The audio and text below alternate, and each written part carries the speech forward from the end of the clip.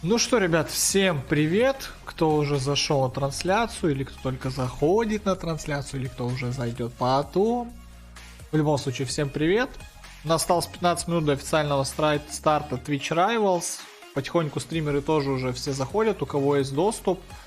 Мы сегодня будем смотреть Game Live Overwatch. Я просто этого парня знаю с Overwatch, естественно, как бы сам с ним несколько раз играл. Ну и в принципе из русских стримеров, которые были, да, если вот по списку пройтись, ну мне больше симпатичен именно он. Так их как бы вот есть Кейк, есть еще Exile Show, ну вот сам Game Live. Кто еще тут у нас? Макатао. Тут есть даже Мазарини. Кто не знает, это топ профессиональный игрок по коду 4 в свое время был. Я, кстати, был очень удивлен, что у него тоже есть доступ. Что он тоже будет стримить, играть. Так. RX Nexus. Дальше S4. Stop eNe1Ro, кстати, тоже будут стримить. То есть, в принципе, можем даже к стоп-геймам зайти потом. Посмотрим. Можно будет 2 трансляции открыть просто. Так. Это вот кто Европа. Все остальные это Америка. Ну, давайте, в общем. Один это Game Live.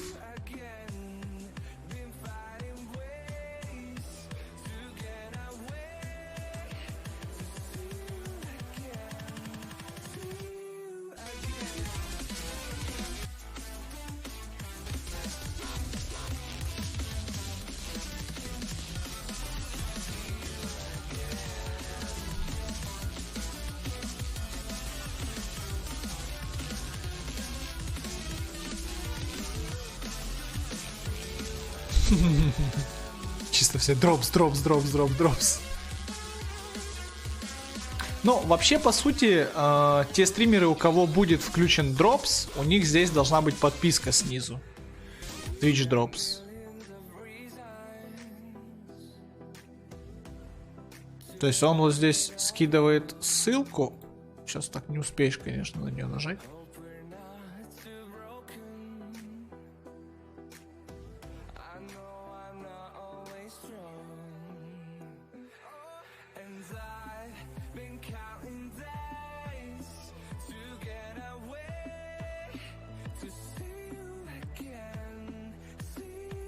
Ну, это его просто запись закрепленная, да. Посмотрим, просто будет ли у него TwitchDrops. Вообще вот здесь должна быть снизу подписка. Типа Drops Enable. Так, давайте тогда еще сразу найдем... Блин, надо звук пока выключить. Просто, возможно, он включится именно вот в 8 часов по Москве. Когда они начнут именно стримить, начнут играть, тогда только подключат Drops. Посмотрим. Так, давайте я сразу Stop eNe1Ro еще найду. Посмотрим, что у них на Твиче. Они пока тут в Blood Omen Legacy of Kain играют.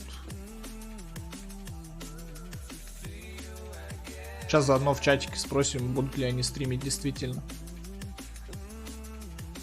Ну, потому что по списку они здесь есть. Я их видел. Вот, Stop eNe1Ro.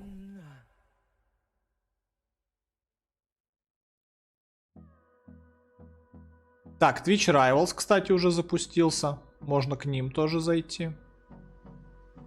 Сейчас посмотрим. Да, блин.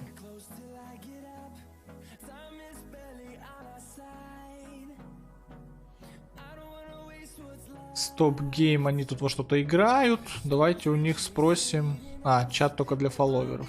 Окей, ребят.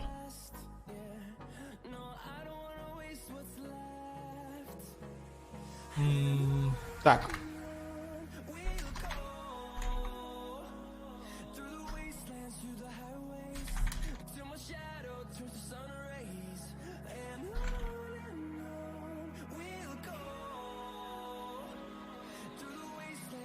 Короче, через полчаса я им только смогу написать, понятно. Так. Да. Ну, пока тут ничего. И что-то в чате Привет, у вас сегодня будет... А, вот, привет, у вас сегодня будет VALORANT. Откуда берутся делюсь своим VALORANT? С какого-то паблика.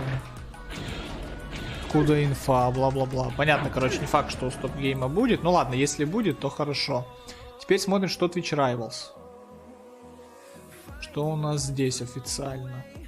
Да, вот, VALORANT Showcase. Ну, я думаю, что, наверное, интереснее поначалу TwitchRivals посмотреть, потом переключиться на кого-нибудь там, я не знаю. А, ну вот, шоу старт через 10 минут, да, как раз через 10 минут. Но у них тоже, видите, у них пока нету подписки, что Drop Enabled. Скорее всего, он реально запустится именно в 8 часов. Возможно. Так, VALORANT. Smash.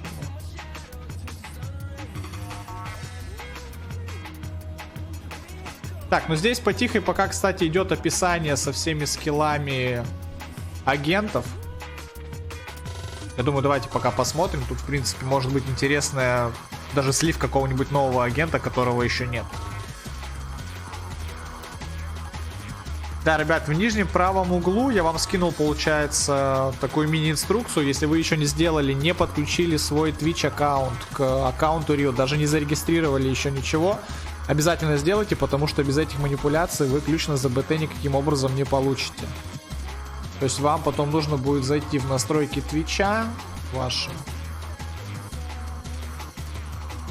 И вот здесь в подключениях. Пах, привет-привет.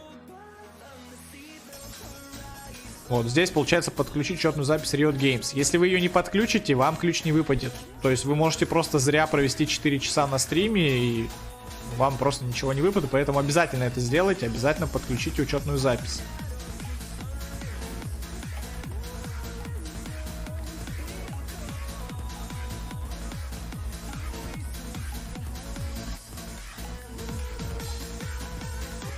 Чей стрим будем смотреть? Ну, я вообще нацелен на вот Game Life Overwatch. Я просто знаю этого парня, как бы играл с ним в свое время в Overwatch. Вот. И еще вроде как написано, что должно быть у Stop Game. Я не знаю, вот у меня как бы через полчаса тут откроется трансляция. Ну, по сути, они тоже должны будут стримить ровно в 8, если оно стартанет. Но тут какой-то Omen. Blood Omen Legacy of Kain. Я даже не знаю. Вряд ли они будут это прерывать. Они бы тут рекламировали, наверное, VALORANT. Вот, поэтому возможно, что у них здесь не будет. Так, вообще, как бы вот у нас здесь списочек, я его специально закрывать не буду. Если что, можно будет кому-нибудь залететь. Тут, в принципе, русских как бы не так много. Я не знаю, вот здесь вот по флажкам, наверное, да, вот по флажкам можно сделать сейчас, чтобы чисто Россия. Вот, получается, 1, 2, 3, 4, 5, 6, 7. Написано, что 7 человек из России, да? А, погоди, 1, 2, 3, 4, 5, 6, 7, 8, 9, что-то я, блин, проморгал. Вот, из этих всех я просто сам лично знаю только Game Life и S4, потому что они оба из Overwatch, видишь? А кому конкретно? Да, в принципе, без разницы. Нужно будет проверять именно, чтобы дропы были. То есть Drop Enabled вот здесь в подписке. Ну, то есть снизу, короче, в подписи канала должен быть Drops Enabled. Если его не будет, то значит дропов с этого аккаунта нету. И, ну, грубо говоря, он бесполезен. Вот, ну, скорее всего, он стартанет ровно в 8 часов. Ну, пока вот TwitchRivals. Пока вот на официальном именно TwitchRivals канале. Потому что у них, по сути, будет, ну, либо презентация VALORANT, либо будет конкретно сразу такой мини-турнир, который вот было описание на официальном сайте TwitchRivals. Ну, посмотрим. Но я думаю, начать вот с него, конкретно с TwitchRivals, посмотреть, послушать, что они тут будут говорить. Потом можно будет переключиться на любой другой стрим.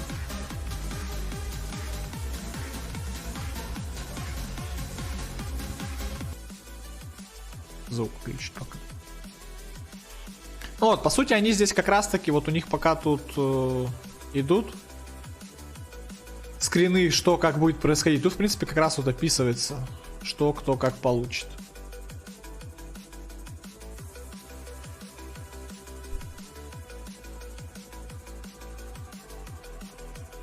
Офни CS музло в потоке риотов музло качает. Да нет, я наоборот пока их отключил. Потом уже, когда стартанет, я свою музыку, ну, НЦСовскую отключу со стрима.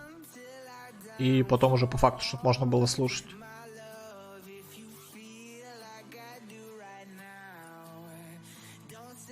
Я хочу просто посмотреть, вот они здесь всех агентов, которые на данный момент в игре есть, покажут. Или может еще кого-нибудь сольют по новой. Потому что вот по Омену нету, по Бриджу нету ничего. Сейчас, глядишь, может тут сольют, потом хоть и инфу потом в группу закину. Это Вайпер, это понятно.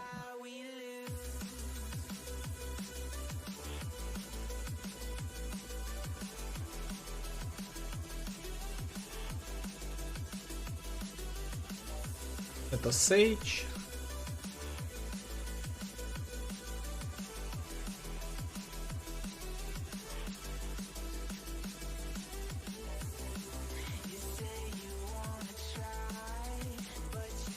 Ну да, как-то мало, кстати, агентов показывает. Или, может быть, они с периодичностью их меняют.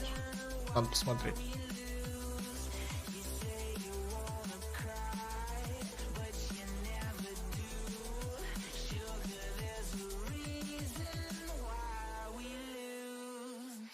Ну да, вот Details пишут, что 9 уникальных. Вайпер шикарно выглядит. Привет, Алексей Жигальный. Спасибо тебе большое за подписку. Сегодня видел, подписался. Ну, вообще, так сказать, вапают все почему-то на Джет. Я не знаю. Я в основном думаю, что я буду играть за Сову. Ну, потому что он мне ближе как Ханза. Потому что я очень много в Overwatch проиграл за Ханза. Ну, прям реально много. Я, наверное, где-то часов 100 наиграл. Ну, где-то вот в общем. Поэтому я хочу попробовать за Сову. Посмотрим, как его обилки вообще будут в игре. В принципе, описано, что те стримеры, которые были с 27 марта, те, кто уже поиграли, да, вот там, грубо говоря, к 1-2 апреля, когда был слит геймплей, сказали, что понравился, получается, в основном Сова, Джет и Феникс. Это вот такая тройка, которая вот прям лучше всего заходит. Также написали, что почти в каждую команду нужно брать Сейдж, потому что она пока что единственный хиллер. Это как Мерси из Overwatch, и типа она, ну, очень хорошо саппортит. То есть она, во-первых, может вас резнуть, она вас может похилить, точно так же она вас может отзонить своей стеной ледяной. Ну, то есть она прям очень хороша как саппорт. Вот. Ну и в целом получается... Вообще вариаций очень много, да, хотя, грубо говоря, агентов всего 9, но вариации, как в пятерке сыграть, можно прям, ну, вообще... Как хотите, грубо говоря. Как фантазии даст, так и будете собирать. Ну вот как раз Сейдж показывают.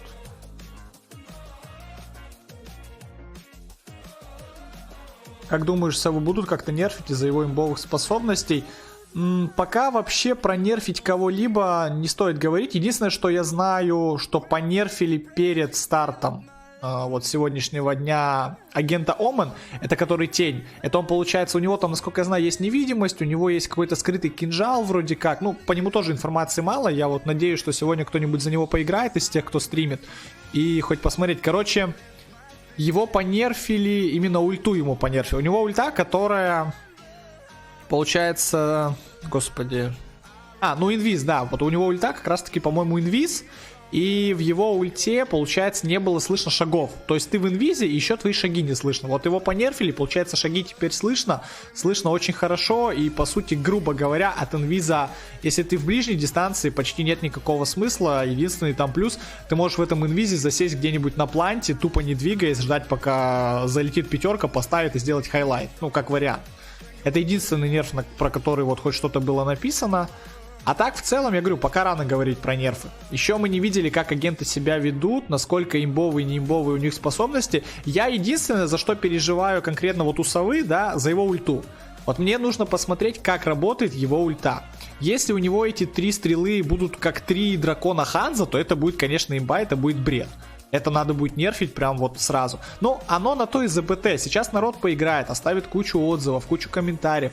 Стримеры выскажут свое мнение, там кучу обзоров оставят и так далее, и так далее, и так далее. И уже от этого риуты будут отталкиваться. То есть кого понерфить, кого не понерфить.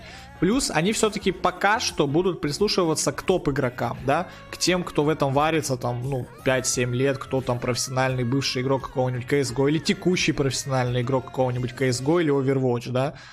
Или какие-нибудь вот, так скажем, хайповые, да, стримеры, типа вот Team the Tatman, тот же самый, кого еще даже не знаю, ну, там, Доктор Лупа, да, вот пишут, Team the Tatman будет у них, TwitchRivals.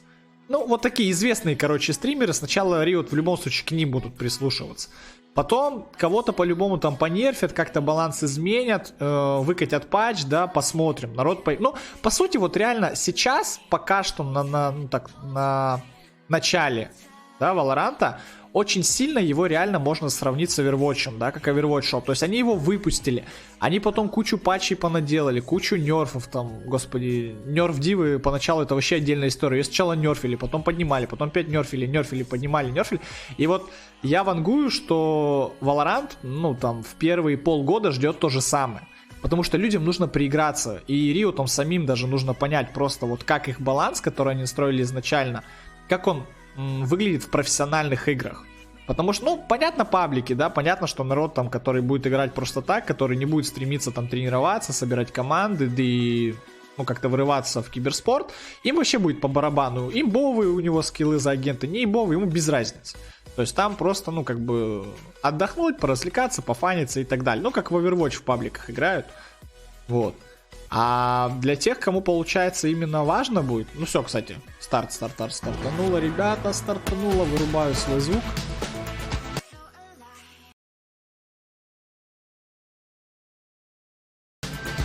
Все, погнали. С TwitchRivals начнем, дальше посмотрим.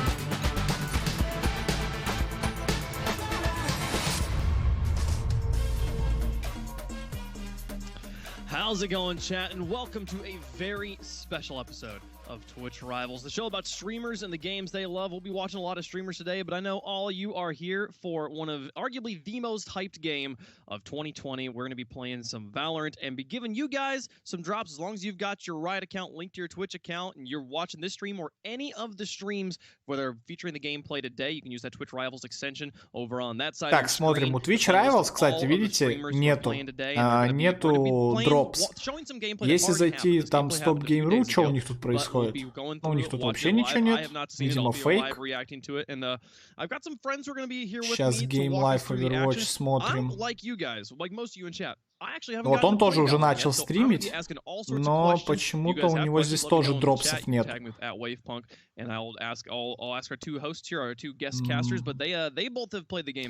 Так, ща, ребят, послушать просто, что у него там на стриме. Це фантастично. Ждем твои лучшие комментарии по поводу того, что будет на экране. Спасибо. Всем удачи и не болейте там. Спасибо большое. Пользуясь случаем, хочется передать всем мерси менерши. То есть, насколько я понял, должен быть вот здесь вот дропс. Да. Возможно, он появится только в тот момент, да, когда они начнут играть. Начало TwitchRivals.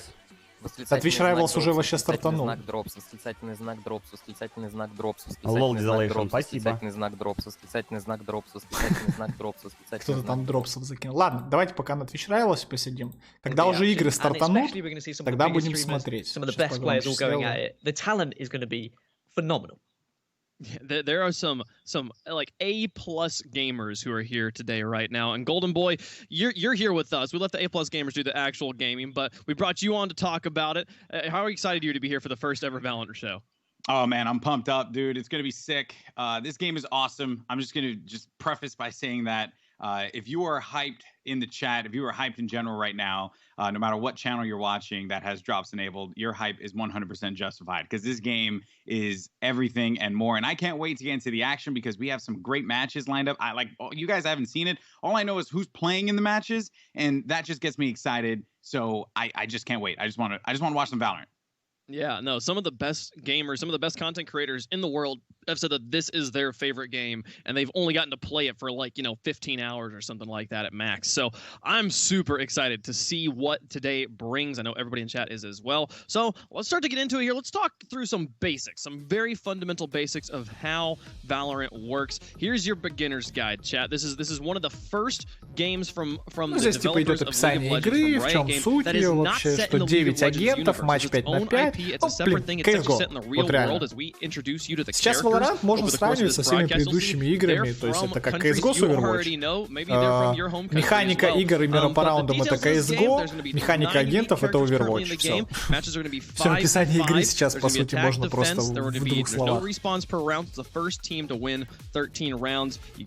Buy and upgrade gear or purchase gear and guns over in between the rounds. It's going to be a similar flow to round-based games you've seen before. But the question you all have, this is what you really care about right now, is how do I get to play? How do I get the beta access? The closed beta opens on April 7th. That's next Tuesday. So in between then and now, you have the chance to get some keys by watching this show, or not getting keys rather. You need to register your Riot account, your Twitch account, and then you'll just watch any of the streams, watch our stream, watch any of the streams that are live on that TwitchRivals extension on the left side of your screen. And when you see that bell icon in the top right corner of your Twitch bar load, it'll have an icon, it'll light up, it'll say, hey, you've been whitelisted. Then your account is going to be able to play on April 7th. There's not going to be a key you have to use. You're just going to have your account kind of given access. So wonderful stuff. Make sure you download it. That's the keys. That's the real important thing for everybody here. You don't have to be active in chat, but I appreciate it when you guys are. You don't have to necessarily have the volume turned on. You just have to have your accounts linked and be watching one of the streams. And hey, we're gonna have some pretty crazy action. Gaskin, just I've barely seen any gameplay here. What should people expect? Give me the elevator pitch. What makes you want to play Valorant? What makes me want to play Valorant is it's just something new and spicy. Like, you might get some players who are really good at other games and they try and transition onto this, and there's a bit of a learning curve. I personally was able to beat players who had trashed me at other games just because it's new, it's exciting, the agents are amazing, they've all got their own individual abilities. It's just hella fun. It's so much fun. No, it's just that's that analyst brain getting to work before the fingers of everybody else catch up. All right, chat. We're gonna take a quick break, get some things set up. Here's some words from our sponsors. We'll be right back with some more game coverage of Valorant.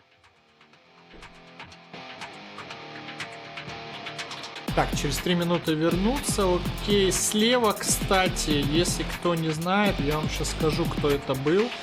Это известный стример сейчас в основном по Фортнайту, и он же еще комментатор профессиональных киберспортивных турниров. Сейчас я вам скажу, кто это.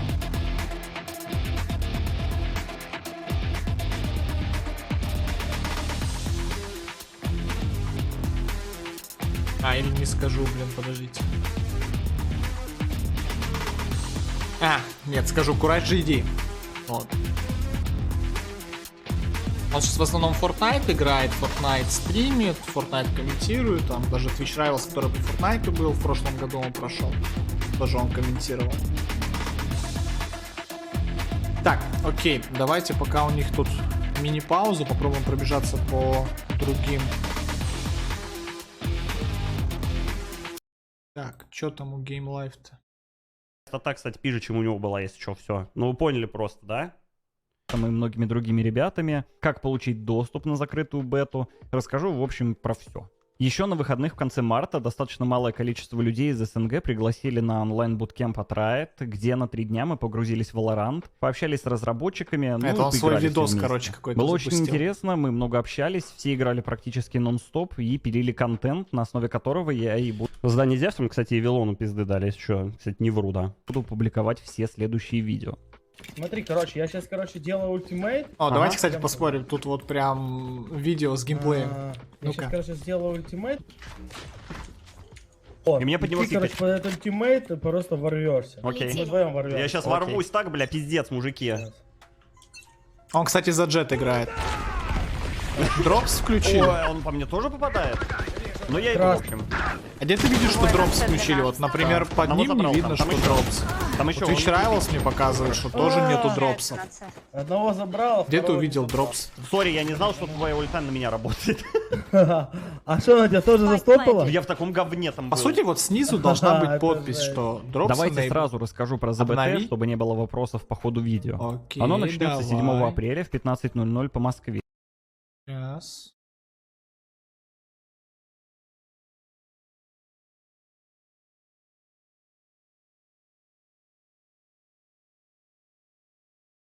Ключ. В оповещениях? Крайне... Да, дропсы Справа включены, сверху, блядь, точно. подождите, не в ту сторону. Справа сверху, вон там вот, в оповещениях вам придет ключ. Ничего не надо писать. Но вам похуй, я понимаю.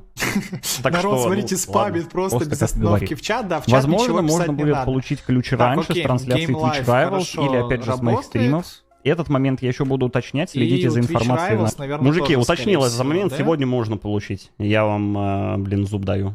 В нашей группе ВКонтакте. Возможен вариант, что либо... Да, старый аккаунт Да, с всё. Лиги Легенд прокатывает, потому официально что они включился просто Drops. переделали. Хорошо, Раньше у отлично. Riot была только Лига Легенд, а сейчас у них много игр стало. Поэтому они переделали аккаунт Лиги Легенд. Так, ну ладно, давайте пока тогда TwitchRivals смотрим, да, я думаю, здесь будет поинтереснее, а потом, когда если играть прям начнут уже начнут стримить саму игру, тогда мы переключимся на Game Live. It's not very often we get to like have like, you know, producers commentary on an esports match, you know? Yeah, because you know you're always getting, especially in a show like TwitchRivals, where the players are the ones who are streaming and we are looking at their streams in real time. It's a different kind of experience, but also I think that's just going to provide some more insight into how this game works. Because while, and this is the thing that I really enjoy about the game, like you asked. Давайте я вот так 720p поставлю. A very challenging game to not only play, but as a viewer, you're going to be challenged because you're going to learn new things as this game continues to progress. So it's going to be nice to have the broadcasters giving Проверьте еще раз, на всякий случай, все ли вы сделали, подключили ли вы аккаунт от Riot к Твичу. Потому что если вдруг там что-то слетело, Drops не прилетит. We've got some of the best content creators, some of the best streamers, some of the best just gamers that we have here that call Twitch home to play today. And we're going to start with some Europeans at 10 a.m. That's right now. We're going to feature a match that's got some Forsons, got Taz, got Lothar, got Misha in there, and a few others, and we'll introduce to you here in just a moment. At 1 p.m., we'll move over to North America. We'll have the Dr. Lupos, the Tim the Tapmans, and the Summits playing, and then at 4, a few more North American streamers. Ammunition will be there, Riventine from League of Legends casting. Вот уже команды показывают, кстати, смотрите. Here's the teams we're about to walk through right now. We've got уже these Europeans on the line. We've got Isaac, играть. We've got Pago, Neo, Taz, and Lothar on this team. And Golden Boy, there is some FPS legends on this roster. Yeah, man. I mean, you know, you got Taz. This dude is one of the greatest that ever played the game. You know, Lothar, no slouch either. He used to compete in Fortnite and a few other Очень games много as well. профессиональных игроков будут залетать в VALORANT. Даже Зевс, который ушел с CSGO, и, казалось бы, куда ему там еще лезть. Даже он написал у себя в Твиттере или в Фейсбуке, короче, что он будет играть в VALORANT. Это вообще был капец. Народ просто в шоке был. Team Bravo, Noisy, Storm, Dolphin, Forsen, никого не знаю. Moving over to Team Bravo, this will be the guys that are going up against them. We got Norzy, Stormin, Dolphin, Forsen, and Orb. Again, many people here for the first time, or many people who have been on TwitchRivals for many times before, but Noisy in particular, Gaskin, he's got a kind of a unique relationship to Valorant. Yeah, he has declared that he's going to go full-time in Valorant.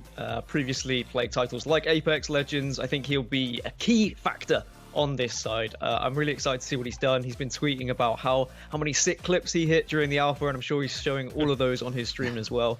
But don't sleep on the rest of them. I've been on a team with Forsen during the alpha, and he actually pulled out some pretty decent kills, so I'm expecting to see some big things from him. All right, expecting big things out of Forsen. It's the first here on TwitchRivals. I'm excited. Orb has played really well in previous Rainbow Six events and stuff like that. And it's funny because like I feel like with Noisy, right? He's like I'm going full time in Valorant. Literally. Ну, короче, насколько я понял, Courage ID вот с парнем, который посередине, я не знаю, кто это. Они, скорее всего, будут сегодня комментировать вот эти матчи, которые сегодня пройдут по TwitchRivals. А этот будет в основном типа как ведущий.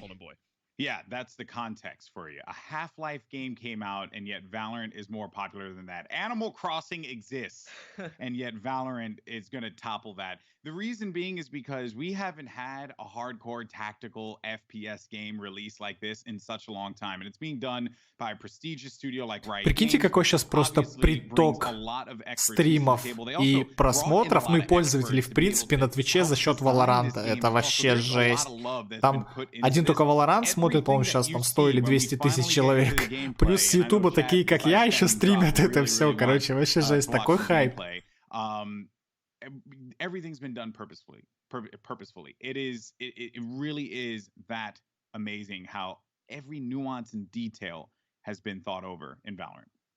Yeah, no, I mean, we saw back on the League 10 show at the end of last year where they announced Valorant for the first time, and we got to hear a little bit from the developers of how they've been working. Gaskin, like, you come from the shooting community, you know how much of a difference there can be between just like a casual shooter that's just for fun and is going to struggle to be an esport in a game that is clearly built with competition in mind. How excited were you when you saw the details and the like attention that is being put into Valorant? I think I'm just going to go off what Golden Boy said earlier, and it's the skill ceiling that's available on this game. Like the abilities that you've got with all of the agents, the way you can get onto sites and you can execute perfectly. Он, наверное, тоже TwitchRivals смотрит. Или что он там? А, он еще видос показывает, да? Он еще показывает видос. Он показывает видос с геймплеем, вот, который они играли. Это вот его видос. Типа вот как он играл, потому что они-то сейчас могут весь контент свой показывать, который наснимали. Ну, я думаю, это не обязательно смотреть, потому что мы сейчас будем смотреть по факту прям геймплей. То есть тут он там рассказывает, я так понимаю. Потом посмотрим. Но он, по всей видимости, не будет сегодня играть. Он, видимо, тоже будет смотреть именно игры. Хотя, может, и играть будет. Ладно, посмотрим. Ждем, короче, официального старта игр. Ну, потому что вот сейчас первые две команды, да, показали, там его нет. Скорее всего, он точно так же будет смотреть и комментировать, что ли. Так, давайте пока вот 3 минуты тут посмотрим, что он там рассказывает. Здесь память ботов, здесь вы можете разминаться перед началом матча. Ну, это я про это попозже еще расскажу в игре. Но если вкратце, то в VALORANT есть 4 вида штурмовых винтовок, 2 пистолета-пулемета, 2 дробовика, 2 вида снайперок, 2 пулемета и 5 пистолетов. У всех своя специфика стрельбы и все оружия. Нет, с друзьями нельзя в полигон зайти. Вот у вас есть, например, полигон, вы можете выбрать, там, допустим, убить 100 ботов, да, и у вас будут появляться боты, и вы, соответственно, будете их убивать просто. В какой-то мете в плане... Можете здесь абсолютно спокойно на этом полигоне стоять. Вы можете сделать так, чтобы боты двигались, например.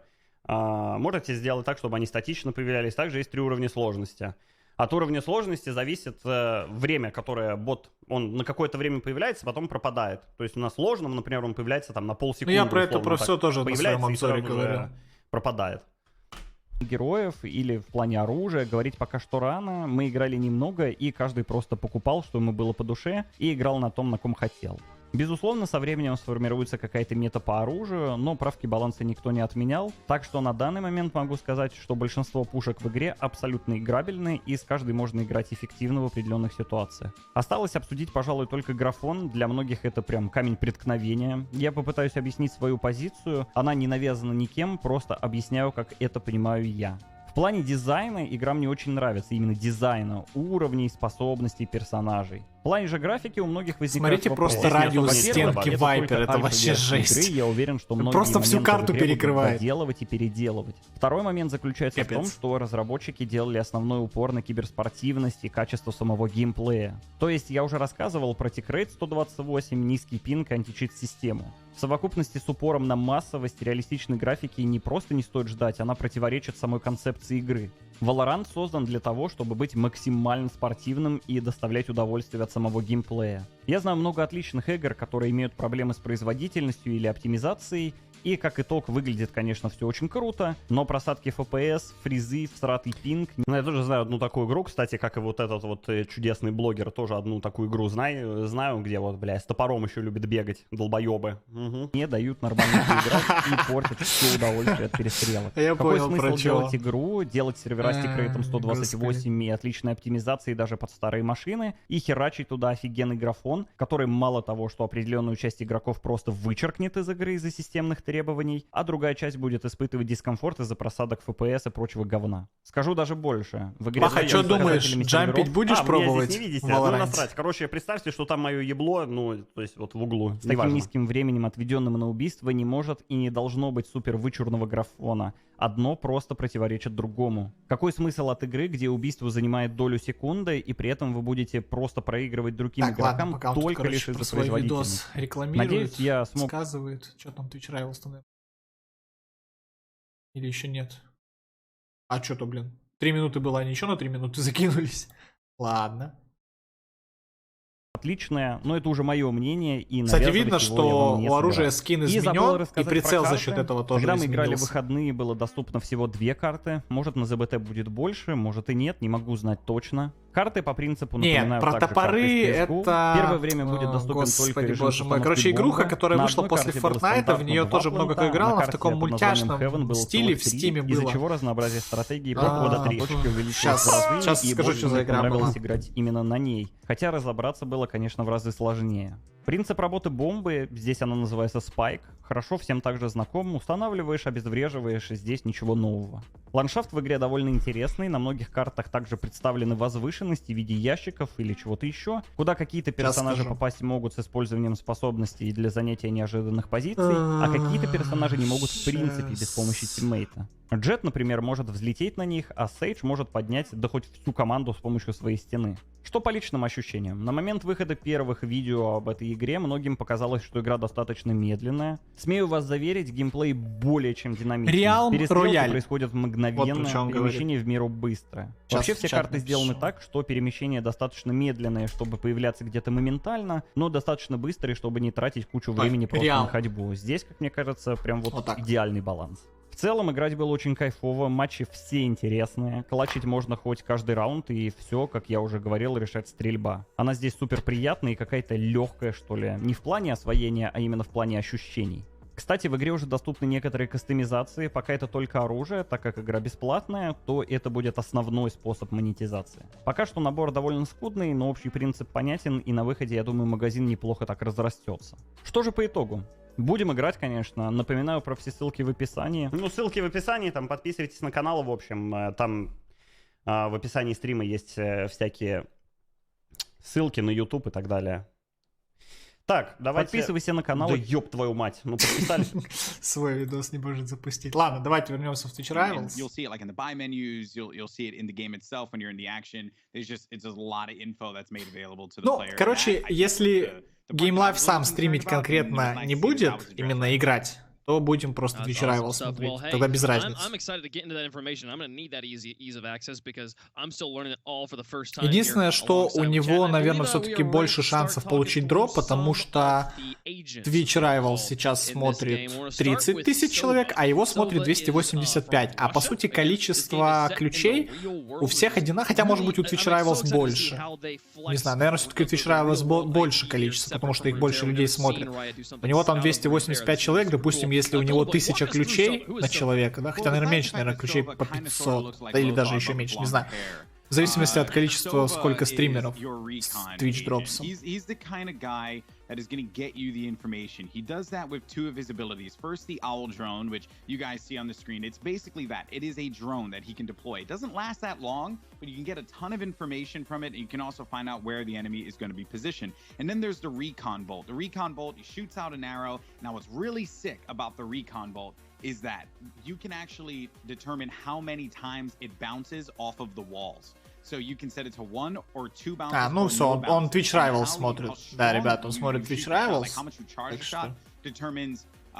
Ну ладно, пускай он идет, как бы, в принципе, без разницы, что то, что то мы смотрим. Может быть, с него выпадет. Пускай идет. Мы будем официально TwitchRivals смотреть.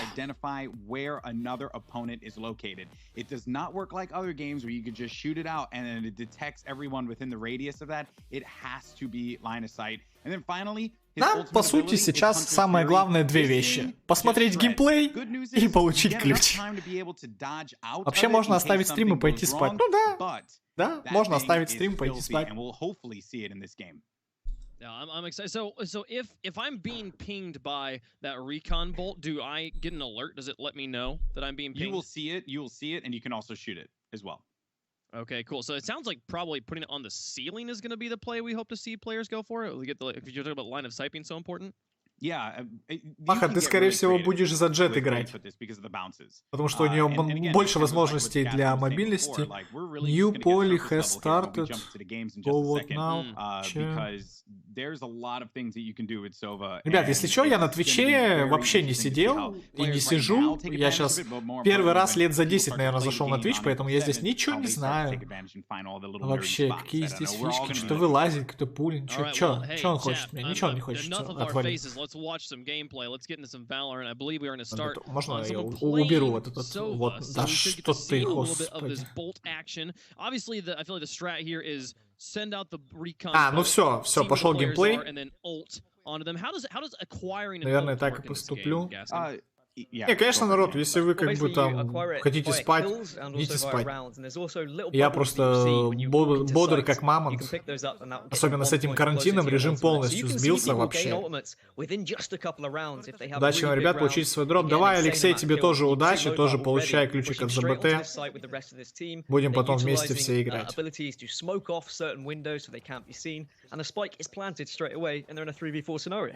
Yeah, this is looking pretty good for them. Also, huge shout out to Lothar. They're playing the character that he looks just like.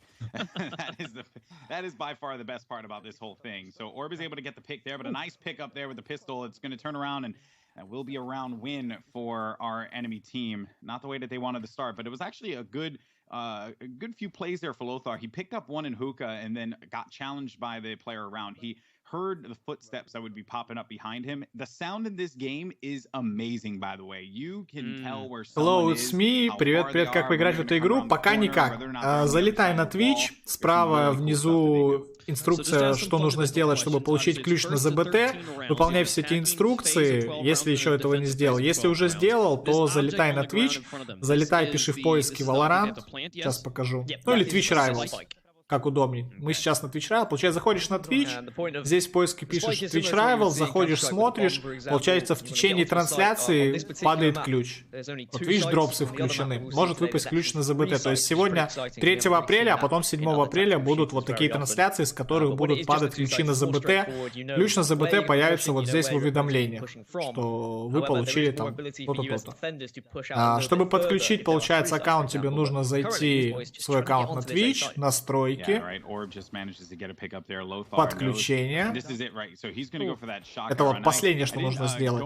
И вот здесь подключаешь свою учетную Riot Games. Чтобы эту учетку, чтобы создать, тебе нужно на Riot официально либо на сайт VALORANT сейчас зайти, либо на сайт Riot Games. Тут как уже тебе удобнее. Если ты играешь в LoL, то в принципе аккаунт от LoL подойдет. Можешь в принципе здесь просто зайти на Twitch, нажать подключить, он тебе запросит аккаунт от LoL, его вводишь, все, у тебя подключено. Когда это все сделаешь, заходишь на любую трансляцию с дропсами и смотришь.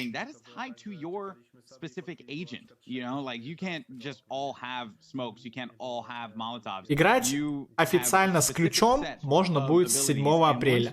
В ОБТ примерно игра стартует в начале июля. Почему именно такая, ну, как бы, грубо говоря, дата, да? Потому что это что-то важное для Лола.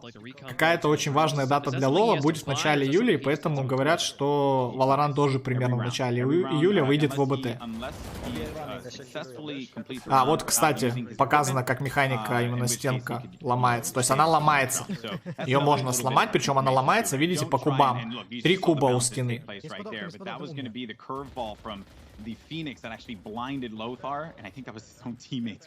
Ну, по стрельбе реально, по стрельбе CSGO. Ну, как бы вот прям очень-очень-очень похож. То есть такая же примерная отдача. Да, единственное, что вот сейчас был разброс у него в движении, конечно, чуть побольше, чем в CSGO. В CSGO обычно, когда спреешь даже с движением, у тебя не такой круговой разброс. Он больше вертикальный, а тут прям вертикальный и горизонтальный вот только что был. Вот, кстати, Лотар играет сейчас за сову. Пошла стрела. Никого не видит. Economy is something that's very important in this game as well. You want to make sure that you have weapons available for the next round. As Golden Boy was talking about, your abilities, they do cost money, but it's not that much. And if you die, you don't lose them. That's something that's different to a couple of other tactical shooters.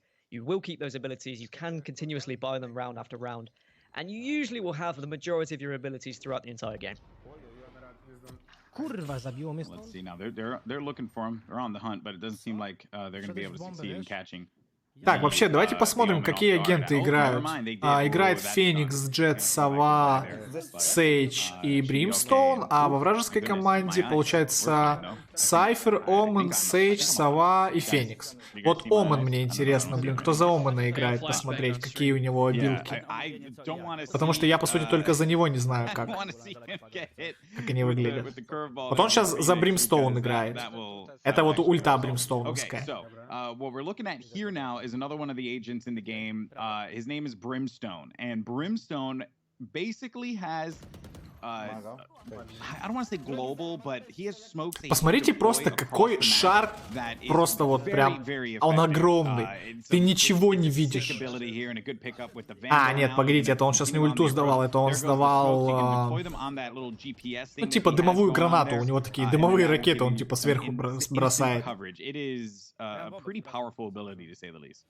It's one of the best abilities, I'd say, in the game. In terms of like executing and getting onto a site, it's so important. You can see how he's blocked off the balcony there, so they can't be shot from one direction. He's also looked towards the spawn area, so they can't be pushed from there. Allows them to get in on the нет, site. погодите, вру. Не 6 хп у него. Или 6 хп. А, 6 хп у него. О, вот, смотрите, видите, хп восстанавливается? Это его Сейдж захилила до фула. Она хилит до фула, то есть хоть один хп у вас будет, вас Сейдж захилит сразу до фула полностью. Это вообще имба. Единственное, что зарядов у нее там 1 или 2 всего лишь, да? Но все равно это капец. То есть тебя просто захилили и все. То есть за счет Сейдж можно вообще такие раунды вытаскивать 1, там, в 2, даже в 5, 2, в 3, в 5. The orbital strike. You can choose any area on the map where he just lays fire down on anything that's in front of it, and it can be so powerful to stop a plant or to kill someone who might be hiding in a room. I think he is going to be one of the most important agents as we move forward. Oh, I agree 100% with that, man. He has so much utility. The only thing about the Sky Smoke, though, to keep in mind is that it takes a while for it to deploy. So not only does he have to take out the GPS and you got to, you know, tap wherever you want to drop the smokes, but then on top of which, it's going to take a little time for that smoke to actually drop. Players will be notified when that smoke is coming because they're going to see a circle on the ground. And this is the animation for it here, right? So the Sky Smoke, he's gonna. Да, это он выбирает не ульту, это он выбирает, куда дым закинуть. Да, это он дым закидывает. Вот он сейчас 3 дымовые ракеты закинул, которые сверху дропаются, получается, и закрывают обзор. Вон, сверху было видно, там ракета прилетела. А вообще нифига не видно, просто капец. You can see him smiling in the corner. This is kind of fun. We're getting to watch Isaac watch himself play the game. Еще очень интересно звук, насколько качественный звук в игре, потому что раз шутер киберспортивный, да, здесь звук будет очень много решать. Хорош.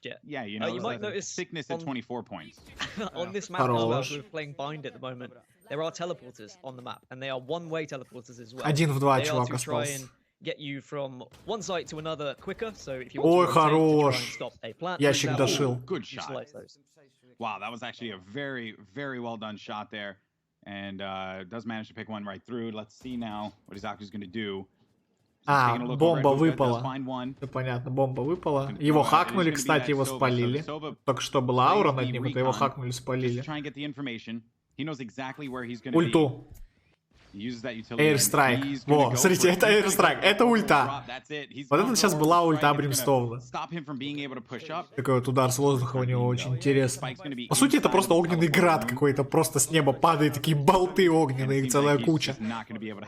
Если что, радиус у них небольшой. Ну, по сути, если ты останешься один за Бримстоуна, да, если ты поставил плант, да, такую, убили. Вот, кстати, сова его сейчас убила, он прям хорошо ему стрелу выдал. Получается, если ты остаешься один Бримстоуном, у тебя есть ульта, то, по сути, ты можешь просто выждать, пока чувак будет плант, ну, дефьюзить плант, и просто на плант закинуть свою ульту, да, такой аирстрайк жесткий, и все, там никто не успеет ничего сделать. Ну, то есть жестко, на самом деле, так. Ульта. On the TwitchRivals extension on the left side of your screen, we're currently running a poll. Which agent in VALORANT are you most excited to play as? Go get your vote in right now. Phoenix is leading at 23%. Also use that extension to find a list of all the. Я хочу посмотреть, кто за снайперкой будет играть, вот как со снайперки стрелять. Потому что я в основном буду, наверное, себя позиционировать как снайпер больше. А, он за Сейдж играет, вот он себе волл стянул, пас. Кстати, смотрите, за счет стенки, да, можно себя, в принципе, как в Overwatch, поднять на ящик, поднять на какой-то уступ. Надо будет потом попробовать поюзать вот это, можно ли выбить себя в текстуру таким образом. Надо будет сразу это проверять, потому что в Overwatch я помню, как за Мэй выкидывали себя в текстуры, прям будь здоров. Куда только нельзя. if let's say I'm going crazy, you know, or I brought up like some utility or whatever to like do it at the beginning of the Вот, round. можно забрать. О, кстати, он снайперку забрал. Может, сейчас покажут за снайперку, как играют. А, нет, он ее дропнул. Зачем он ее дропнул? У тебя и так была скопа. Окей. They're great opportunities for you to be able to just, you know, throw some utility down right away to stop a push on B long if you haven't. 3 снайперки, калаш и какая-то еще там винтовка. Now, another question I saw in chat is, why are people walking so slowly all the time? А, хотя нет, это не калаш, ребят, извините. Просто похоже на калаш, но это не калаш. Я вообще так понимаю, что калаша здесь не будет. Смотрите, как он стенку юзает хорошо, да? Оп, прошел такой на ящик, все, у тебя уже, ну, такой хороший верхний спот. This game is all about information. If you have information about where certain players are on the map, you can communicate that to your teammates. You can then set up around that. You can push them. You can utilize your abilities. And you're going to be in a really. Ну, по сути, TwitchRivals, они сами заходят просто на стримы игроков и сами их смотрят. По сути дела. Also, you know, information is Gaskin had mentioned is important. Look at what Godolphin did when he was coming out of hookah. He played that ice wall up, but stayed on top of it, so this way he's able to lift himself up. And then if he pokes around, they're not going to expect him to be coming up the top of that wall there. Right? Because those little details like that really Ничего не help out, залетело у but него. not able to come out on top in that one. Вот справа, кстати, Combat Report, хорошая тема, потому что в CSGO постоянно приходится спрашивать, да, там, если у тебя слева в чате нету прописки, как FPL, что ли, там. Пишет, куда ты попал, не попал. А здесь разгон, Combat Report, сколько ты попал, сколько тебе нанесли, там, куда попал. Удобно. То есть, если вдруг ты думаешь, что ты там попал или не попал, ты потом по Combat Report можешь проверить это. Единственное, что мне немножко не нравится, в том плане, что здесь есть возможность, получается, раньше подойти поближе к планту. Ну да, то есть, видите, они стартуют, спаун у них в одном месте, а подбегают они поближе. Вот единственный такой минус. Я думаю, что вот эту фишку надо было убрать. Делали бы просто 2 спавна, ну как в CSGO. Зачем вот этот вот подход? Немножко непонятно. Хотя, то, что 3 точки, и карта, ну, довольно большая на самом деле, может быть из-за этого, чтобы было быстрое сближение, какие-то фаст-раунды. Может быть в таком плане. О, хорош. Минус 2. That's going to be a pick there. That's 2. And Godolphin's actually utilizing the bull. Ресает, смотрите. О, резнул. Он резнул Омана. О, я говорю, Сейдж должна быть в каждой команде. Обязательно, 100%. Это просто... Вот Сейдж — это имба. Она просто резнула чувака. То есть, ты такой, знаешь, остался 1 в 2, да? Убил одного, думаешь, все, 1 на 1, сейчас клатч, затащу, все дела. Сейдж взяла, подошла, резнула, и вы снова 1 в 2. И ты такой, что? Что происходит? So they're also learning the game as this goes on. So again, we're learning, you're learning, because this is a lot of your guys' first time watching this. In fact, most of you. Блин, пока еще ни разу не показали, как за скопу играют. А, вот, кстати, Сайфер. Сейчас показывают геймплей за Сайфера, это он сейчас поставил свою ловушку. Вот кто через эту ловушку пройдет, того, получается, замедлит и отобразит на карте. То есть она между 2 стенками станется, и там нужен определенный радиус. Это камеру он сейчас поставил сверху. Вот, он может подключиться к камере, и если здесь кто-то пробежит, он может выстрелить дротиком, и этот дротик получается точно так же, пока... О, дрон. Это дрон совы был сейчас. Вот, и этот дротик, получается, точно так же включит обнаружение соперника. Бомба. А, нет, не бомба. Ульту юзает. Вот. Осталось 3 соперника. Смотрите на миникарту. Видели миникарту? На миникарте сейчас отобразило 3 положения всех, ну, противников, кто остался. То есть вот это реально имба. Вот еще одна имба. Вообще капец. Ульта здесь имбовая, реально. То есть ты просто хакнул 1 труп, и тебе показало, где, ну, находятся все остальные. То есть ты сразу можешь сказать команде, куда бежать. То есть куда направлен план. То есть крутая тема.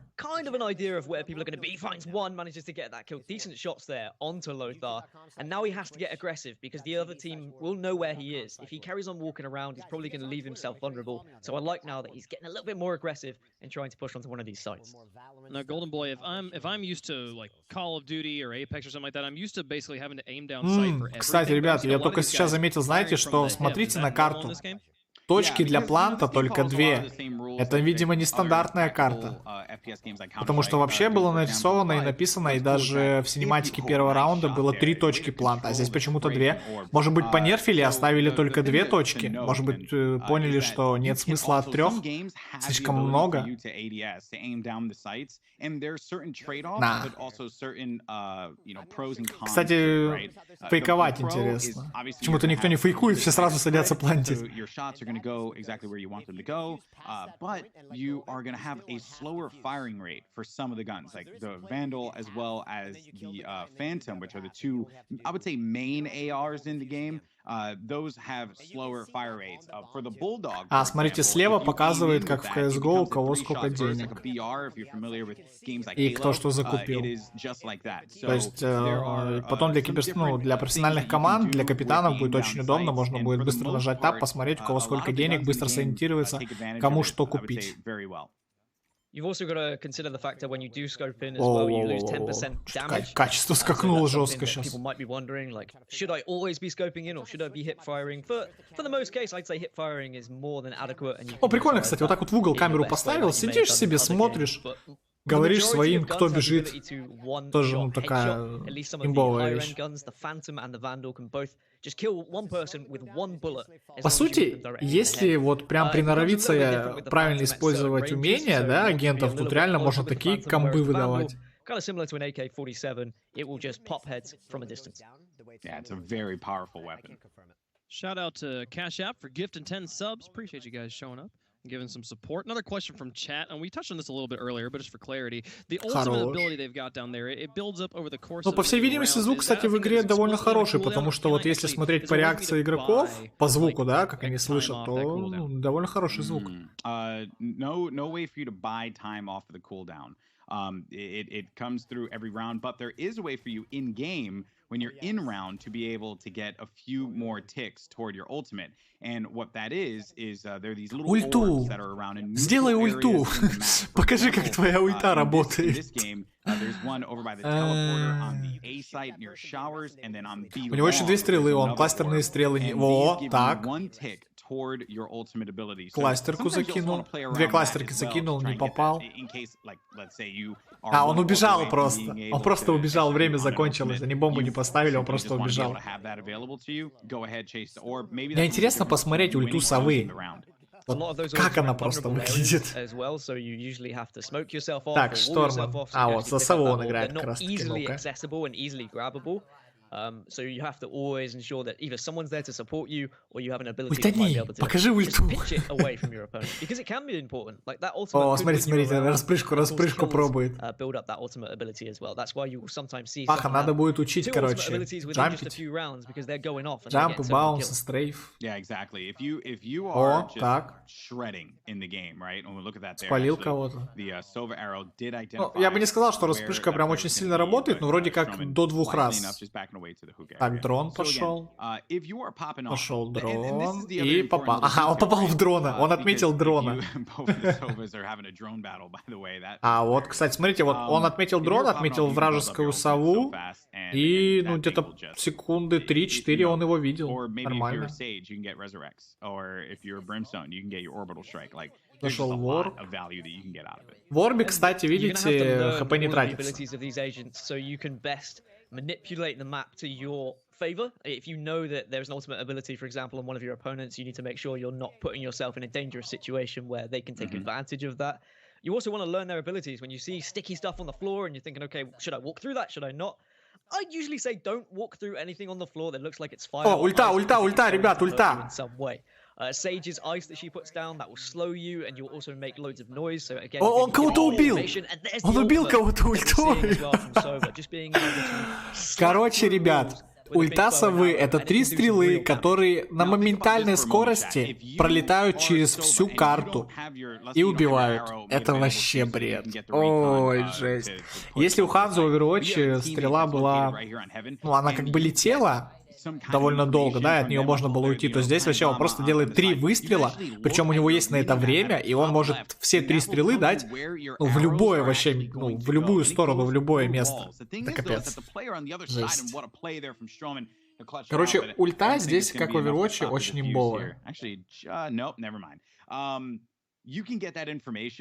and dude, it rips people apart. It is such a great ultimate ability. It can be the difference maker. Unfortunately for them, it did not. То есть, по сути, как в Overwatch, за счет ульты можно прям раунд вытянуть, ну, наверное, даже 1 в 5, я думаю, что вполне можно. Если грамотно ее использовать, то можно прям вытягивать 1 в 5. То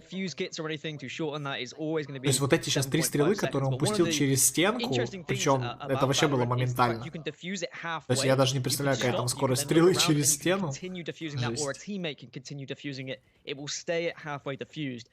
Убил. 6 хп осталось. Clutch moments and clutch kills because someone might hold it for a little bit, then they'll come off it, and then they'll go back onto it later after getting some kills. It's also a 45-second time. Ну, кстати, геймплей очень быстрый, очень такой прям мобильный получается. То есть вот, ну, конечно, они сейчас просто не сидят, они стараются играть, они стараются показывать конкретный геймплей, естественно. Но я думаю, что тут, в принципе, как бы особо даже не посидишь. А, вот, кстати, Омен. Омен вот пустил что-то через стену, кого-то спалил. Вот, блин, по Омену еще не совсем. О, со снайперкой. 7-5.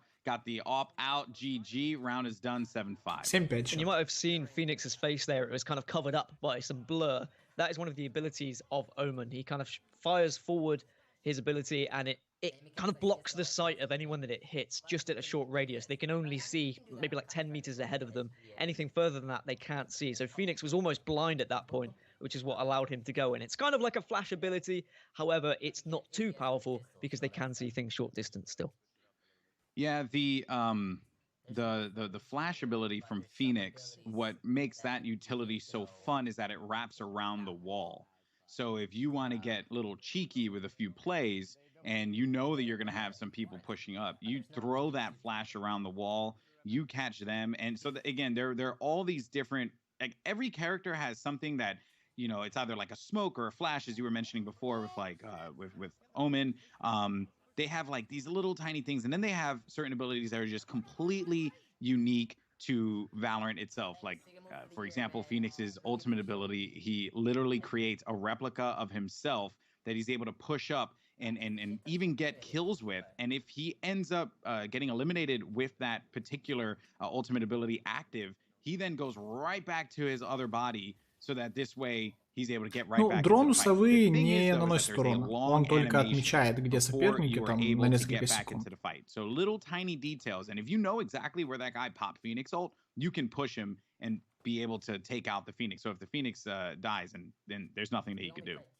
Storman's in a 1v2 at the moment. He's already gained the information as to where the other two players are. However, they have the spike, so they're going to be playing a very defensive angle. They should just be watching that spike, ensuring that he can't pick it up and he can't plant it, because then if he can't plant it, he's not going to win the round. So he has to get aggressive now. He has to try and push up and get this spike.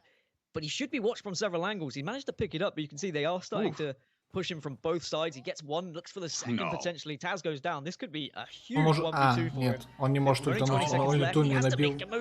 С пистолета клатч сделал, с пистолета клатч. Ну, по стрельбе, кстати, в принципе, видно, что хорошо по стрельбе. И вот сейчас пинг, кстати, показали, у них пинг в среднем 50-80 они играют.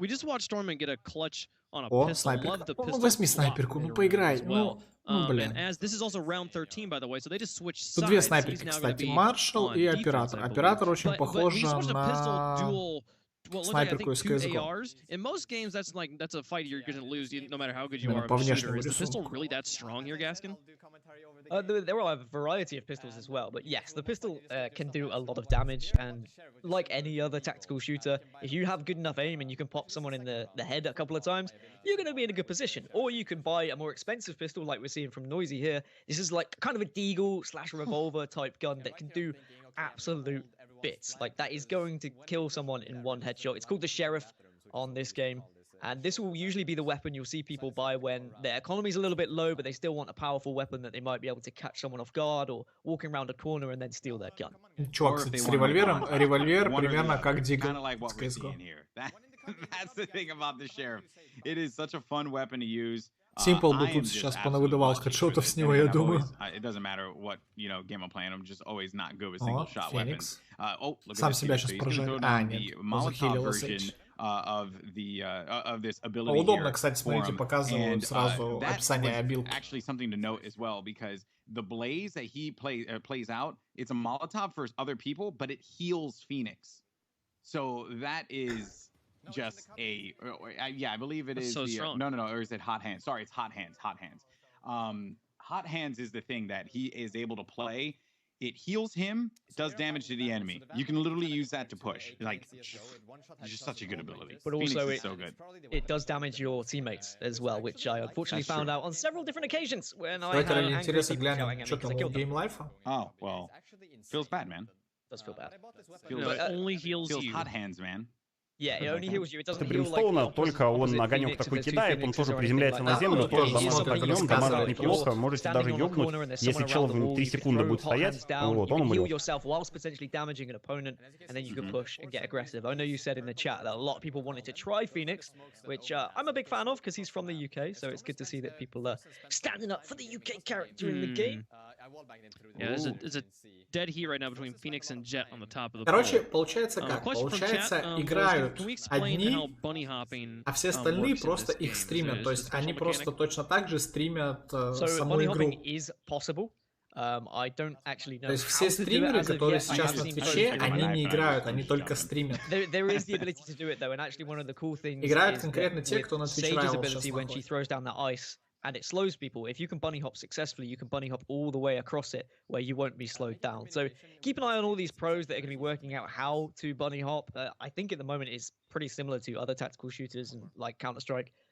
It is doable. Bunny hopping is I there. know it's definitely doable. Yeah, bunny hopping is there. I tried many times to try and get it over the Sage slow, Вот так, but снайпер. it just didn't really work out for me because the Снайпер, slow давай. orb it's pretty wide when you throw it out. Хочу And анскоп на it spreads very 360. fast. So if you get caught in it, you're basically all your momentum's essentially gone. But yes, you can bee hop, and yes, it is in fact very awesome bee hopping. Love it. Now we've seen a few different Ну, сказали, что smoke банни-хоп типа spheres работает. on the То map есть that have like банни-хопить different можно. Надо colors. будет Are those тренировать all их. the same, and the colors just indicate who put them there, or do they actually have different effects? Любителям попрыгать They будет have прям different effects. раздолье They'll be здесь. from скакать. different agents. So the purple one that you'll be seeing will be from Omen. Omen throws a dark cover, which basically allows him to shoot a ball of cover across the entire map. You can open the map and you can place it pretty much wherever you want to a certain distance. And that's going to be the purple ball you're seeing. It takes quite a while to travel across the map, though. It's not going to be instant. And then the kind of white one that you'll be seeing is from Jet. That's a very short smoke. It lasts only a couple of seconds. And then the more normal one that you're seeing right in front of you, that's Brimstone's.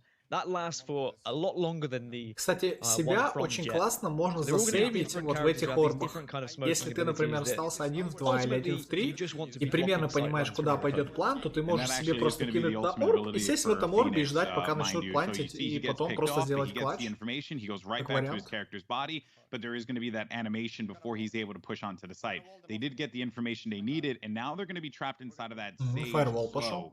And that will be the blaze wall that's played down, so you will get damage as you walk through it. And this is just another one of those little tiny details that he's able to use Phoenix that will give him the upper hand. He's your entry fragger, essentially, Phoenix. He's the guy that a majority of the montages that are going to be done, the frag movies that we're going to see, will probably come from Phoenix at the beginning, because he's just that type of character. Very fast, can get around corners quickly, flash around those corners, protect himself.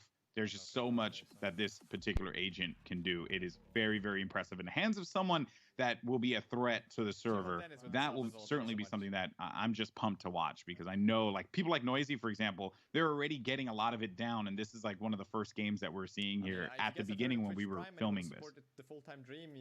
Yeah, at first glance, I mean, a lot of people will probably be thinking, well, there's a lot of flashy colors, there's a lot of abilities, there's a lot of smokes, there's a lot of bubbles, what's going on? But you very quickly learn what agent does what and what counters what, because that's the important thing with any competitive shooter. If something is overpowered, what's going to be countering? And I'd say that for the majority of things, there is always going to be another agent that can do something to counteract that ability. And I think that's where I found my fun playing in the alpha, is choosing which agent might be able to protect me from certain abilities on other agents' side. Yeah, and also another thing that I want to note, you had mentioned the smokes before, Wavepunk. So you see that the smoke that's deployed right in front of Noisy actually has like a red tint in it, and that means that it is from an opponent. All of the abilities that have a red tint, and you'll see it across the board. You'll see it in Sage's Slow Orb. You'll see it in the Jet Smoke. You'll see it in some of the Omen smokes as well.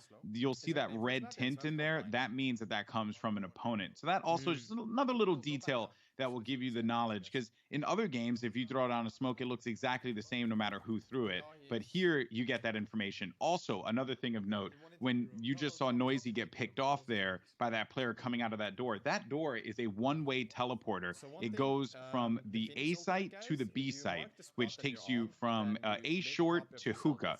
Now, when you go through that teleporter, and I know some of you may hear teleporter and think to yourself, oh man, I'm getting like Halo vibes right now. How many times can you go in? You can only go one direction. That's one, not the band. And two, you can also make a lot of noise when you go through there. Like, it is super loud. It literally is like a boom, and then the door opens. It's like burn.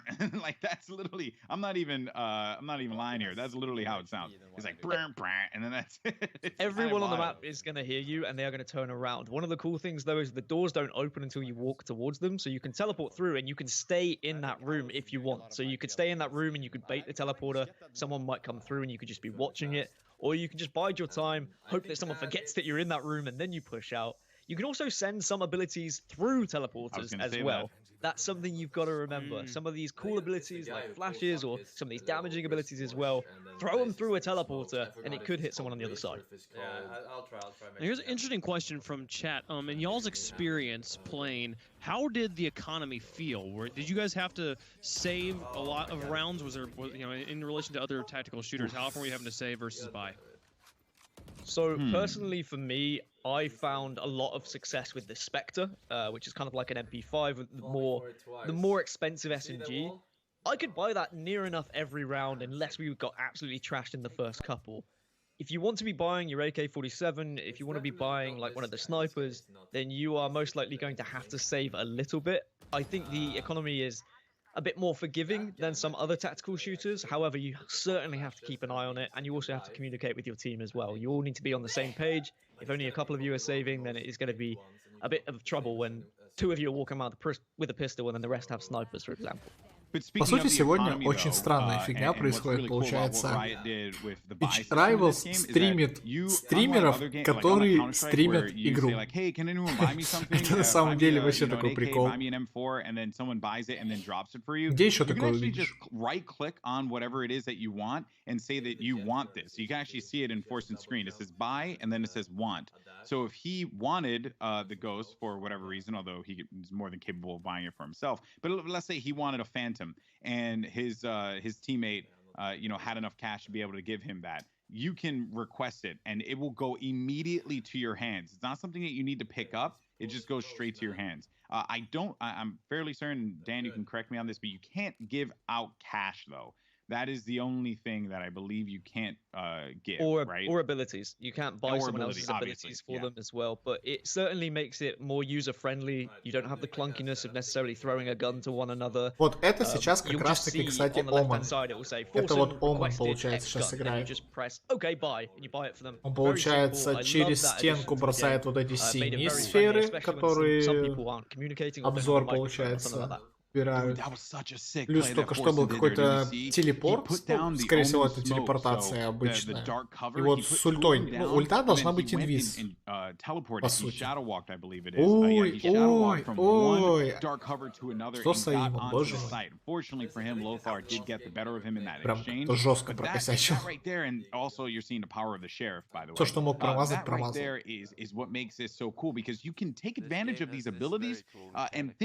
Надо будет очень хорошо настроить прицел. Прицел будет прям много решать. You're gonna wreck people. Like, realistically, you are just gonna destroy people in this game if you are that kind of an individual that has that mindset, you know? And I think what made me fall in love with this game instantly playing it through alpha was those kind of 1 versus X situations, the clutch factor, the fact that you as an individual, you can win rounds 1v4, 1v5. Of course, if you're going up against a 5-stack and they're a team and they're communicating, it's going to be difficult. but the possibility is still there, not only with just sheer gun skill, but with the use of abilities as well. But it's even more available if you've got two of you alive and you can then coordinate and utilize those abilities to help the other. There's so much possibilities that are available, and I think we're only going to be scratching the surface today because, like Goldboy said earlier, these are a lot of the first games for some of these players. Yeah. We got Forcing here. Кстати, смотрите, орбы, дистанцию, на которую вы их бросаете, вы можете видеть на миникарте. Вот он сейчас, когда выпускал орбы, они отображались на миникарте, то есть докуда он долетит. Это вот вопрос о том, как понять, куда они прилетают. The operator, that's just an awesome nod. Nice. But two, чисто чувак не успел выстрелить. I like the little details that they added to it. Like, for example, when you know that you are good to go for the shot, кстати, нормально так actually, like CS, where you see the line unblur, and it just becomes straight, and you know, like, okay, you're good for the shot. You get like a little red dot that pops up right in the middle of your crosshair, and that will indicate to you, like, okay, you know, I'm steady enough to be able to land this shot exactly where I need it to go. And for this game's gotten pretty close here. We're at 11-9. It's first of 13 rounds. If we get tied up, комментаторы говорят, что игра очень равная, 11-9 играет. It is just one round sudden death. Вот, посмотрите, видите, он орб, когда бросает, он у него отображается на миникарте, то есть куда он прилетит, этот орб, чтобы ты сам от себя понимал, ну, какую зону ты закроешь. То есть ты по факту не видишь, куда их бросаешь, но зато видишь по миникарте. Ну, телепорт он просто залетел в телепорт. Кстати, вот эта тема, на самом деле, можно красиво телепортироваться куда-нибудь. А такой, минус 2. Минус 3. Сейчас эйс вообще парень сделает за Омана. Ой, промазал, да ладно. А, нет, погодите, он попал. Он попал, но не убил его просто. Он сейчас горит. I think you put too much expectation on Сигнатурку вот сдал. I felt the pressure 2 weeks ago. Dude, he's just Так, это Brimstone выкинул. Обзорку. Now, and here's the other thing: if you put down the Brimstone smokes, but you have an inclination of where the player is, and you don't move your crosshair, you could shoot them right through the smoke. Like I actually got a few kills by just keeping that crosshair down on the site that I needed to go, and as soon as that smoke went, 9 times out of 10 I knew that they were going to push. So because of that, I was prepared. Well, it is so much about angles. I put a lot of pressure on him. I put a lot of pressure on him. The difference maker too, as well, was that went from a 1v2 to a 1v3 because of the Sage revive. That was you can make the argument maybe that wasn't the best time to use the revive, but. You know, it's also like everyone's still kind of like 20 секунд дается в начале раунда на закупку оружия и чтобы по позициям разойтись. Get stopped right away. I think that's like the best time for the revive, in my opinion. Yeah, there's a lot of we were just talking about the smokes here. Talking about shooting through things. What is wallbanging? Ну и раунд длится минуту 40. Ну, в принципе, грубо говоря, да, система в CSGO. Единственное, что 20 секунд, по-моему, в CSGO чуть меньше. Или тоже 20. Уже не помню, на самом деле. Spalili 150 damage to the body, so that will be an instant kill. And there's 225 to the head, but стрелой совы его because you're going to kill спалили. them anyway. You won't quite kill them in the leg, but other guns like the assault rifles, they have a medium ability of wallbanging, so still entirely possible. And then some of the smaller guns, for example, are going to struggle to do as much damage. But wallbanging is definitely a thing within Valorant. За Jet играет. Certainly with the amount of abilities that can allow you to see characters through walls, and then you know where they are, and suddenly you're saying, hey, I'm gonna spray and pray through this wall. Просто через Full advantage волки of that as прошил. Figo is going off with the op. Oh my word, what a play there. It's only going to leave the Sage left alive, and they know exactly where the Sage is located. Maybe it goes to finish it. That's Godolphin. A good attempt there. Хорош. Picks off 2, gets Минус Ender, 4 gets сделал. Taz around the corner. The pistol's out, and that is it. Wow. What a Ну, то есть снайперка здесь прям будет хорошо spicy, тащить. few seconds there for Pago. We do have a couple of То есть ultimate вдогоночку abilities со that are ready at the снайперки moment здесь as well. давать Pago через has стеночку his прям ultimate красота. for Jet, the Blade Тут Storm, все which is where картонное. you might have seen Единственное, что вот a конкретно couple of прям images стены еще online непонятно. where she Я еще ни suddenly разу не turns видел, чтобы into прям через this стену kind of пробили. crazy person А that's вот running around with ящики какие-то, lots of throwing предметы, knives которые, available. ну, грубо говоря, по карте разбросаны, через них можно пробивать It becomes нормально. one of the most terrifying things on the map. If she connects and kills with one of those knives, that knife then reloads. So your left click will throw a single knife, your right click will throw all of the knives. So if someone pushes up and gets up in your grill, you just throw all of those knives at them. The likelihood of you killing them is pretty high, especially if you're going to connect with the face, and then you'll get all of those knives back as well. So she can make some huge plays. And Alex, you were talking about the economical differences that you might have because of her. Yeah, I think, myself and a few of my friends, we were theorizing on our podcast, shameless plug, that... Ульта у Джет, кстати, бесконечная, пока у вас не закончатся клинки или вас не убьют. О, ульта совы. Смотри, ульта совы просто. Стал стрелять. Вот ульта совы, вот если ты не выстрелишь, то она просто теряется. Ее потом нужно заряжать. Странно, почему он не стал стрелять, типа, чтобы не палиться. Может быть, кстати. Ну, ты один. Что тебе терять? Okay, maybe I don't buy this round because we're struggling a little bit. I'll use my knives, I'll save, I'll get back, I'll be able to pick up a vandal. Like, there's just little details that you can use. And again, I'm going to keep stressing it, man. The tiny details in this game add up and make it that much more enjoyable to play. But this is going to be match point here for the other team. So let's see if Pago and crew can step up, because this is it. And they do need to be careful. I think Lothar had the ultimate ability ready for Omen as well. And Omen can, of course, кстати, вот эта карта чуть-чуть похожа на Инферно. He can pick anywhere on the map and he can teleport. So that is a possibility that could be there if he hasn't used it already. Минус 2 в начале раунда. Я говорю, игруха будет очень быстрая, очень динамичная, то есть ты тут вообще не посидишь. And you can see in the top left, you see all that map going shadowy. That means Omen has used his ultimate ability. He is currently teleporting somewhere on the map. There are audio cues, so you will be able to hear him if you are close enough, but now they have to be wary that Forsen could be lurking in the shadows. Here we go. Let's see now. They did manage to pick up two. That's a huge one there. 2 на 4, going to кстати, equal играют things сейчас. out. That is going to leave this fight here. He got Godolphin over here by B. And Oh, this map хорош. is fun Встретились. because it asks the question, what if a map didn't have a B site? Or sorry, a mid site, right? What if it didn't have a mid area in the map? It has an A, it has a B site, but what if it doesn't have mid? So it changes the flow of the game, and we're now going to be all tied up here, 12 to 12 people. This Ну, они прям ровно идут. Они, конечно, там не какие-то супер-пупер профессиональные игроки, кроме того, что он G2 у них. А так, в целом, довольно ровно играют. Я бы не сказал, что у кого-то там умение или ульта перевешивает, чем у других, в принципе. Все довольно ровно. I actually haven't played enough. I only played one sudden death, so that is a good point. You would think that with how many sudden deaths I played, I would actually know that, but I kind I just won my games. I just won the games. Didn't matter. You just okay. We just killed them all. What a humble brag there, Gaskin. I really appreciate it. Says the man who says, "Oh yeah, the thing I liked about Valorant was I was just really good at it." Oh no. Okay, I am the best, but obviously, we all go round 20, what is this, 25 sometimes, like come on. Попробовал нашить смог. We get there, but this is going to be this is where people need to step up. People need to clutch up as well. Yeah, it's going to be an A-side push here. Let's see what they do. Also, when it does reset, everything resets at that point. Поднял двоих стеной, я, правда, не понял, зачем он довольно далеко от ящика это сделал. Вот если бы он поднял прям перед ящиком, чтобы можно было посмотреть и чекнуть, это да. Это хорошо, он как-то чуть дальше, чем от ящика их поднял. Лужу кинул, видимо. Капец, у нее радиус большой. Поражение в этой луже. Вторую лужу выкинул.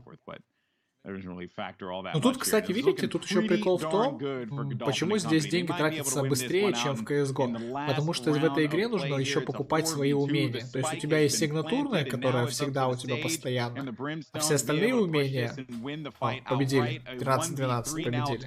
Да, здесь до 25 раундов, получается, до 13 победы.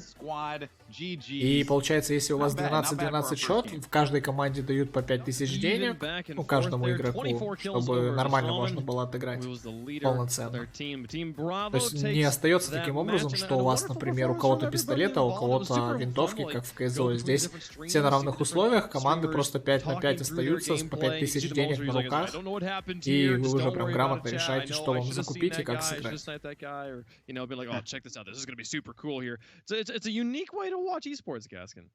I'm just wondering where that Forsen was when I played with him in the alpha, getting kills. He was bottom fragging when I played with him, so... даже комментатор говорит, Overwatch eSports. When he wasn't playing with me. You're calling him out, dog. As you know, I don't know.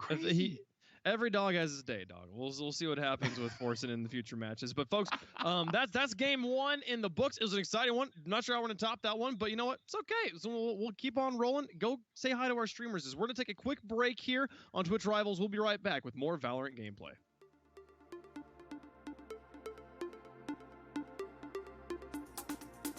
6-минутная пауза. Ну, в целом, такой первый вообще геймплей. Конечно, тут много не увидишь, потому что не за каждым прям, как на нормальных турнирах, да, смотрят, ну, переключаются быстро.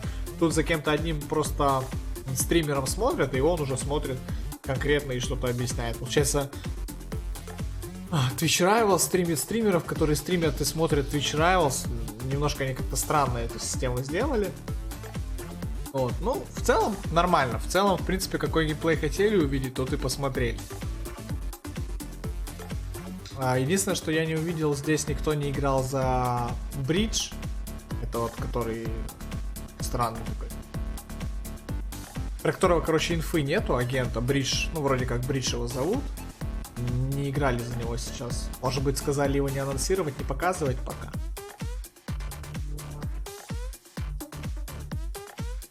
Так, что там Game Life? Роуд хочет дроп, все тут дроп. Ну правильно, все за этим и пришли, конечно.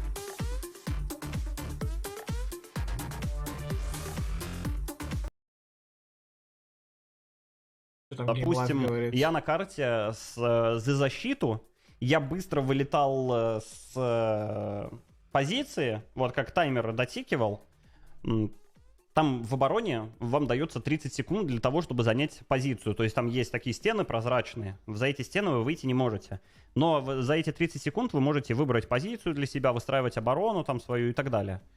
И после того, как таймер заканчивается, вы, соответственно, начинается раунд. Также и для атаки. Они тоже определенные позиции там могут занимать у себя. И я пытался делать за джет быстрый пуш через ее рывок. У меня несколько раз это получилось, несколько раз меня жестко наказали за анимацию как раз, поэтому у меня получилось прикольно, я вылетел справа и попал на Феникса, который в этот момент пытался флешку свою заюзать, и поэтому он стоял вот с этим вот огоньком со своим, который достал, а я уже в этот момент стрелял ему в лицо. Ну, давайте сейчас вот следующая игра будет, посмотрим у Game Life. Есть какие-то консольные команды, с консолью я не разбирался, она есть. Какие там команды, я, честно, тебе сказать не могу. Каков порог вхождения? Да любой, чел. Скачивай, да стреляй, веселись. Для этого, понимаете, порог вхождения, он абсолютно любой в любой игре, в которой есть рейтинговая система, она для этого и делается. То есть, там, новичок, он будет там, на каком-то низком рейтинге играть. Уже более опытный игрок будет на среднем. Там, ну, супер крутой, там, Шраут, Ниндзя, Доктор Дизреспект, он где-то там выше. Про игроки, они где-то там совсем высоко. Падает ли дамаг в зависимости от расстояния? У многих оружий он падает, но градация идет таким образом, то что, во-первых, падает он далеко не всегда сильно, и он падает уже прям на совсем длинной дистанции. То есть, допустим, у штурмовых винтовок порог 0-30 метров. То есть там один урон, после 30 метров другой. Но 30 метров — это достаточно много. И все основные перестрелки происходят как раз именно в радиусе 0-30 метров. А перестрелки вот именно больше 30 метров, это только если вы пытаетесь пикнуть какого-нибудь снайпера, который именно вот такую позицию занял, да, там, где-нибудь совсем в очке, и очень далеко находится. Но вообще, в целом, пикать с винтовкой снайпера — это такая себе история. И плюс еще и сокращение урона идет. Скажи это Симплу. Он всегда пикает снайперов с винтовкой. Одна из моих любимых, Фантом, штурмовая.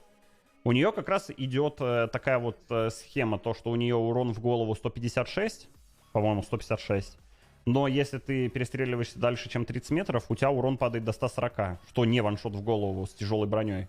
То есть тут работает броня таким образом, то что есть легкий щит на 25 единиц, есть тяжелый на 50. И он работает по принципу, очень грубо говоря, что он тебе просто пул хп увеличивает. То есть у тебя условно там 150 хп с армором. Тебе нужно 150 хп пробить. И большинство винтовок, там некоторые пистолеты, они дают ваншот в голову. Ну и снайперки, соответственно. И вот у этой винтовки такая тема как раз, что на ближней и средней дистанции она дает ваншот, а вот если вы будете пикать какого-нибудь снайпера, то вы нанесете 140 урона в голову и не ваншотните.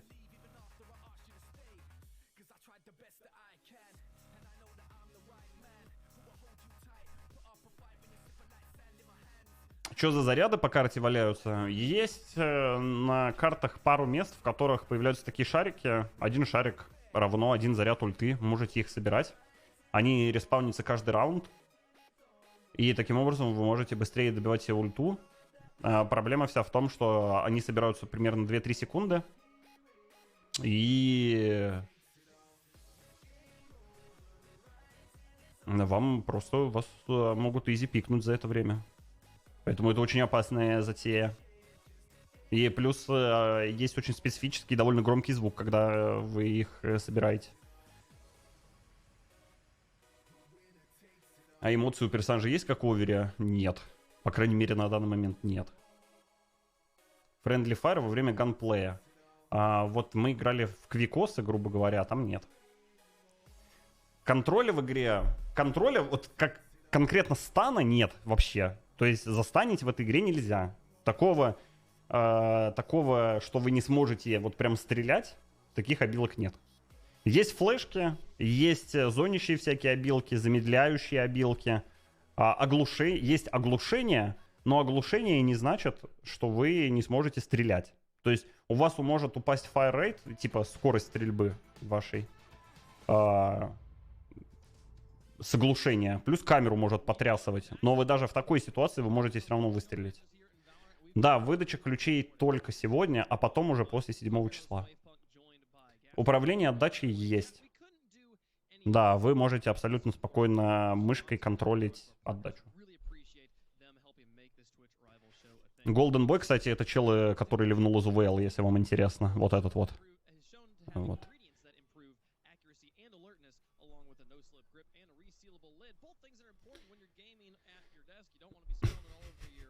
Слева Golden Boy, да. Там Лиза громко ругается, пойду у нее спрошу, она в Apex играет или что? Сейчас просто мне интересно. My question is for the people who are watching this Valorant gameplay for the first time, like, what are the key things to watch for? Where should their eyes be looking on screen? Learning to watch in esports is like its own skill. Where should people be watching here in Valorant? You know, that's actually a really good question. But I feel like across the board, it doesn't matter what competitive game you're playing. If the game offers it, this is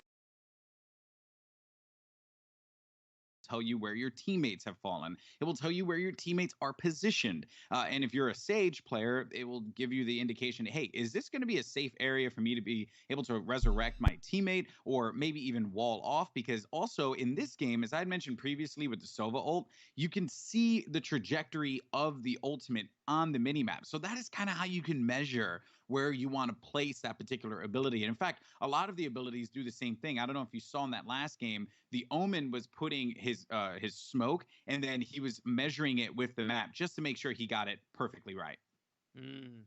Interesting. Well, let's take a look at who is going to be playing in this matchup, because there's so much to watch in this game. But obviously, the streamers are what is most important here. Go watch their streams. Use that TwitchRivals extension on the left side of your screen on PC or the top right corner of your chat window on mobile to get a list of all these streamers. They're all live right now, and we've mixed them up a little bit here and introduced some new faces. So Lothar will be back, Forsen will be here, Noisy Godolphin will be here, but they've got on-screen with them now. And on Delta's side of things here, Golden Boy, we've got a full French roster. Yeah, I'm pretty pumped for this. I've casted a few of his games. Gotaga, you know, back when I was a Call of Duty commentator. You also have Azox 2. He competed there. PM League is a commentator, I believe, in France. Mikalau from Fortnite, very familiar with him. And then you also have Moment. This is going to be a good team. You know, Gotaga is always entertaining to watch. Doesn't matter what language you speak. He's just a fun dude in general. But we also saw from the Charlie team as well, like players like Lothar, they're kind of solid. They're picking up the mechanics of the game very quickly. And I've known Lothar for a while. He's the type of dude that's going to learn and break down this game to a science so that this way he's going to get the upper hand over everyone else. Yeah, for sure. Here, Gaskin, of the 10 players we're about to see, is there anyone in particular you're excited for us to go tune in with? I want to see what On-Screen has to offer. A UK streamer, I played a couple of games with him during the alpha as well, just by chance in matchmaking, and he destroyed everyone in the lobby. So I think the ability that he has to offer, his natural like aim mechanics are really going to help him, and just his intelligence all around from playing previous games are going to make him a fun player to watch here. Excited to watch On Screen here in just a moment, but chat, here's why most of you are here. We see the drop spams in chat. If you want to get access to the beta, you don't actually have to say anything in chat, but you can keep spamming drop if it makes you happy. You've got to link your Riot account to your Twitch account. We go to your settings panel, then go to connections, then go to Riot, and you want to link that account. Он сейчас типа по сути сказал, что нужно писать дроп в чат. Хотя вообще говорили, что никакого дропа не надо было в чат писать. In the titles, you know, there's a lot of the big streamers out there right now doing this as well. Some of the North Americans are already booted up and watching our show or watching other VALORANT gameplay. Just be watching, and eventually you'll get a notification in your notification bell in the top right corner. Вообще, по сути, в чат ничего не надо было писать, почему он сейчас сказал, типа, спамьте access. дропы, может быть, вам повезет. And be ready to go Очень on странно. April 7th. You'll know by that notification you get in the top. If you haven't got a notification yet, you haven't gotten a drop yet. So, folks, we're ready to get into some gameplay. Let's watch some more VALORANT here and see we'll see what we're doing. I wonder if we're going to be on Bind still, or if we're going to be jumping over to Haven. And it does look like we are still on Bind. There are 2 maps we have in VALORANT at the moment, and this one is still the traditional A-B sites. I like this. This is something that I would do at the beginning of the game is I would make sure, so with the Sage wall, if you hold down the right mouse button, you're actually able to time and you're actually able to time out or sorry, not time out, it got thrown off a little bit. You're actually able to measure and move the wall around full 365 degrees. So if you do that, you can get a vertical wall. You can also reset it too. All the instructions are there. You can see when you pull up the ability, all the instructions are there. But the Sage Wall is such a great piece of utility, and it lasts a long, long time. And in pistol rounds, that thing basically blocks off an entire route, and then a team's going to have to reevaluate their push. Yeah. Это народ спамит. The first round there relatively comfortably. Didn't seem like there was too much народ просто в чат difficulty for them. And if you get a nice clean first round and you can then buy up, and then realistically you should be winning the second round. I know a lot of people are asking about economy. Second round is usually where people should be saving and not buying, because you're going to be going up against a team that's just one. But you will see a few people just forcing up and buying those SMGs, for example. The Spectre can do a real amount of damage in the right hands. You know, the Spectre, it's a great gun for sure, because if you get up close, you can shred through somebody. But I love the alternative fire for it. It's a 3-round burst, more controlled, and if you can catch them off guard, because let's say in the instance of this second round, right, this enemy team will more than likely not be able to buy the adequate armor, or maybe some of them won't be able to buy the armor that they need. You can really take advantage of that with a 3-round burst and shooting right to the head, but Godolphin was able to pick up a few there. That was very well done by him. As we now jump over to the other side here to see what's going on. I think this is going to be the Sova, so this will be Lothar. I could be wrong though, but I have to double check. Either way though, it doesn't matter. They ended up picking a round win. That came off the back of Godolphin's great play there by the box on short. And it is also worth noting that whilst for TwitchRivals, we're of course watching everything on everyone's streams, there is an observer mode in-game already. So I'm very excited to see how that is going to work when we jump into the possibility of having esports and competitive tournaments for this. Oh, really? There is? Yeah, I'm fairly certain there is already an observer mode that is there and ready and waiting. So I'm very excited to see how that works. I had been wanting to, I wanted to like spectate some in-houses, but I just never really got an opportunity to do it.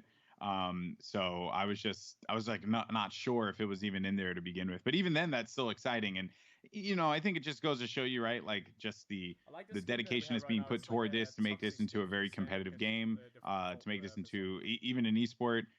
Riot Games, very well known, obviously, for League of Legends and what they've done there. Now embarking in this new world of the of the tactical first-person shooter. There's a lot of thought. It's one of those things where there's clearly two things you really need for a game to be an esport, and that's you need a way to put players into one match, private lobby system, and then you need a way to spectate that system. You got those two things, the community will do all the rest for you. В красной команде, получается, как раз-таки бридж взяли. Так что можно будет посмотреть за него геймплей.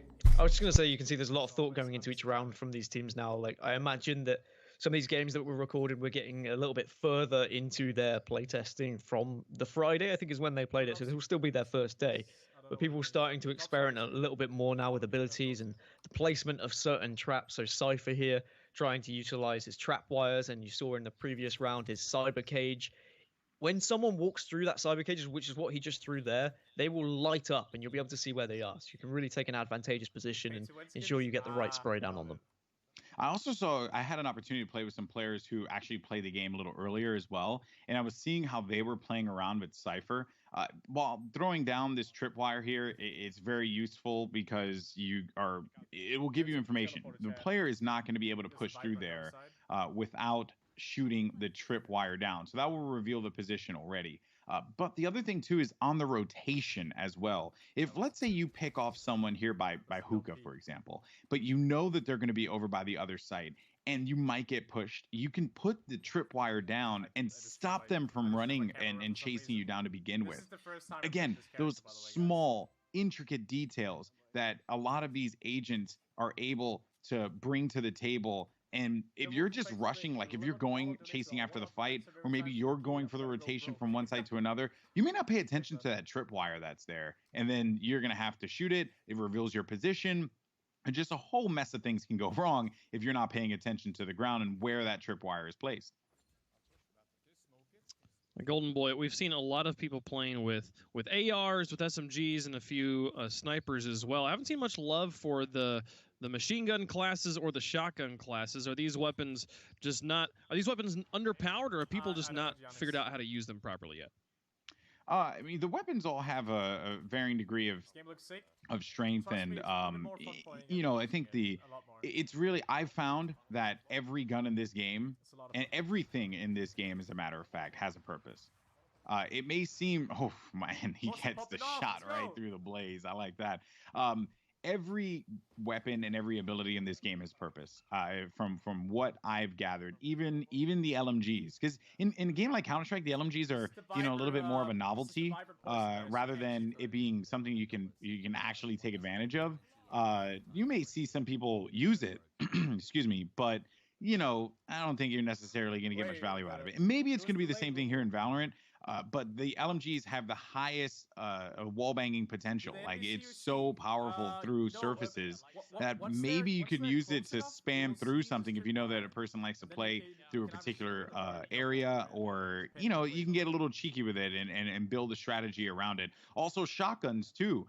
They oftentimes, right, you'd see players use it so you get the money bonus in CS. Here, if you're a Viper, look, that video that they put out there on the Valorant Twitter channel, or Valorant Twitter, with the Viper play into the smoke, that wasn't just a video, okay? That's real life. You can actually do that. It works. It works. You go through your green smoke with your shotgun out, and you will body some people. To pinpoint precision, pretty much. This was a read. Now we got Godolphin over here just waiting and playing this angle.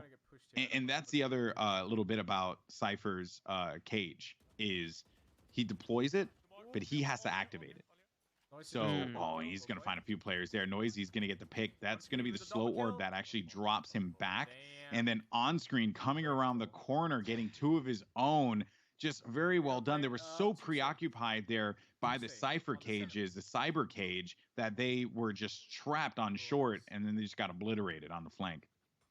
Yeah, I just love that we're already seeing these players utilizing their abilities in different ways. And like you said, some of the abilities you have to activate yourself, some will just automatically activate as well. Cypher is one of those characters where you really have to put things in precise positions, because otherwise you can get caught out. If you think you're covered from certain angles, but then suddenly that screen is going to make you feel a bit vulnerable from certain angles as well, then you're going to have a hard time. But you can already see from the start there, the wall being used here, the barrier orb of Sage just to get that little bit of height. Again, just patience, angles, timing is everything in tactical shooters. So that was, if I'm correct, the breach aftershock ability, and it's basically something that goes through a wall and it will do damage. It will also dizzy you, or it may have been the fault line. To be fair though, breach was probably the one agent that I played the least out of everyone else, mostly because the breach got locked fairly. It was like, in my games, breach got locked early, and Phoenix or Jet, either one of those. There was like near insta lock. I don't know about you, Gaskin, but it felt like everyone was like just trying to go for people that just did damage and caused problems, you know. And a lot of those characters, I don't want to say like easier to play, but maybe like at a base level, if you're using the likes of Jet or Phoenix, it's kind of a run and gun. You've got a few abilities that will help you move quickly, or you'll help you flash out.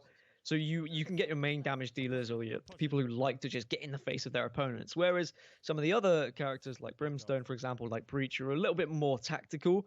At first, they weren't being chosen as much, but then when people started to realize how good some of these abilities were, they started to get insta-locked a little bit quicker than they were in previous games.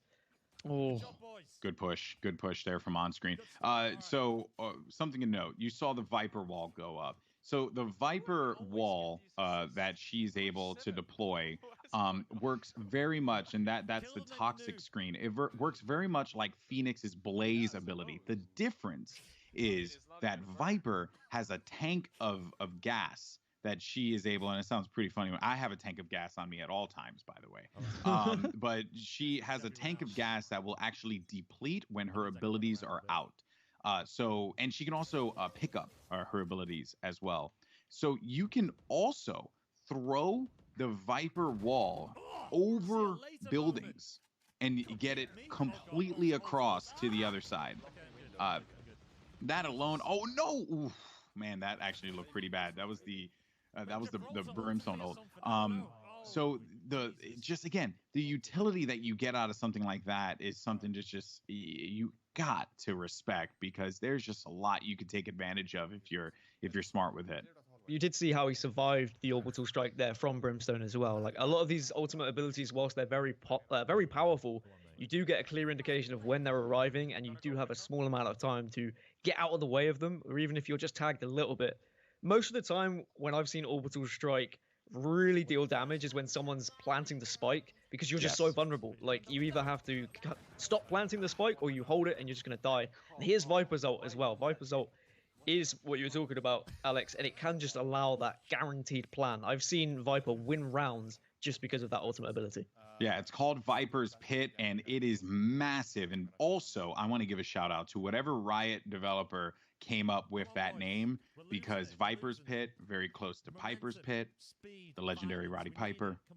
Just saying, I'm a pro wrestling fan. At least once a broadcast, I got to mention professional wrestling. Sorry, people. But yeah, so the Viper's Pit is that ultimate ability. And as previously noted, you can legitimately pop your ult on site, give you full protection, go in there with a shotgun, and literally reenact the trailer. Like, you just do the exact same thing. Oh, man, and what a shot there from Moment, поздравляю с ключом. Thought that he had the jump on him, but Moment was able to counter that one. Very well done. Knew that potentially players, you've seen a lot of players put that ice wall down there on Hookah vertically, and then try and get up onto the high ground. That was a good read there, without a doubt. He tried to do it a few rounds in a row, so it just became a little bit predictable. And I think that's something that everyone needs to take note of when you are playing this, or when you get the chance to play this game, is you've got to be unpredictable where possible. If your opponent has a read on you and they know, all right, well, this is the angle he's going to be holding every round, or he's going to teleport this way, or he's going to smoke off this, suddenly they're going to have that information and they will use that information against you. So you've always got to keep your opponent on their toes and try and come up with something a little bit different. Or you can go for the whole double bluff technique. You can maybe do it a couple of times in a row, and then your opponent will think, oh, surely they're not going to do this again, and then suddenly you do it again. So there's all these mind games that are on offer, and you might have these individual battles if you're holding certain areas of the map. So if you say to your team, all right, I'm going to hold A throughout the entirety of this half, you will then know that you're going up against Lothar, for example, who always pushes down long. If suddenly that changes, you need to be communicating that with your team and saying, okay, well, Lothar isn't on A long here, so now we need to be thinking about B. Are they pushing B? Where is he? so much in-depth possibilities to this game and like how important communication is. Yeah, to kind of further that one and give you some anecdotal, like an anecdote of what I experienced when I was playing on the other map, which is called Haven. Which hopefully we're going to see a Haven game here in a little bit. There are 3 bomb sites, right? A, B, and C. I said this before. And I was always playing on the C bomb site, which had a long angle to it. It also had an orb there. And the C site was just, for me, I had my Sage wall. I was able to block it off. I probably should have played Sage in the mid, but I had opted, to do that. When I started to go on attack, though, the enemy Sage did literally the same thing. And then we started to notice that Sage was leaving herself alone. So we waited for that wall to go down, and then we just plowed through it with all of our weapons, completely obliterated the Sage because we saw that the habit was being developed. And then from there, we were able to get that spike down, and we were able to win at least 2 rounds because we did it again. They weren't expecting it. So it's you have to be unpredictable, but also you have to know when it's the best time for you to take advantage of your ability. Like, what should I do here? How should I play this one out? Kind of like what we're seeing right here with the Omen. I didn't even play a lot of Omen, to be fair, Gaskin. And just what Omen's capable of doing is insane, man. Вот это сейчас была ульта Омена. Вот это сейчас была ульта Омена, и он... Вот я не совсем понял, что он сделал. Он, видимо, телепортнулся. По всей видимости, Омен просто телепортировался прям из одной точки карты в другую точку карты. То есть прям такая классная билка у него. То есть можно сразу сместиться на другой план, получается.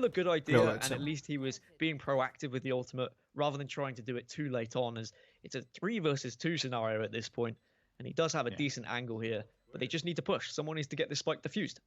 Yeah, they have to make a play happen. They have to identify where they're going to be. It's going to have a Viper as well as a Phoenix available. So 2 characters that can really get in your face and cause some problems. Lothar is able to get the first pick off there. Someone should be working on that defusal. Any moment now, Blaze is played. The push comes in, of course, and he's trying to play the angle, and he's able to land the shot. And that will be the defusal, and they will pick up the round win. That's number 6 for them. That was, again, just well done. You called it. They needed to make a play. They had to make that push happen, and they were able to do it. And I think I can talk about Omen a little bit because I played a lot of Omen, particularly in the alpha. That was kind of my main character. And wow. You have to really know what you can do. Посмотрите скин на оружие, как сам прикольный. Такой в стиле Марио, я бы сказал. You can teleport on top of that wall, you can teleport to the side of it, you can smoke it, and then you can find yourself around it. Because a lot of Sages do feel comfortable on site when they have walled up. They think, oh, well, someone's got to shoot through this, so I'll know they're there. But both Jet and Omen, they have the ability to get over that wall, and then they can take advantage of maybe just a Sage who isn't really wary of what's going on. Omen is brilliant, but as I said, you really have to be very thoughtful of how you're going to use the abilities, because if you just use his ultimate willy-nilly, you are going to get caught out, everyone's going to know you're behind you, you'll have a whole team hunting you, and you're just going to die. But if you communicate that with your team and say, hey, look, I'm going to use my ultimate, I'm going to get entirely behind them, they're all going to turn around and look for me, that's when you push, that's when you utilize smokes from other agents, and you can really get onto a site and just almost use Omen as a distraction. You might not get the kills, you might die, but the distraction could be enough to get you onto a site. It's the other thing too is how you saw right there, you saw what Noisy just did. He put down his Molotov, pushed through it. The Brimstone was waiting for him. He recognized how to utilize his kit properly and then was able to get the jump on somebody while he ended up getting picked off himself. Still, he used that ability in a manner that was able to get him an orb, get him closer to his ultimate, and give him just a little bit of information for his team. Even if they don't get the win here, that kind of a play can be the difference between winning or losing. Now, also, teammates going to go right on through the teleporter, and they heard him. They heard the teleporter, and Moment was waiting for Lothar as soon as he walked out of that, and he was just gone. 6-3, he finds himself in a 1v3 situation now. And it was always going to be difficult when you just have an op, but if you can hit your shots, you can certainly make them count. You've got to be watching every single angle. They've got the information of where he is now, but at least as an Omen, he can use these shadow balls to just block off a few areas. Пошел сейвить АВП. He's probably going to try and back off and save here. It's good that he's acknowledged the scenario and saying, look, it's very unlikely I'm going to get onto site and I'm going to win this 1v3. Кстати, по деньгам в целом всегда почти деньги есть. Единственное, вот тут получается у OneScreen сейчас 400 монет только осталось. А так в целом у всех в основном всегда деньги есть по 4, по 7 тысяч. То есть тут с экономикой, ну, более-менее, в принципе, получше, чем в CSGO. Получается, ну, почти всегда ты сможешь какую-нибудь винтовку себе купить. За счет того, что здесь нету никаких гранат, ну, на что не нужно тратиться, да? Здесь ты тратишь деньги на покупку обилок.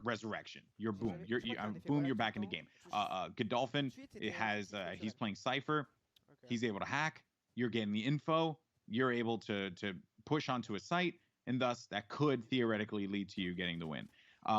But you still need to be able to shoot your gun. That is, cannot emphasize that enough. You still have to be able to aim and click on some heads in order for you to get the win.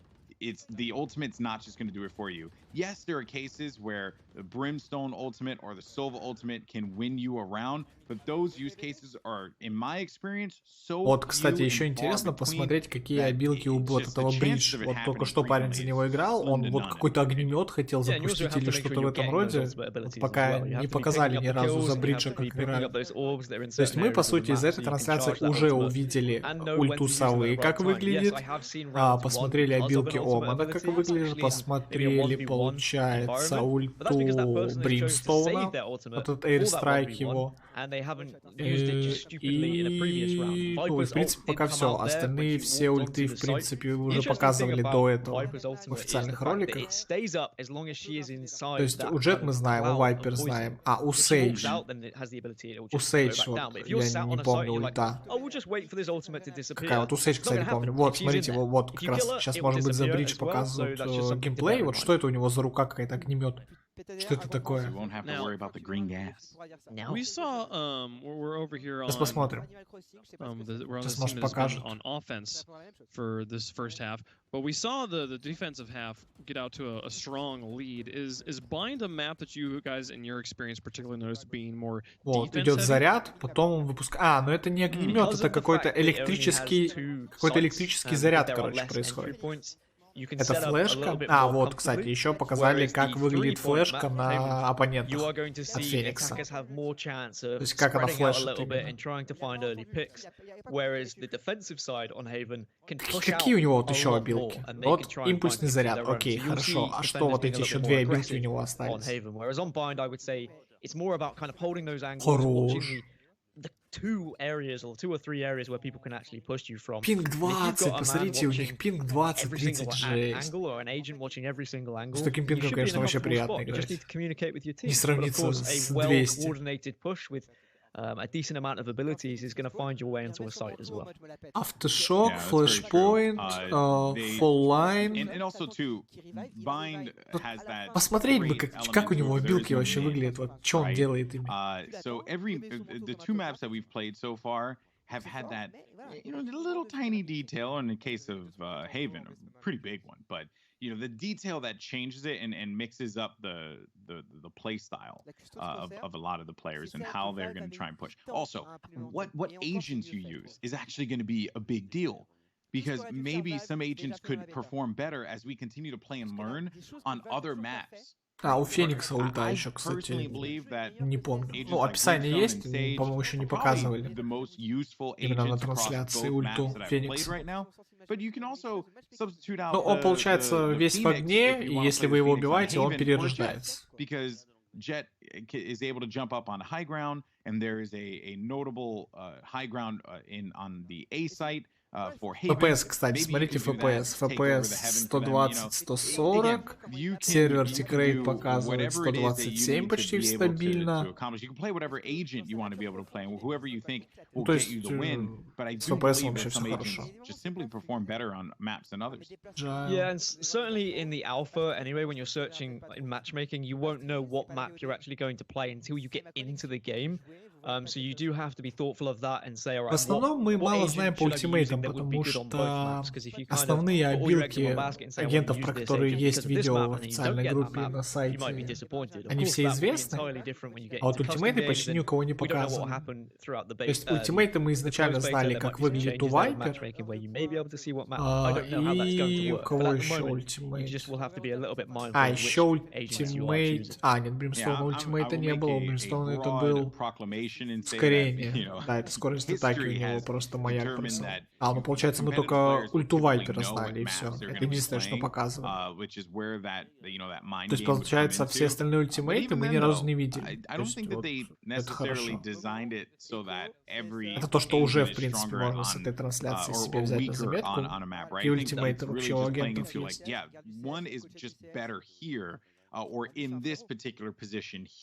Блин, вот этот PM League, вот он еще взял себе Бриджса, да, но он... так, тихо. Ну покажи ты. Господи, ну сделай ты обилку эту, просто покажи ее. Не, ну это он уже делал, это вот этот заряд, да. Причем он как-то через стенку как будто проходит. Just what kind of information you're able to get and the range of information you can get. Так, что ты сделал? Вот что он сделал? Это типа флешка? Ну, было похоже на флешку. Название у него там было...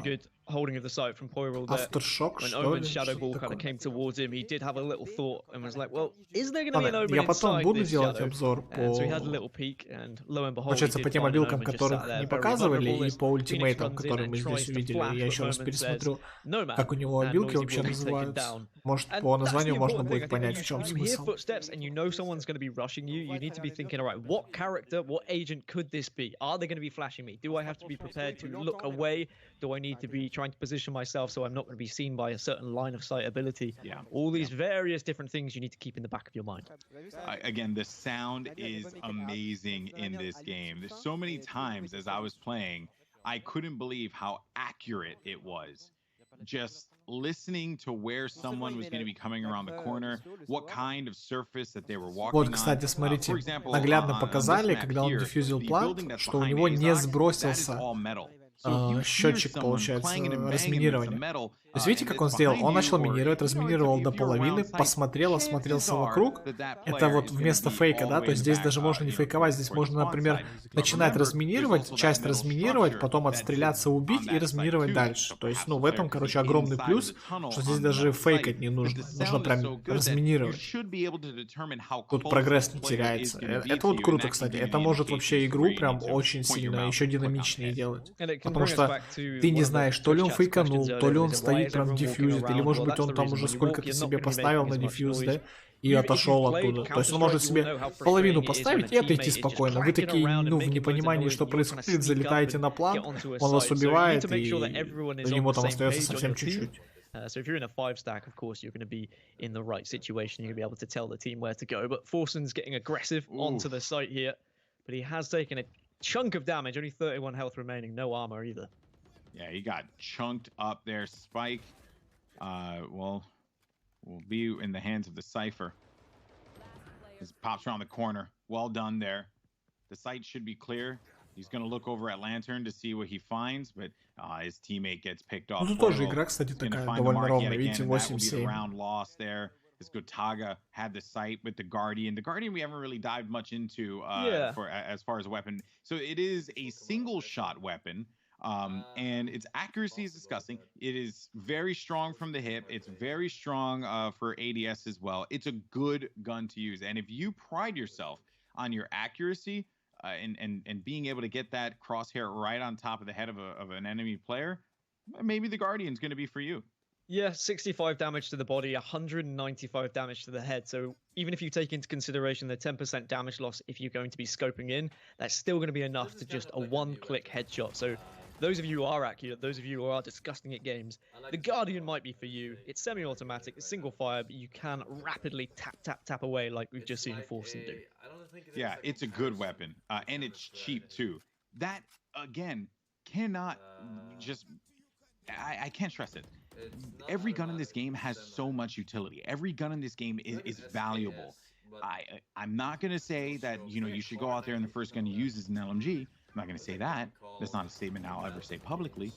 But I will say that if you're considering going out there and using an LMG, you might be able to get some value out of it because the weapon provides you with some oh, the Sova ult popped up right there. So you saw the Sova ult, that was his teammate Sova ult, but he had the vision and he knew, but he just didn't want to get in anyone's way there. And it also is a little hard to tell, at least with the Sova ult from my experience, whether or not that is going to be your teammates or an opponent's Sova ult. But they did manage to get onto the site here. It's only going to be the Sova and the Phoenix left alive. Lothar goes down, and it's all up to the Phoenix. Let's see what he could do. Does still have his Q available to him.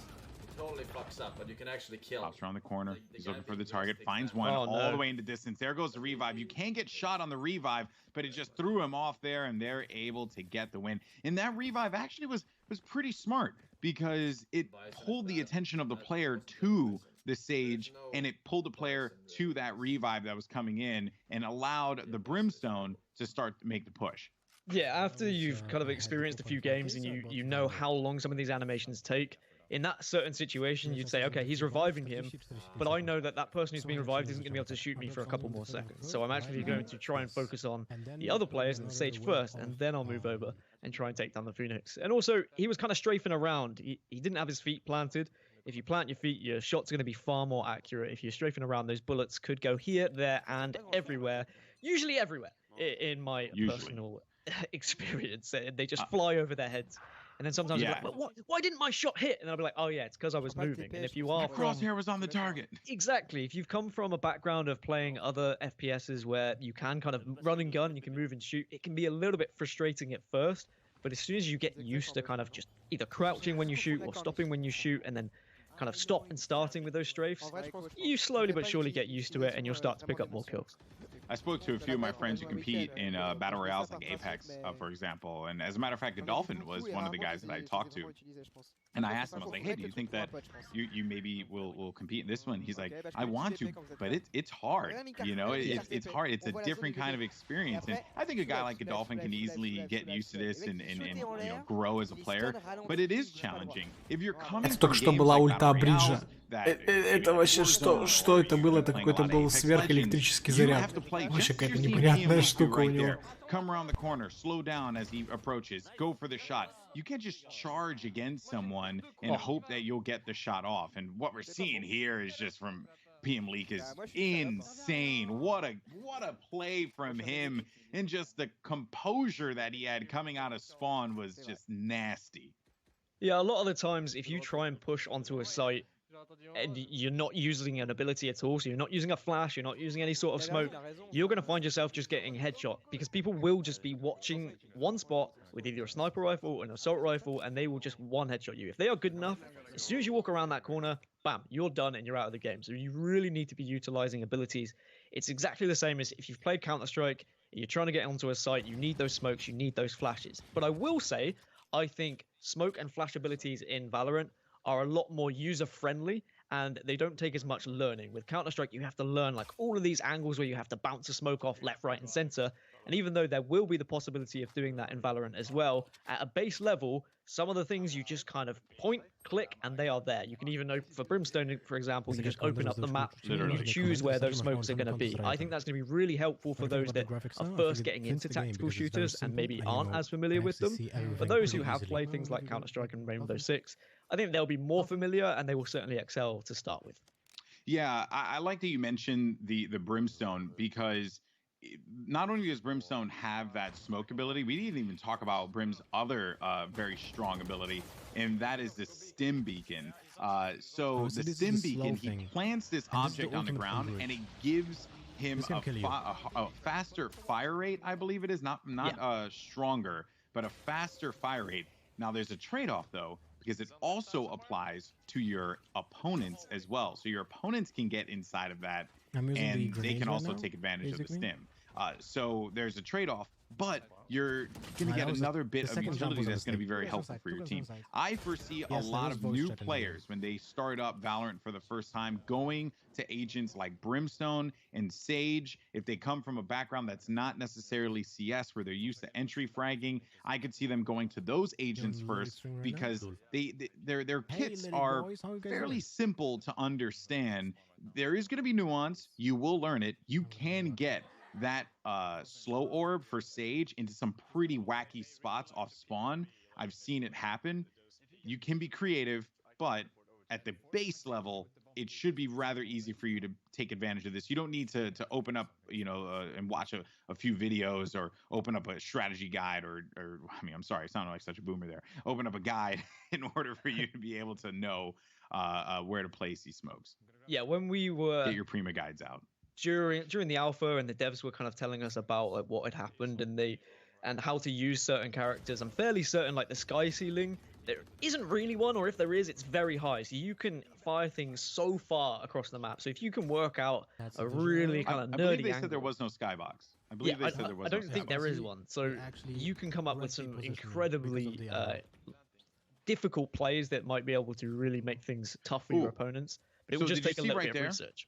Did you see right there when Lothar pushed up with the Sage and that guy was at that wall there, right where Lothar jumped into?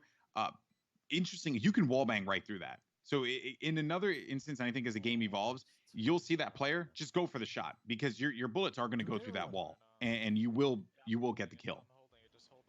And a lot of it comes down to pre-firing as well. If you know a common spot where someone might be sitting, you can walk around a corner and you can pre-fire that either through the wall or you just step out and get a peek on them before they've even had any time to react. So again, that comes down to being a bit more unpredictable and not trying to be in the same spot. But there's only so many spots you can stand in. So once you've learned them, you are going to be in a very advantageous position if you know all of the possibilities of where people may be when they're defending, because you're going to need it to get onto a site. It's not easy, even when you're using these abilities, because of the amount of defensive abilities that are also available. And you might be wondering what on earth is all that purple stuff. That's the spike exploding. You've of course got to get away from that spike, otherwise it will do damage to you and could kill you and you'd lose all your weapons. And that's not good. Nope. You don't want to do that.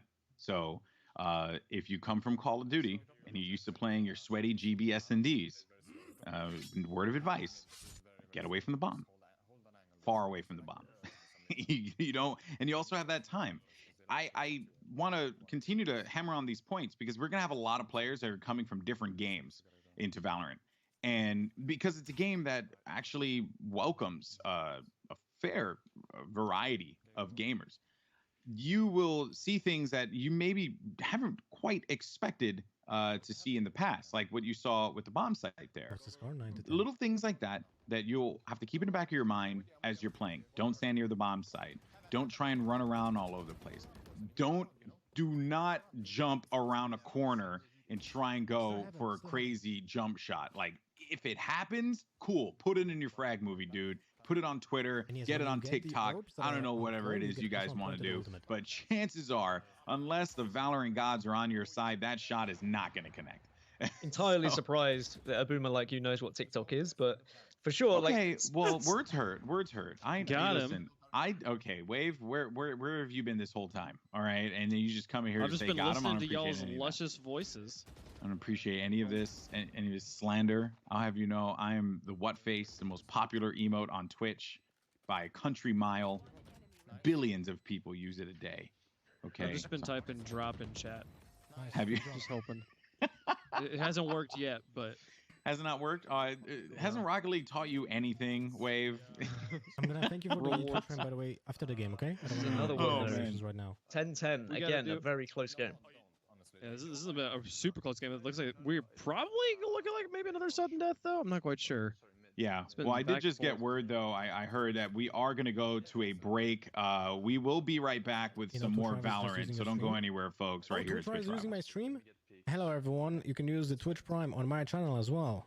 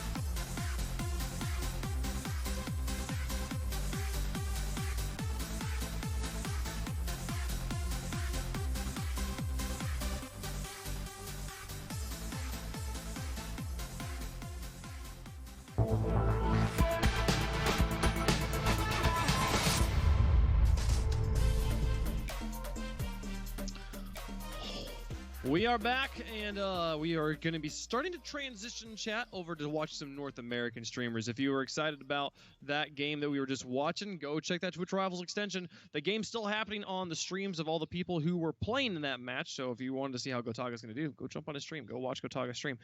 But yeah, Golden Boy Gaskin, this is a game that is to some degree about the agents, but is also very much about how you play the character themselves, right? Every agent has a use at certain points. Gaskin, was there an agent that you just strictly enjoyed playing the most? To start with, Omen, because I like to be sneaky and I like to kind of get behind teams. But then once I realized his ultimate ability kind of made everyone know that I was going to teleport behind them and I got killed a variety of times, I switched over and I tried Brimstone. And I think just having someone on the team who utilizes Brimstone smokes successfully really helps push onto sites. So they were my favorite two agents. What about you, Golden Boy? Oh man. Okay. Sage, because I just like to stay back and help people, you know, and throw down walls. That's my jam. And then the other one that I actually used a surprising amount was Viper. I really enjoyed Viper. I thought the utility was cool. Her kit was unique. That whole agent's like entire existence is just built around being a sneaky rat. And that's like Gaskin as his Omen. That's where I like to live. Rat territory. Vipers to play. We got some rats on the broadcast here, chat. Let me know who you've enjoyed playing the most if you've got an opportunity to play. I mean, most of you are sitting here waiting for a beta key. You haven't gotten a chance to play yet. That's okay. I haven't either. I'm with you guys. Don't worry. We'll tell you. Teasing them at this point. That's just right. That's right. I mean, maybe I don't know.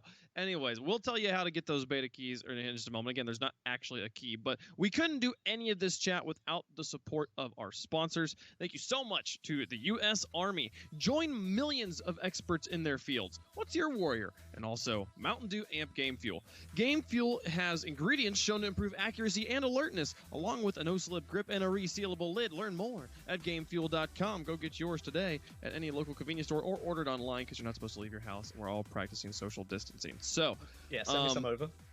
Yeah, they'll just send some your way. It'll get there eventually over the sea. Yeah, no. So I know many of you here are here specifically to get a drop so that you can get beta access. Again, that goes live on April 7th. But just two reminders, people up at the top want to make sure I reminded you of this stuff. You don't have to watch multiple channels. Watching multiple channels does not increase your chances of getting a drop. Also, you don't have to say anything in chat. Chat interaction has nothing to do with getting those drops. This is how you do it. You link your Riot account to your Twitch account. If you go to your Twitch settings panel and go over to connections, there is a Riot button there you can click on. If you're having trouble linking your two accounts, you maybe try using a different browser. Maybe make sure your pop-ups aren't blocked. Those two things I've heard people have trouble linking their accounts because of those.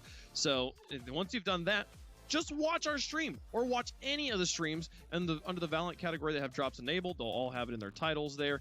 And then once you've gotten that access, it'll give you a notification up in your notification bell, top right corner of your Twitch page here. And yeah, there's no actual key. Your account just gets whitelisted because the accounts are linked. And so then you can just download the game, and on April 7th, you'll be able to play. And I'm just don't have gonna to say add anything something. in chat, but and it won't stop people from saying stuff in chat. What's up, Golden Boy? I'm just going to add something. If you see a streamer and he puts in the title, higher probability of getting drops in the title, that streamer's a scammer. Do not believe those lies. Tim the Tatman, I'm probably, looking at you. I'm he kidding. probably doesn't even have his drops enabled. Kappa. No, but seriously though, there's no higher percentage. It doesn't matter what channel you watch. You could watch anyone and you will get and you will hopefully be able to get a drop. Yeah, no, it's super cool. I mean, there's 922,000 people right now watching the VALORANT category on Twitch, and they can't even play the game. You can't even play the game right now, and if there's this many people watching, it's absolutely incredible the support and hype there is for this game. I know I'm super excited to get it. I'm not gonna lie, I've been sitting here the entire broadcast, looking up in that corner, looking at that bell, just waiting for him to get a little one, just so I know I've got access. But yeah, chat. All right, we're moving on to North America now. This is how you get access. You don't have to say anything in chat. Let's talk about the teams we are about to see face off. Some of the biggest North American streamers have come out to support this one. I don't even know which О, team I feel like is ребят, more сейчас stacked должна быть here, интересная Gaskin. игра. Which Тут team are Доктор you Лупа, leaning towards? Клокзи, I mean, Тим the Зататман, ability of the likes of Джордан A2 and Фишер, Dizzy Эйсью, already, I'm like, Кико. this match Это is gonna be amazing. And then I все, look over and see не то что players прям like профессиональные Clutzy, игроки, но игроки Summit. такого I mean, прям очень even хорошего though уровня. people are variety Тут прям streamers, должно быть уже Lupo, жарко. Tatman, they do some serious damage in a variety of different games as well. These lobbies are stacked. I want to know what chat thinks. I'm. This is good. This is tough. This is tough for me. But the difference maker for me on this one, hands down, is that Tim is on Team Bravo. So thus, I give it to Team Alpha. Wow, called out. The wild card himself, we'll see how he does. Yeah, we got to talk about Mendo as well. Mendo Kasai, excellent player in many different shooters, all of which are kind of relevant. He's played in Apex, he's played in Overwatch. Both are games that are about how do we synergize characters together. So, you know, he's going to be coming into this with a mind that maybe some of the Counter-Strike players won't have as we get into gameplay. There's Tim, ready to go. Look at that, yeah. There were observers. Oh, dude, I could have see? the content. Did you think I was lying to you? Why didn't you tell me, Dan? Why didn't you tell me? I just thought you might have used your eyes, but to be fair, you were playing matchmaking because you don't have friends and you weren't in any lobbies. It's fine. I understand that. It's okay. No, real talk. That's true. I'm going to use this platform as 56,000 people are watching this right now to call out Bren, Sideshow, and Reinforce, my 4 friends that I contacted time and time again to play games with, and they ignored me each and every time. They're terrible friends, but even then, watch the Foreheads podcast. Also, I'm gonna call out real quick. Hold on. I'm just gonna there was one more person I was gonna call out and I totally forgot. He threw me off that. Oh, never mind. Maybe Gaskin, but we couldn't play with each other because he's in EU. That's it. It's fine. Which it's so sad right now because you know that they're just in their house with nothing to do because they can't leave, and they still didn't play games with you. They just feels bad. Play games with me. That hurt. I'm just saying, if you were on EU, I would have played with you. Okay, that was the. Thanks, buddy. Thanks. We may break my highs view counter, bro. That's crazy. Now we need to go. What's Tim thinking about here? Let me just get back to this, so I'm ready to go. The mind of Tim the Tatman. I can't get 50. I can get 51. That's close enough. We mostly see it because he's bald. So I think they were discussing which agents they were going to be using there, because of course that's going to be something that is very apparent when you're playing custom games, and you know which map you're going to be on as well. Yeah, awesome. Yes, that is true. You want to be able to have that conversation about what agents are going to be the most effective here. But also, you know, because it's so early, we don't really know. And I think that on these 2 maps, like all 9 agents, they perform relatively well. Like I couldn't really think of one that struggled on the map because they all had things that could be taken advantage of. Well, and I'm just interested because we do have kind of a clash of 2 different shooter cultures. We have the character shooters of people who have like the TF2 backgrounds, the Overwatch background, right, the Apex background, and then you have the Counter-Strike players who are used to your individual doesn't matter at all. It's what loadout you buy at the top, and I feel like the character gamers understand the concept of like synergizing and bringing 2 characters in that individually their skills aren't that strong, but together, holy crap, it's incredible, right? And do you feel like there's, in your experience, were these characters built in such a way that there maybe is room for that someone like a Mendo Kasai, who's used to seeing Overwatch characters create broken things we have to patch out of the game, you know, or something like that? Like, is this a situation that you could see Valorant getting into at some point? That's actually a really good question. I think that at the start of the game, if you are a well-versed player in games like CS, you will thrive early on. Just purely on the fact that you will be able to shoot. Like you will understand the mechanics, you will be able to execute better, and because of that, you will have that leg up. Now, where the abilities come into play, and also I do want to specify this as well, because I know a lot of people and we are also at fault here saying abilities, but really look at the abilities as actual utility. It's just utility that is tied to a specific character.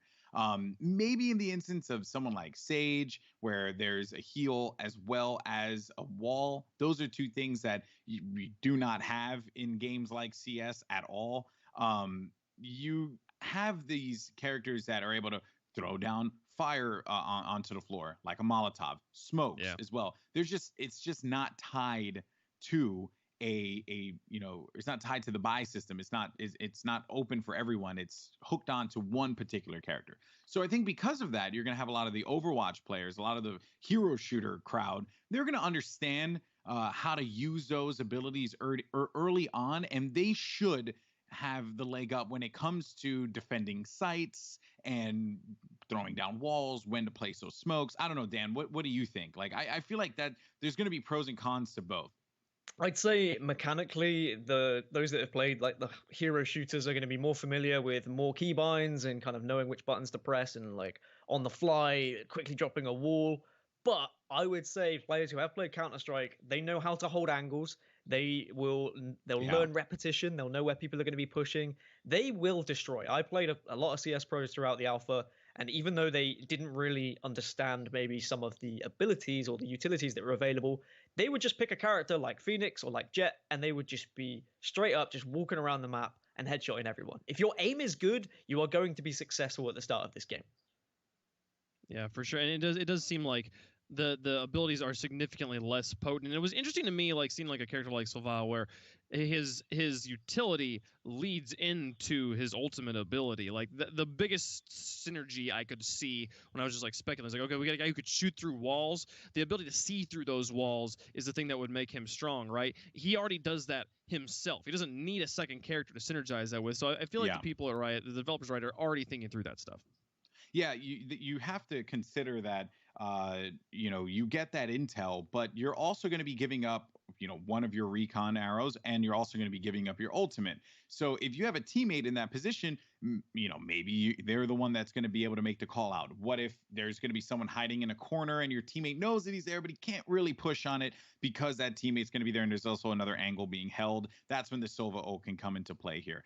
Again, lots of different opportunities for you to get creative with your kits, your agents, the synergies between your teammates, the actual players, and the agents that they're using. It's not just about what abilities you're going to use at this particular time, but the communication, gathering the intelligence that will allow you to get the win.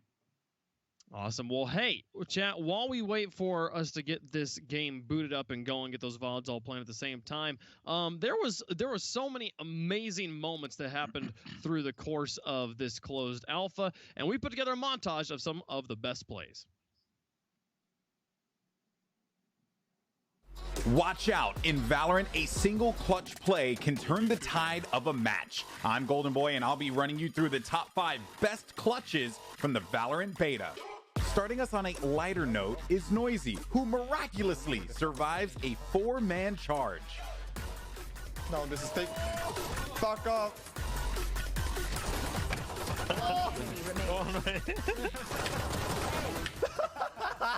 Your number 4 play is Electra, who dashes just in time to secure this clutch play. 30 seconds left. One enemy remaining.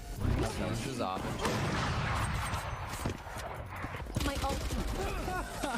Can I grab that off? Positioning himself in number 3, it's Iridium, who uses Omen's Shadow Walk to get himself a very well-deserved round win. No. Spike planted. One enemy remaining. You win these, dude. Don't let him do it to you. Don't let him, Jordan, do. Under. Yeah.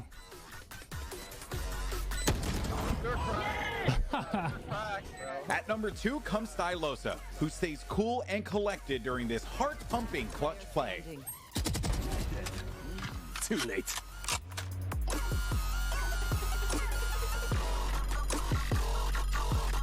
One enemy remaining. Weak. Make it 4. And your number 1 play goes to Electra, who clutches a win after an incredible last-second resurrection. Last player standing. Last player standing. Oh, you gotta kill him.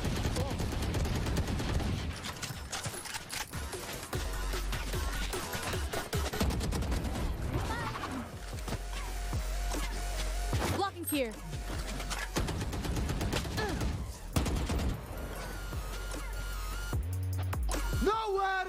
on! Welcome to my one enemy remaining. What's this? Thanks for watching this Valorant Top 5 Best Clutch Plays. We hope to see you clutching for your team in Valorant soon. Those are some pretty hype moments, and all those streamers live on Twitch right now. Go give them a love, go give them a follow, because you know there's just going to be more of that in the coming weeks as they get to play this game more and more, and maybe get to play it against you guys. Now, well, there are so many wonderful agents in this game, 9 at the moment, and you know that list is going to expand as the game develops. I want to talk through another one that maybe we haven't talked about actually as much. We talked about her ult at one point, but Jet, an operator from Korea, I believe. Gaskin, can you walk us through Jet's skill set here? So you might have seen one of the clips that was posted by Valorant yesterday, and Jet is insane with the movement ability she has. She also has the cloud burst, which is basically a little smoke, but you can bend it around corners, you can swivel it around as many times as you want, as long as you're holding down the mouse buttons. You can do some pretty crazy stuff with that. But she can also jump up with updraft. It allows you to propel upwards. You can do that twice. You can get into some pretty nutty spots, but you can also utilize that and cloud burst to throw some smokes over walls, for example, on certain maps. She has Tailwind, which is a dash ability that you might have seen in that clip, which allows you to get into different advantageous positions as well. If a team is pushing to your left and they know you're on the right hand side, you can dash across to that left hand side so you can get those shots away. And then her ultimate ability, which we have touched upon, Blade Storm. It is insane if you give it to someone who's good at aiming. If they throw one of those knives and it hits you in the head, it's going to kill you. It then reloads that knife as well. The right click will throw all the knives at once. So if you are in a close quarter combat battle with someone, you can throw all those knives and it's probably going to kill them. Jet can single-handedly win a round if she is in the hands of the right person. I think that's what the scary factor is about her. In the hands of the wrong person, I don't think she's that strong. So I think you've really got to make sure you're picking out the right player who has the aiming ability, but also the intelligence to know when to use the utility that she offers. Yeah, it's interesting to me that we saw in those top 5 plays of Blade Storm, Clutch. She used updraft in the middle of the Blade Storm. Is it something that you can kind of like toggle on and off, or can you just use your abilities during the duration of Blade Storm? So you can toggle off the Blade Storm and get your gun out and then bring it back up if you want to, but also the updraft works whilst having Blade Storm active. And also the good thing about Blade Storm, it is one of the only times where you use updraft and you won't have any recoil or anything like that. So if you use updraft with a gun, when you try and shoot in the air, you're not going to be successful. Your bullets are going to go all the way over the place. But with Blade Storm, your daggers are still going to throw exactly where you're pointing them. So if you've got someone who's really good and they shoot themselves up into the air and then just pow, pow, pow, they can clear a sight. And correct me if I'm wrong, when you're on updraft, you actually hover as well. Yes. So you can hover, and because of that, yes, it does make you a little bit of a target, but you're able to stay in the air a little bit longer, which is like an angle that a lot of players that play CS, for example, may not be all that used to, because you're very rarely like ever shooting that high up, you know, when someone like flies up into the sky. So you have a lot of different ways to utilize that kit. And also Jet's a very, to use this word lightly, I guess, I don't mean it to sound so aggressive, but Jet is a very selfish character. This agent deploys a smoke. It doesn't last that long. It's good for her to block vision on the push, but everything that Jet has is good for Jet. That's just it. Phoenix is kind of the same thing as well, but the flash can help your teammates out as well. Whereas Jet, the smoke it's good, but it's nowhere near as good as like a brimstone smoke or even an omen smoke. Yeah, for sure. Well, hey, let's get into some gameplay and see if we can catch some Jet action, see if we can catch some Blade Storms. And it's interesting to me, the point you bring up that, like, the Counter-Strike players are probably not going to be used to having their head on this much of a swivel, where characters, the people that come over from games like Overwatch and stuff like that, where they're used to having to look to the sky for the Pharas and Mercies and stuff like that. The Counter-Strike guys, like, if there's not something for you to stand on, then what's the point of looking up there? But Jet's going to force them to kind of, like, adjust and adapt to a new game. But they certainly will adapt.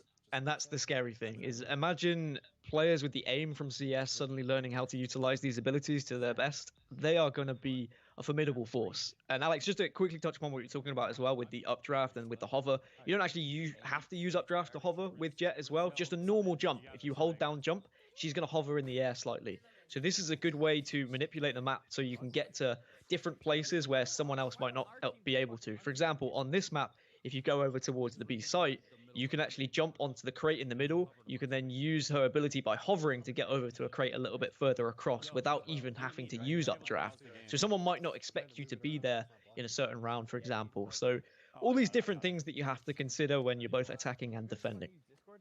Well, I'm excited because Ace is going to be using Jet, and Ace has a nasty shot. Yes. So that will be fun to watch. Mendo, I believe, is going to be using the Sage here, and we'll get a full wraparound on who's using what. And that also will kind of tell us where our fellow streamers are, you know, where they're focused on, what they're thinking about. Oh, seems like we had a little syncing issue here with Mendo. That's okay, though. In case you guys don't know, Mendo, a big anime fan and also part of Team Liquid. So now we all know. Thank you, Mendo, for the information. Here we go. It's like we got Ace now on the screen. A reminder, these games were all played, I think, on Friday. Привет, Русь, привет. Да вот смотрим стрим VALORANT, пытаемся выбить ключ на ЗБТ. They're not live. Is the main point that these guys. Сижу, If you go to their смотрю. stream, if you go to Ace's stream, you can hear him kind of comment on his own gameplay and what he thinks is happening. As you can see, he's very chill right here. А ты чё не Doesn't look like спишь? he's not actually gaming at this moment. Oh wow, I did Think not about- realize that they did that. There you go. Every day's a school day when you're watching Ace's stream. Think about the environment there. Think about the resources. You know, this town is ravaged, and He he's out thinks here he's still just, playing Animal Crossing. He's trying to farm things. He's trying to hack away at this stuff, maybe trying to get some grain. I mean, you know, but think about the other vendors, man. It's not. Короче, все мы не спящие, So, да? the reason Карантин why штука I'm excited to такая. play Зачем is вообще not just спать because на he's hacking away карантине things сам? and he's selling Это grain, вот but самое also, лучшее время, as far as I was чтобы aware, по самому on the first day, бесполезному maybe the second вообще day, его he had the провести. record for the most kills Не in спать, any game. I think играть, he's вон. set a record of something like Смотреть стримы, 55 чтобы kills ключ in на a game. ЗБТ Someone выбить. may have beat that on a А ты Saturday в or РФ-ку Sunday, I'm not катал, too sure, в but смысле, в he was certainly оригинал, up на there офе? setting a record to start with. He That's a has pop that jam. ability, he has that aim, and as soon as like he takes all of that sheer gun skill from other games he's played and he adds it to like some of the utility that's available with the likes of Jet, he is just going to be so terrifying to play against. Oh yeah. Okay. Cool. Well, let's see when this game's going to start up here in a few seconds. Players are currently going to be in the prep phase, and then we start with the match. Shout out А нагрузка to, на интернет Ace же with the сильная webcam- просто. Webcam down. Филиппинский We офф. И get a чё? little bit more Много там vision. народу играет? Народу See, тьма. I know this is like a small thing, but Ой, I am сколько, curious to see where господи, people этой start игре to, лет, like, how they а design their graphics мне for кажется, their stream. никогда народ не перестанет в нее Because играть. There's Сколько a бы ни lot of прошло. places where you're going to be missing out on vital info. А чё and ты you так don't wanna решил block, the в РФ-ку other на офф players. поиграть? But now we got Mendo. We're going to be starting with him as the round begins, and Mendo coming in hot. He's going to be using the Sage. No wall though for this one. I kind of feel like, Dan, you want to start off with a wall when you're playing Sage. A wall is very good at stopping in people early pushing round. a site, and considering the majority of times in the first round, you're going to see people stack one site and they're all going to push. So yes, that wall can be very, very successful at holding back a push. But Тоже не знаешь, во что поиграть уже, да? offer as much as the slowing Я wall тоже that's там available немножко в there. РФ-ку поиграл, еще во At the что-то. moment, he has managed to push back these two Вот players that are on site. жду, Let's get вот some если decent я shots ключ as на well. ЗБТ Mendo на takes VALORANT down Dizzy. получу, и Now it's a 7 2 versus апреля 1. буду Make VALORANT that играть. game, it's going to be the round Топчик, because ну, Summit takes сливают down Plum. постоянно. So Ну, блин, много first народу, round, конечно. Чё бы не those сливали. guys, and they did pretty well there, and I think he did well to get in a good position, even though he didn't have the wall. He knew when to rotate. I think that's very Yeah. important, is you have to rotate accordingly. Another note too, when he deployed the slow orbs, two of them, I don't think he caught the player. We can't hear it, to be honest with you guys who are watching. Ну I don't вот, know if you если guys can hear it, I повезет, know I сегодня can't. получу But ключ. I don't Если think he получу, necessarily caught the то person с that 7 was gonna be апреля inside of буду the slow orb. When that играть, person стримить is in the slow VALORANT, orb, обзоры though, делать, no а matter так who it is, вообще teammate, еще friend or потом foe, 7 апреля you тоже will будут hear, стримы, тоже like можно будет ice выбить ключ. being, Если you know, сегодня не hit with, выбью, like, a то tiny little hammer. может быть 7. That's the best way I can explain Значит, it. новые игры не встречают. Like, Ну you know, да, the person's, вот like, у меня walking точно on такая же eggshells, literally. That's how it проблема. sounds, like Я a вот little в Lost Ark crunch as разочаровался. they're Сейчас continuing on единственное, step by step. And it doesn't проверяю matter how мастера копья, slow который you вышел go, там патч недавно. you're gonna Смотрю, make that насколько sound он no matter имба, what. не You имба. could be at a, the only way you don't make the Что sound is if you are баланса at там a вообще ноль. 100% crawl, and you are just В целом, да, not в целом moving at реально, all. ну вот That просто не во is, что when поиграть. you cannot hear it. But look at Тоже that. дома чилишь месяц. Ну да, господи, как и все, как и вся страна. Caught off guard because of that. Very well done with the barrier, deployed it, and ends up picking up the other SMG. Probably would have preferred to hold on to his silence SMG, his Spectre. But even then, though, in the close range of the hookah, the Stinger actually works really well. Yeah, the Stinger can still do an insane amount of damage. Я говорю, разработчики Valorant закинули вирус, чтобы народ мог дома посидеть и поиграть. Bit more expensive than the Stinger though, it costs you an extra 600, and that's a good push out there from Mendo, so Jordan Fisher will just be ripped apart. But there's the trade from Ace, and that is something that Counter-Strike players will certainly be familiar with. If your teammate goes down, you can often just make that trade because you'll be able to push out and usually get free shots on someone who is probably looking at something else. For myself, a person that does not have a Counter-Strike background, but more familiar with Search and Destroy, for example, in Call of Duty, you trade in that too, but in CS it is way more prevalent, and in Valorant that's exactly how it is as well. When you're able to trade out like that effectively, you continue to keep the game on your side. While that unfortunately didn't really pan out though for the enemy team, and it led to a round win. Seems like the defense so far has been thriving here with Mendo and company leading the charge. Yeah, and you had a little quick look at the buy menu as well. We haven't spoke about it too much, but there is armor there, of course. There are light shields as well as heavy shields. The heavy shields is going to give you 50 armor, whereas the light, just half that. Heavy armor is going to cost you 1,000 though. So usually you won't see people having heavy armor in the first couple of rounds unless they win a round and they get some decent money behind them. And you'll see a lot of Stingers being used because that's one of the cheaper SMGs instead of the Spectre. The Bulldog is the cheapest assault rifle at 2,100, but it doesn't do as much damage as the Guardian, Phantom, or Vandal because they can all do single headshot kills. So that's something to kind of take note. And when you are choosing which guns you want, are you a player that can hit those headshots, or do you want more of a spray and pray kind of weapon? Which is why you might see some people have more success with the SMGs over the assault rifles. Oh, there's the Cypher trap that just got activated. You have to shoot that right away. Эта игра, короче, это смесь Overwatch и CSGO. Вот так. Поэтому да, игра похожа на Blizzard, на Overwatch. Ну, ты про Overwatch говоришь. А здесь вообще получается стрельба из CSGO, а билки из Overwatch. Они просто две игры как бы соединили, ну, грубо, если так сказать, и выпустили свою. А разработчики это которые League of Legends. So he's already familiar with where people might be.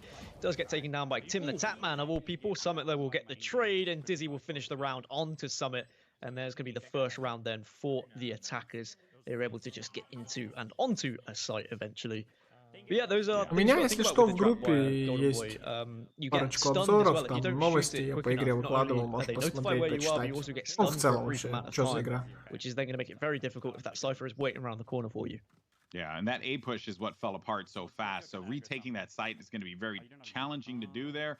But Mendo, I applaud him for the cheeky play, getting on top of the boxes there with his wall. You can do that from multiple teammates as well if you want to have a few people for whatever reason get onto the high ground. You just got to coordinate it because your teammate actually doesn't see the wall being placed. You only see the wall. So you have to tell them, stand right here so I can lift you up. Otherwise, they will have no indication as to where it is. Now, also another thing to note here, because we didn't talk about it all that much, was that the Sova went and picked up the orb that was sitting there. There's a neutral orb, and when you get that, it gives you an extra tick on your ultimate ability. We spoke about that previously, but we haven't really seen that done. А инет не тянет, потому что нагрузки сумасшедшие, и у меня стрим идет, получается, от 1000 до 1800. Вообще прям не тянет. Получается, потому что у меня свой интернет нагружен за счет стрима. Ну, на самом деле, полчаса назад еще было нормально. Еще без просадок было. А сейчас, видимо, то ли что-то народ, короче, весь ночью что-то начал делать или еще что-то, короче. Нагрузка вообще жесткая. Ну и, в принципе, все же на карантине сидят, конечно, не выдерживают. Такое количество людей. So then the team thinks, okay, well, they're going to be pushing A, and instead, it is just going to be bait, and they're going to be pushing B instead. Good use of the wall there too. So he pops all of his utility, Mendo. Uses the slow orbs, also uses the wall orb to just block off Hookah because they have the thought that the push is going to be coming from the B side. And just as all that's going on, Tim the Tatman gets the pick onto A, which prompts the rotation, and he goes there for the save though, getting the eliminations on Jordan and Flom. Dizzy's going to be there, and you just saw him actually pop off onto the left side here. I think that was going to be Dizzy. One more player is going to be sitting on top of the truck there, and that is the pick. That is the round, and they are going to be able to get the defusal. 3 rounds now for the squad here. Mendo, Lupo, Summit, Cloak, and Hiko. Yeah, that was Ace just up on the truck there, utilizing Jet's ability, being able to use the updraft to get into areas where some other agents might not be able to get without a little bit of help from someone else. Unfortunately, even though he was able to get the jump on one player, the communication was there so that the trade could be had. Communication is very important in all games nowadays, but there is a ping system also in this game. So if you don't have a microphone, or if you're playing with some random people in matchmaking, you can ping where players are, similar to what you might have experienced in something like Apex Legends, for example. Something that maybe CS players might not be as familiar with the pinging with middle mouse button, for example. You can put it on whatever you want with the keybinds, but it's a very successful way of giving a clear visual indication as to where enemies might be. Yeah, I would really suggest everyone that when you load up the game for the first time and you hopefully get access into the beta, that you rebind where the pinging is going to be. It is useful. I used it a few times, took advantage of it. I would just really suggest everyone do the same thing. Oh, and look there. So Ace, he took advantage of the Jet kit, right? He jumps all the way up, using the updraft onto the box. Да, 100 мегабит, ну, который самый максимальный тариф, но это сейчас не помогает. Сейчас просто из-за того, что там каждый второй, наверное, в инете сидит. Канал просто не выдерживает нагрузок и просадки сумасшедшие. You will hear it though. It is very loud, the Jet updraft. It's just like it's like a whoosh almost that will fly up, and you can get that audio indicator as to where they're going to be positioned at. And now the Viper ult is down on site. That will be the enemy Viper ult. And if it's still up, that means that the Viper is inside of there. Yeah, and you can see how careful Ace is being as well. He's only got 10 HP. If someone just kind of looks at him, he's probably going to die, but he's able to get behind some enemies here, takes down Hiko. You saw he was getting decayed as he walked into Viper's ultimate as well. You will get taken down to 1 HP if you stand in that ultimate for too long, but it won't actually kill you. He did survive, he stayed at 1 HP, and then you get that health back once you leave that ultimate, the Viper Club that is there. And Viper is going to be the last remaining player, last remaining agent as well. Bomb is down, the spike has been planted. Yeah, I can't really see this working all that well for the Viper. The visual indicators are very helpful. You can be informed when you're healing, when you're burning, when you're decaying, when you're slowed as well. They'll all appear at the bottom left of the weapon on your screen. Round 1, though, that's going to make it 3-2. Tim the Tatman is going to lock that one up there, and he's using Breach. Maybe he picked that character because he felt like he identified as him physically, emotionally. I don't know, but it's working. You know, it's working for Tim. You do you. I'm actually really mad that Jordan Fisher, but it also makes sense, though, isn't playing Dizzy because, I mean, he's got the same haircut, you know, like...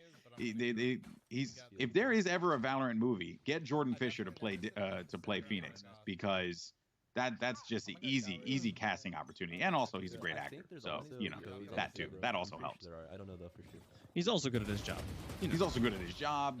He's a good singer. He's a good actor. He's a good dancer. Oh no! Oh my goodness! You just lined up for him. Why would you do that? Why would you line up for Ace? The madman has the gun pointed right in front of you. You run away as soon as you can. Oh, that looked really bad. And Ace is going to pick up another one, but Dizzy's there for the cleanup. Didn't allow him to get the ace. Oh, Ace is going to get the ace. What is this? Close the stream right now. I'm done.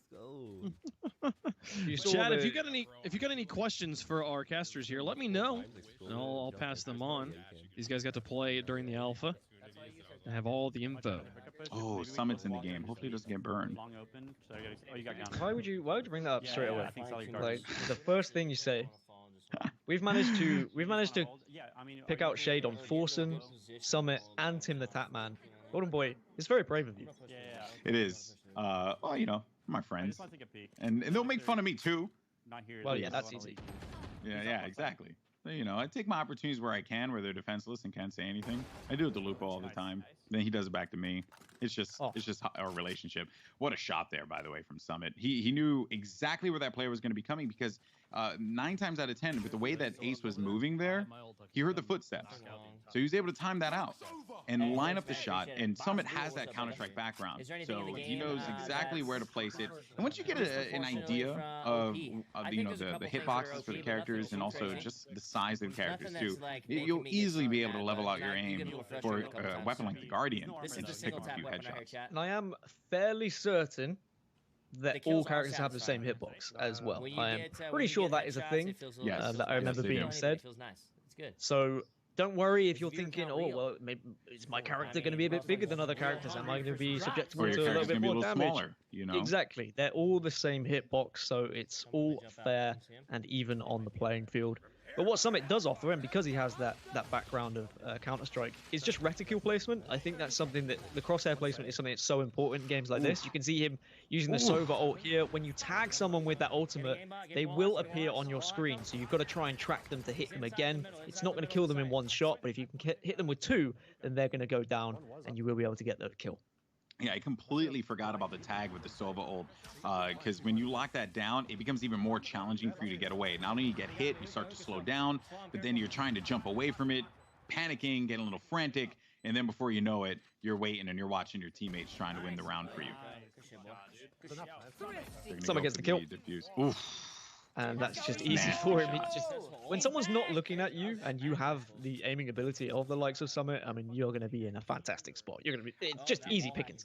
I was playing with DDK, a well-known Counter-Strike commentator, and the way that he was just running around the map with the Sheriff, again, we are going to say this so many times. If you are a Counter-Strike player, you're watching this game and you're relatively interested in getting involved in it, because you want something new and fresh, oh boy, this game is going to reward you for all of those aim trainers, Kovacs, everything that you did is going to reward you for it. Because if you had a Sheriff like that and you like line up those shots beautifully, it is a rich feeling, I tell you. I think that is what is really exciting about this game coming out, is we haven't had a game like this come out in quite some time, and it is a very grindy game. And what I mean by that is you can see improvement so quickly if you put the time and the effort in. Just 20 hours of gameplay and suddenly you're going to feel like a completely different player to what you did when you first started. 100 hours of gameplay and you're going to start to feel like a demigod. When 1,000 hours and you are going to be a literal god at that point, because you're really going to be able to put that time in. You're going to learn what spots to be, position yourself in defensively, predicting where people are going to be offensively, and also your aim is just going to get better and better. There's a training map as well that you can jump on and you can start to check out different spray patterns, for example, something that a lot of Golden Boy players, a lot of Counter-Strike players will know that spray patterns are very, very prominent and something you have to learn. Yeah, there's a lot of things that you could use to teach you in-game already. So, and that's actually what I would tell for a lot of folks that are coming from different games out there, hero shooters, or maybe even games like League of Legends, for example. Like you're a fan of Riot Games and you just want to play the games that they make. Those are, what a shot there from Summit, by the way. Jordan Fisher came around the corner, but Ace secures the win. You have the tools to be able to practice your aim. And I really hope that players don't get discouraged right away, because I know that it's not fun to roll up into a game, get all excited. You're like, yo, man, this is awesome. I'm about to learn everything. You play your first game, and then you just get bopped. And then you're like, wait a minute, what happened? I lost 13-0? How is this even possible? So you have to take into consideration that there's going to be that learning curve for the game, but don't let that discourage you, because as you continue to improve and your aim gets better and you start to land more of your shots, you will see that visual progress with your shot. Just put in the work, and I guarantee that you will really like this game. Sure, it's going to be challenging at first, but once you do so, man, it's just so rewarding. We got some questions from the chat. A few of these things we talked about earlier in the stream, but we got plenty of people that are coming in for the first time.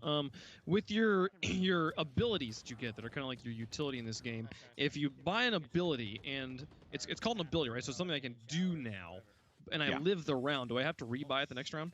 No, you do not have to rebuy it. If you use it, then you'll have to rebuy it. But if you don't use it, then you're not going to have to rebuy it. Even if you die, you're going to be keeping those through to the next round. And they are relatively cheap as well. So that's something that to bear in mind, that you're very rarely going to come across a team that doesn't have the utility available to them. Most people will spend that extra 100 or 200 to gain those abilities. I just want to comment something real fast. I don't know if you guys saw that there, but Summit just used Sova's Recon bolt, which is if you click right on the mouse 2 times, it bounces 2 times, and then you're able to get the angle, and then it's line of sight. So if you get it above there, people aren't necessarily going to notice that, and then they're going to have to go for the shot. Just something to note on. Go ahead, Caleb. Yeah, so it is, even though it's called an ability, which would make it sound like it's something that you can now do indefinitely, it is a single-use thing that once you have, if you die, you lose it, and if you live, once you've used it, you do have to rebuy it even if you continue. Certain abilities allow you to use it twice, Dan, right? If you die, you won't lose it as well. You'll still have it available. You can see at the bottom of Summit's screen there, for example, one that's keybound to his mouse button 5, there are 2 slots there. So that means there are potentially 2 times he can use it. He's already used 1, and then the other one is lit up green, so that is still available for him as well. In the bottom right of that little section of 4, that's his ultimate that's building up. And you can see it's currently almost 1 away from gaining an ultimate. So 1 more kill or 1 more round, or if he picks up an orb, he will then have his ultimate ability available as well. Someone else asked, when you jump in the air, do you maintain 100% accuracy? I wish. No. Thank God you don't. That's all I'm gonna say. Because some of this stuff is crazy. You know what to do. Yeah. Dizzy here. I forgot to mention this as well. This is actually a very important thing to note. Sorry for everyone who's probably watching this and we totally missed this. You can sell back any weapons and armor that you procure. You cannot sell back utility. You can't sell back your abilities. But if you misclick for whatever reason, and Dizzy just got the kill with the LMG, I love that. He did that with the Phoenix ult, by the way. So if you misclick, or let's say you change your mind, or your team's like, oh, we should save, you can sell your items back to the store, but you cannot sell your abilities. That is the only thing you can't sell. You also can't, for example, pick up someone else's weapon at the end of the game and then sell that. You can't like pick up an op and then sell that going into the next round. So you can't make money from your opposition team. It was just, if you make that mistake, it's kind of just got that factor of, okay, well, I bought this by accident, I'm going to sell it. Or can you sell? Someone asked in the chat actually, can you sell back after, if let's say you have the same weapons for the next round, can you sell back? I don't think so, right? I'm fairly certain you like cannot. The round ends. Yeah. I'm not 100% sure on that, but I am 99% sure that you can't if you have brought it from the previous round. It's only if you've bought it that round by mistake, or you've just changed your mind. Yeah. What is the advantage to ADSing in this game? Well, there are a few. One, and this is more of a intangible, I will say, it's comfortability, right? There are a lot of players that come from different games, like Call of Duty, for example, that will feel pretty comfortable with ADS. Now, that being said, as far as, what are some of the benefits of ADSing? Well, for one, you're going to get a tighter spread on your weapon. Now, certain weapons, like the Bulldog, for example, have different kinds of firing rates depending on, or even just modes of fire when you switch to ADS. So the Bulldog, when you go into ADS mode, which is when you aim down your sights, it will become a 3-round burst, similarly to a game like Halo with the battle rifle, if you're familiar with that. When you're not in ADS, you will be able to shoot fully automatic. Then some guns, like the Vandal, as well as the Phantom, which are the 2 primary ARs, which, by the way, we didn't mention, but it doesn't matter whether you're attacking or defending. All guns are available to both sides, whether you're the attackers or the defenders. It's not like you just have one that can only use AKs and one that can only use M4s. It's the same thing. But when you ADS with those guns, you get a tighter spread, but a slower firing rate on top of that. So just a thing that you simply just want to be mindful. There's something else too, Dan. I feel like I'm forgetting. But I know it's a tighter spread and fire rate is one. The 10% damage difference as well. There it is. Damage 10% less damage difference when you are ADSing. So yes, okay, maybe that's not an advantage of it, but it's also, you've got to think about, you're zooming in and you're literally going to have clearer vision on seeing someone across the map. So that's always going to be something that ADS offers as Dizzy takes down Omega. And and some that of the was stuff with I'm the seeing Vandal. Dizzy and Ace do, GB, is pretty disgusting. If these 2 guys decide that they want to compete in Valorant, I could realistically see them just cutting it up. Dizzy, by the way, did something great there on Hookah, which is that room that you see in front of the B-bomb site. We've all kind of, I don't know if those are the official names. Those are just kind of the names that we all have adopted as we played games on and on and on. But one of the things that you saw him do there was he actually shot the flooring, or excuse me, the wall that was present in front of him. And because he shot that wall, it was really close by. He gets the bullet penetration through the wall, and then he was able to get the kill. Walls don't necessarily protect you in this game. It can give you the upper hand, it can give you the jump, but it does not necessarily protect you. If someone shoots through the wall, you can wall bang them, you can take them out if you know exactly where they're going to be located. And I'm really excited to, well, hopefully we're going to see some Haven as well on today's stream. Jetfire, привет. Это для всех. Это ты что имеешь в виду? Pushing towards this A site, but they're waiting to see if anyone's pushing out and getting aggressive from the defending side. On this map, it's less likely to happen because there are less angles to push out for the defenders, but over on Haven, because there are 3 sites for the spike to be planted, you're going to find that defenders are a lot more aggressive, and you're going to find them trying to sneak up behind you far more often. As they do manage to get onto the site here, it's going to be 4v2, but there's all sorts of abilities being thrown down on him there. They know where and I know we're not supposed to be touching our eyes here, Dan, but you know, right now I'm blind. So I'm gonna DM Flom and ask him why would he do this to me? I thought we were friends. So looking now though, Flom, this is actually going to be Ace's perspective. Does get the pick onto Lupo. Now looking up over at Heaven. He does know that there's going to be a player located around there. Bomb will be down as well. And that's going to be, I believe, inside of the showers. So we'll make it a little bit challenging for him to get it. It's also going to be low on health. No armor. 38 HP remaining, but with a Vandal, and he won't be able to do it as Hiko comes around the corner and punishes him as he's in Lantern. And with that one, it looks like we will hit the halftime. We'll have the round side swap.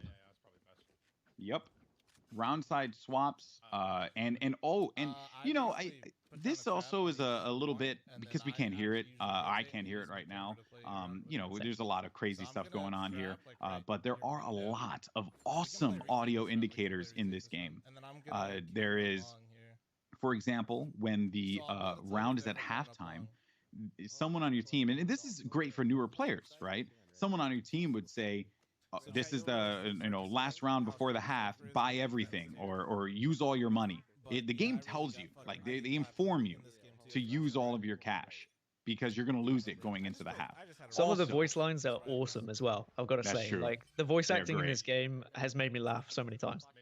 Yeah, and then there's also the other voice line when they pop an ult, Dan, where you know when a Phoenix is using his ult. Not only do you see this orange glow around him, but you also know that the ult has been popped. You hear the resurrection. Just the voice lines, the audio cues are so good in this game. Yeah, and that goes across both teams as well. Let's listen into the gameplay, hear some of that great audio, and let Flom drive the show for a bit. The commentary will be back in a little bit. No, I don't think they're long. They're just hookah. Hookah. One enemy remaining. Nice. Let's go. Nice round, boys. You see how vicious that is there? Like, I don't actually... Basically, you're holding it by yourself, and then I'm just kind of supporting you. They try the same old tricks. Can I be minimized and still get drops? I'm not sure. I'm SMGing armor. Yeah, same.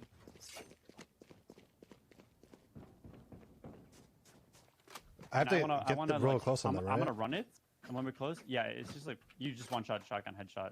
Okay. At like this range, it's a one shot if they don't have full armor. Okay. Actually, I think it might be. I'm gonna run in. I just want you to like walk along left wall and see if you can kill one pushing for orb. Can you B-hop? No, not really. You don't really gain speed when you B-hop. Get closer. I'm gonna bait the orb. Yep. Good shit, son.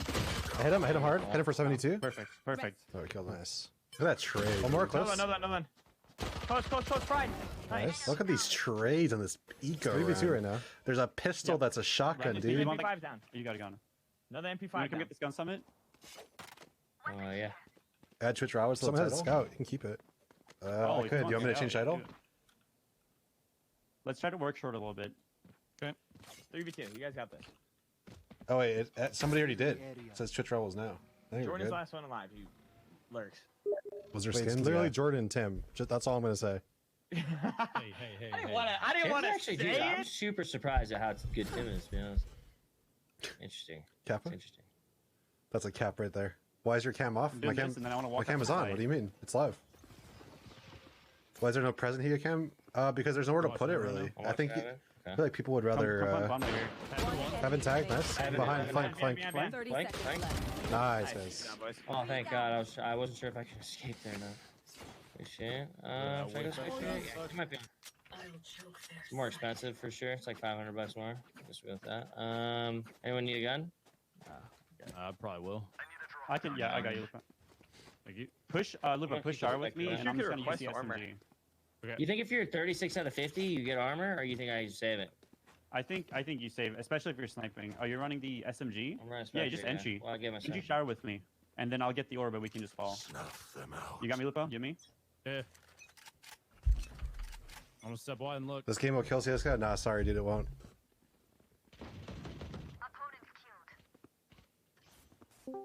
I'll have. I got ult. He's lit in short.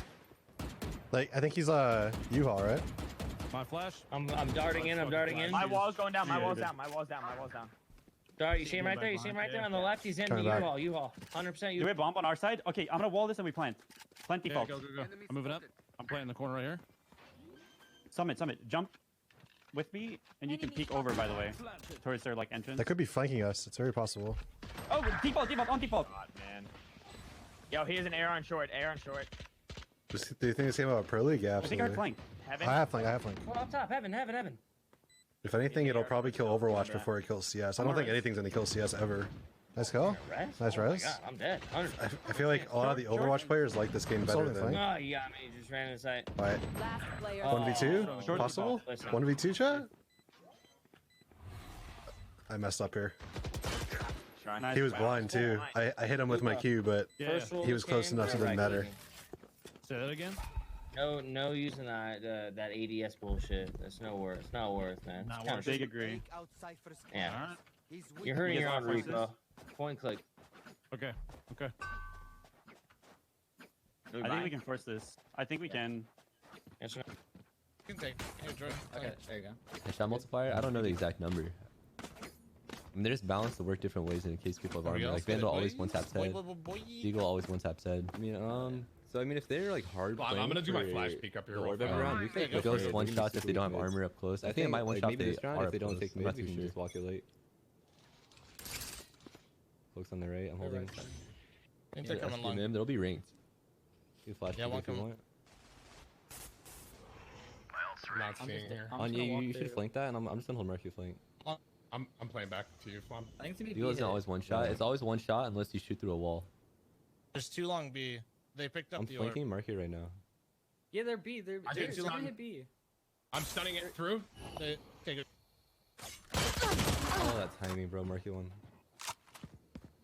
Dead Marky. I remember that. I'm still tilted. I'm still tilted. One more. I lost. There was two. Fuck. 117 to Lupo, bro.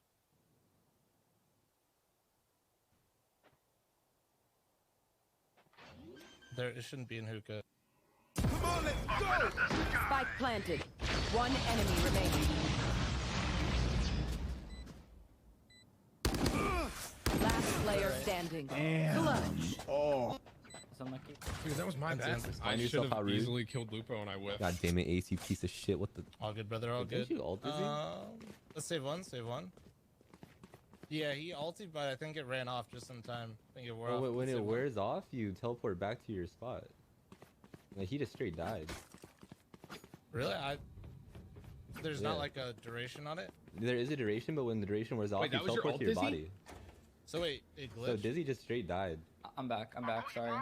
Dizzy, was that your ult? Yeah, it did glitch. I ulted. Yeah, I was like, what the heck? I should have got teleported back. I don't know. What? That's unlucky.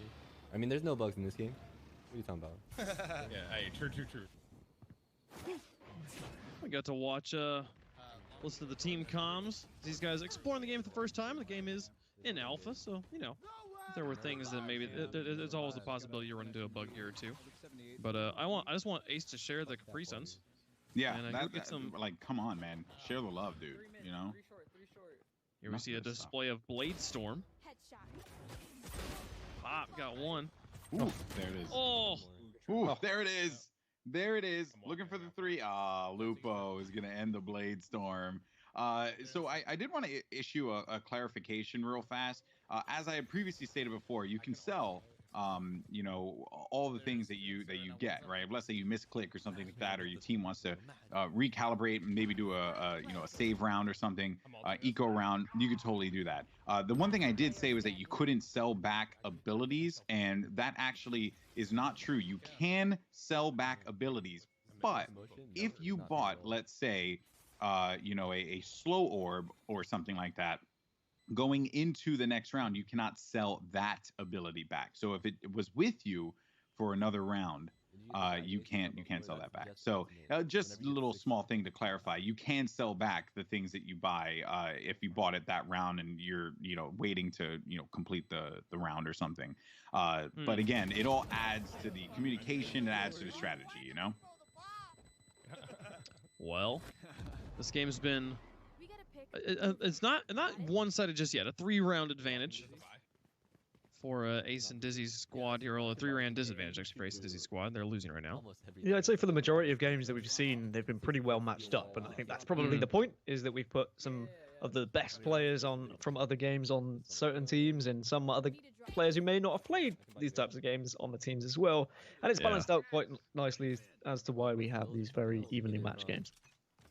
Just a reminder to everybody in chat, you're not waiting to get a key drop, you're just waiting for your account to be whitelisted. If you've linked your Riot and your Twitch account, which you can do by going to your settings on Twitch and then going to connections, as long as you've linked those and you're watching our stream or watching one of the streams listed in that TwitchRivals extension, you'll be eligible to have your account whitelisted, and you'll get a notification here on Twitch, that bell icon in the top right corner is where you'll see it. It won't be in a key that you have to put anywhere. It's just, it'll say, hey, you are now whitelisted and able to play Valorant when it comes out on April 7th. The beta will be launching on April 7th. And we'll all want to be in there. Don't be too discouraged if you don't get it today. The beta doesn't even start until April the 7th, till the Tuesday.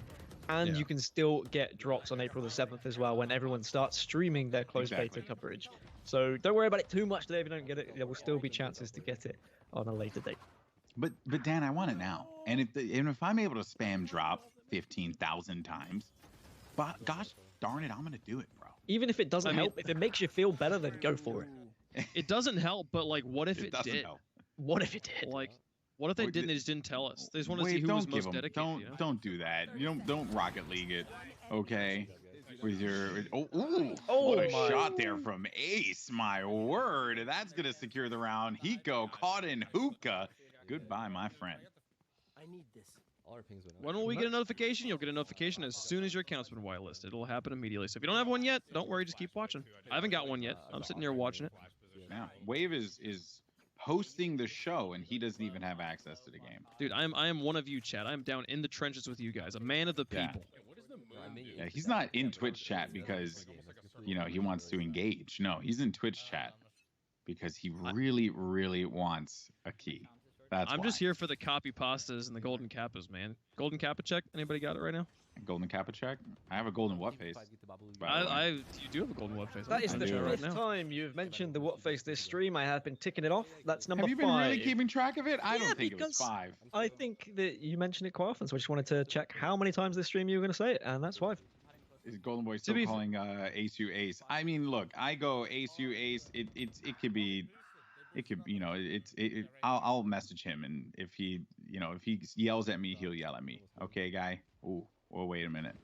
Oh, wait a minute. He's got the shot lined up. I'll say ASU moving forward. Okay, guys. Man, I got you. Nobody has the golden kappa. Feels bad. Nobody has the golden kappa? No, I hate looked. to see it, man. Oh, golden Dr. Disrespect though. So that works for me.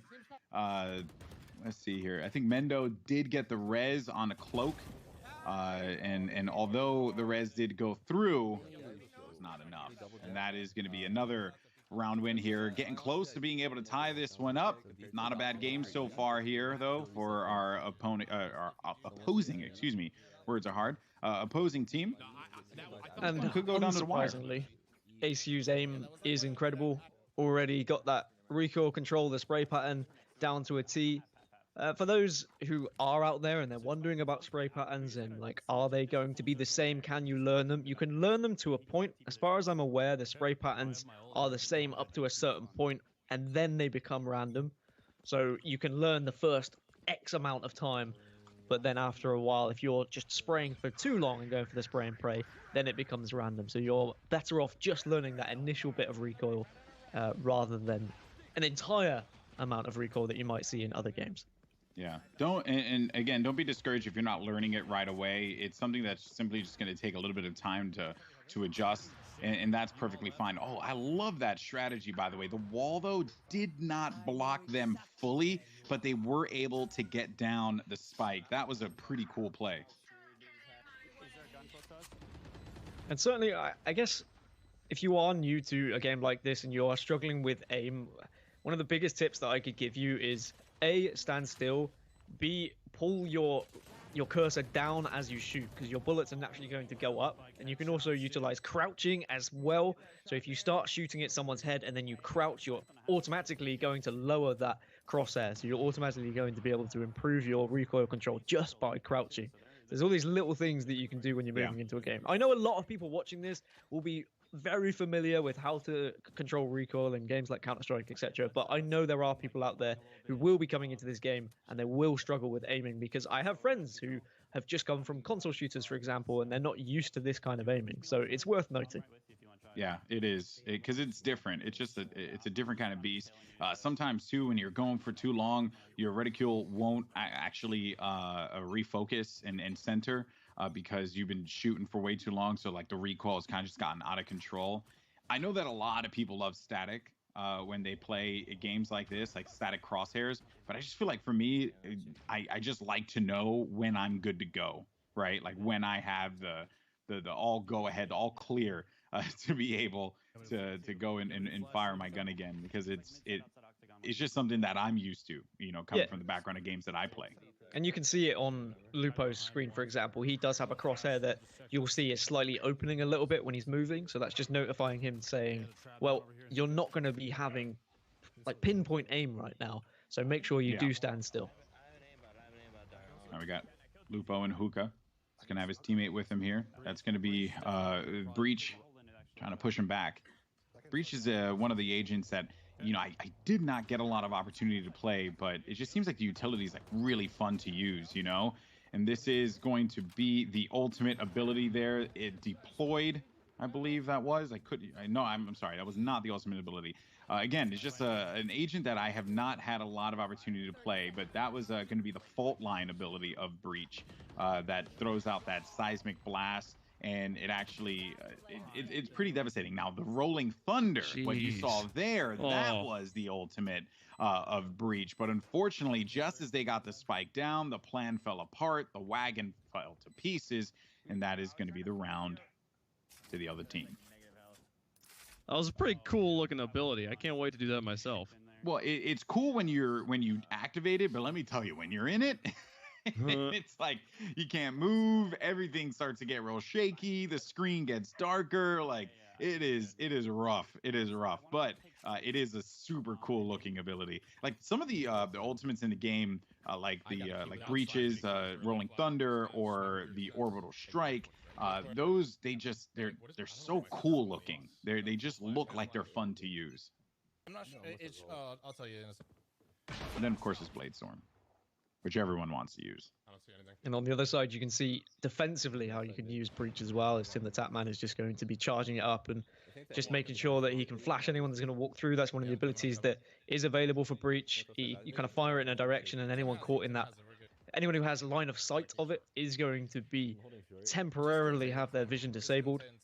And a lot of the abilities have indicators of whether you have actually flashed someone successfully as well. So if you walk round a corner and you see someone, they might have a little bit of a bubble above their head, and that means your ability to successfully hit them. Not with all, but with some. For example, Omen, he has the ability when he fires his flash through the wall, you will get that indication.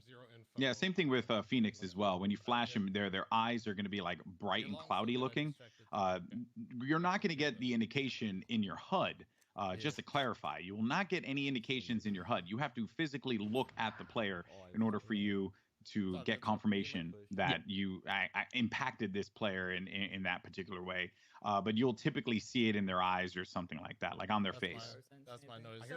So 2v4 at the moment, and of course very difficult when you are attacking if you don't have the numbers, because you have to try and push onto a site with fewer men or women, depending on which agents you might be using. And when you've got players like Tim the Tatman just waiting and lurking around the corner, you know, it becomes very difficult. You think you're being sneaky, getting onto a site, and suddenly there's Tim just crouching in a corner and ruining your day.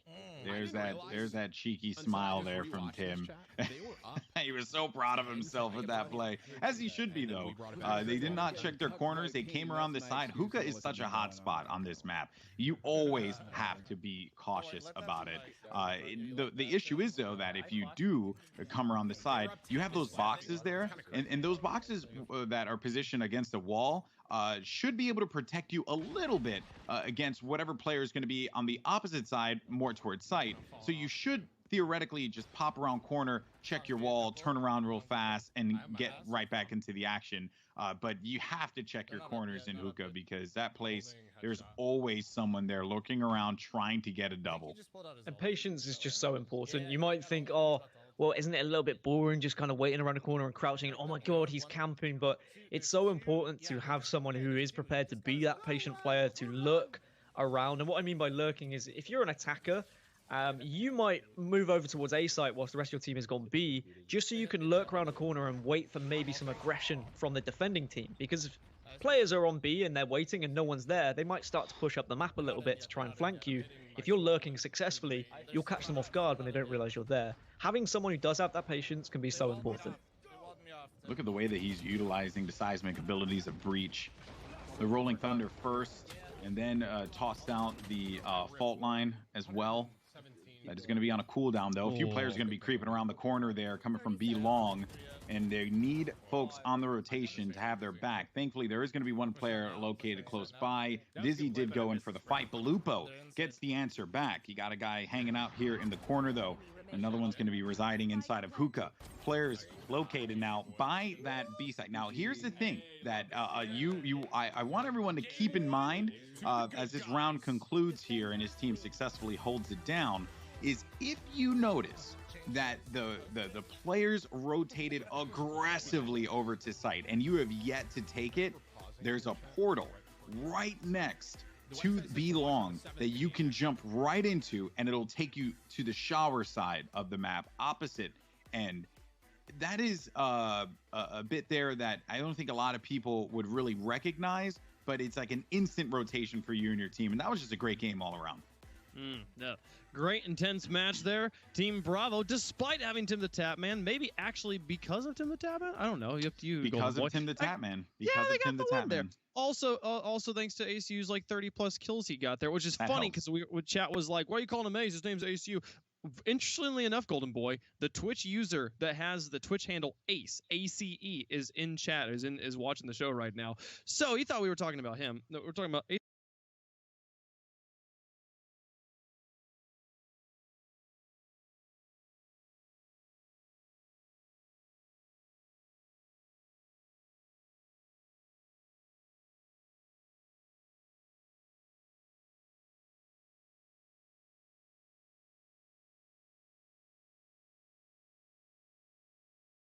Gave us a great display of a lot of the abilities that we've seen, especially for Breach, which is a character that admittedly I didn't get a lot of time to mess around with in my opportunity playing the Friends and Family Alpha. And in beta, I'm certainly going to go and give that a try. Anything that can go through walls and not expose me is a win for me. So I'm probably going to be using Breach.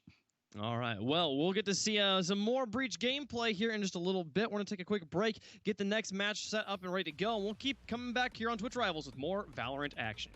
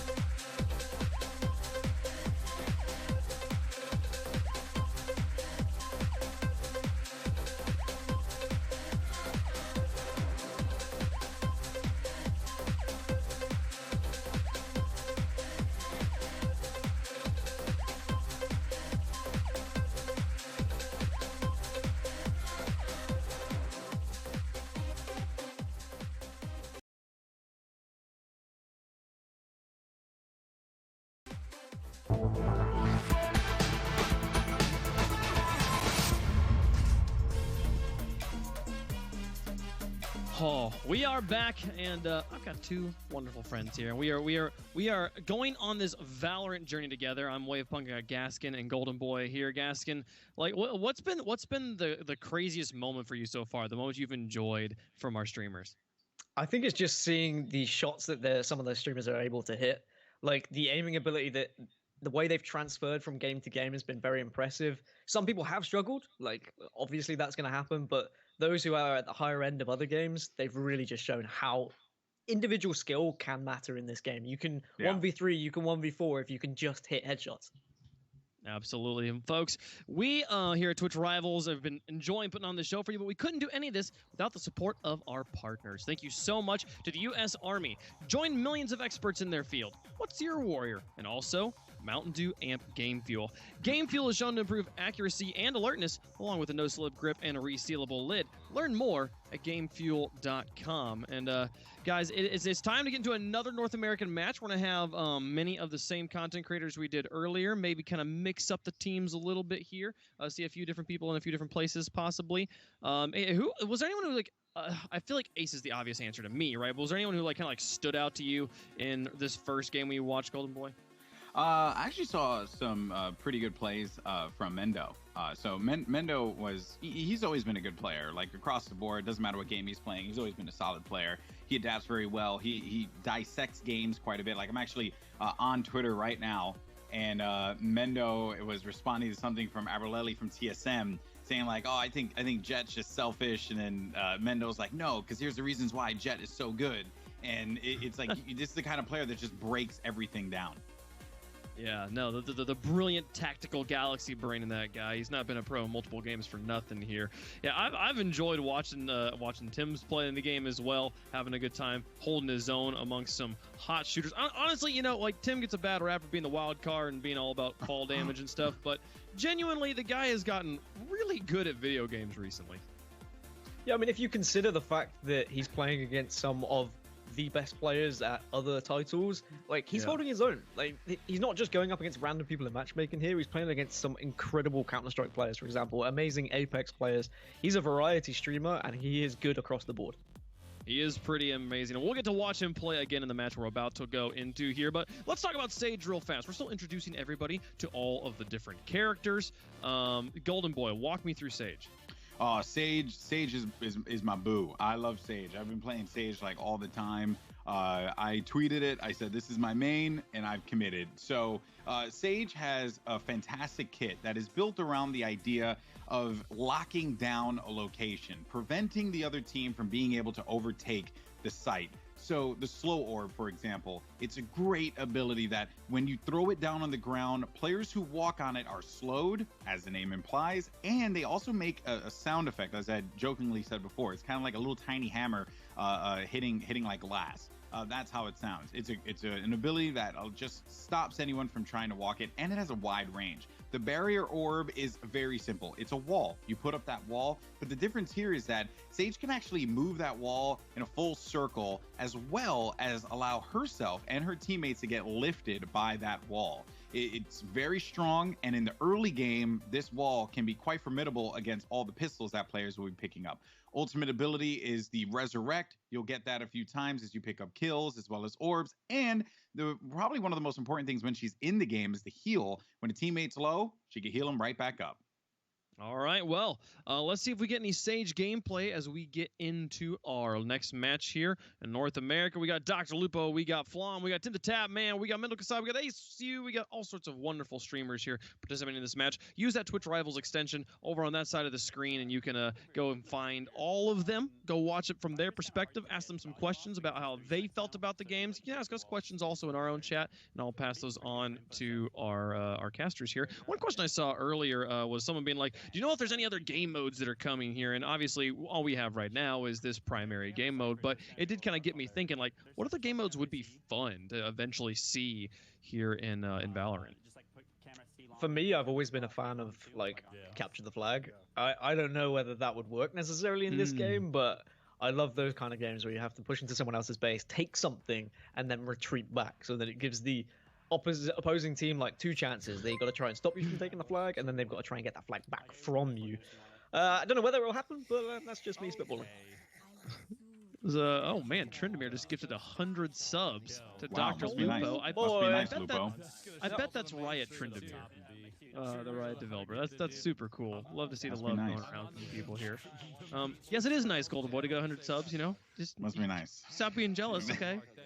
I'm just messing. Just be happy for my boy Doctor here. I'm happy for him. I'm happy for Lupo. Going back to the Capture the Flag thing, seeing my brain immediately went to Omen, like him going into the base, grabbing the flag, ulting back in his base. Cool, we got it. You know, I feel you didn't make it to where he couldn't carry the flag while in ult, but so it'd be really funny just for them to put the game mode in and then just watch the players break it. Yeah, and see what can happen with it. This is gonna be the first time we're seeing Haven as well. By the way, this is the first time we're seeing Haven. I just realized this is the room where we saw Jet in the opening like teaser trailer from the Riot 10 video, where she does her ult the first time when everybody freaked out over this game. This is super cool. So what's also different here about Haven? The main thing is 3 sites. You can see there is A, B, and C. So there is going to be more places where you can plant the spike, but it's also more places that defensively you have to cover. There's going to be more angles, more entry points. But it does free up the ability for you as a defender to be a little bit more aggressive, because there might not be as many angles that the attackers are going to be watching. If they're all pushing towards A site, someone on C, for example, is going to be able to slowly loop around and get behind you. This place where Lupo is pushing towards now is like the kind of the heaven area where it watches over the A site, a very commanding area, but you do need to be careful when you jump out of this window. You will take a little bit of full damage if you don't do it successfully with an ability. But Lupo picks up the kill onto ACU, so that's a huge one for him.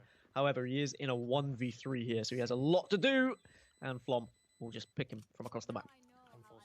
Yeah, very well done there on the pistol round. They just really stuck together.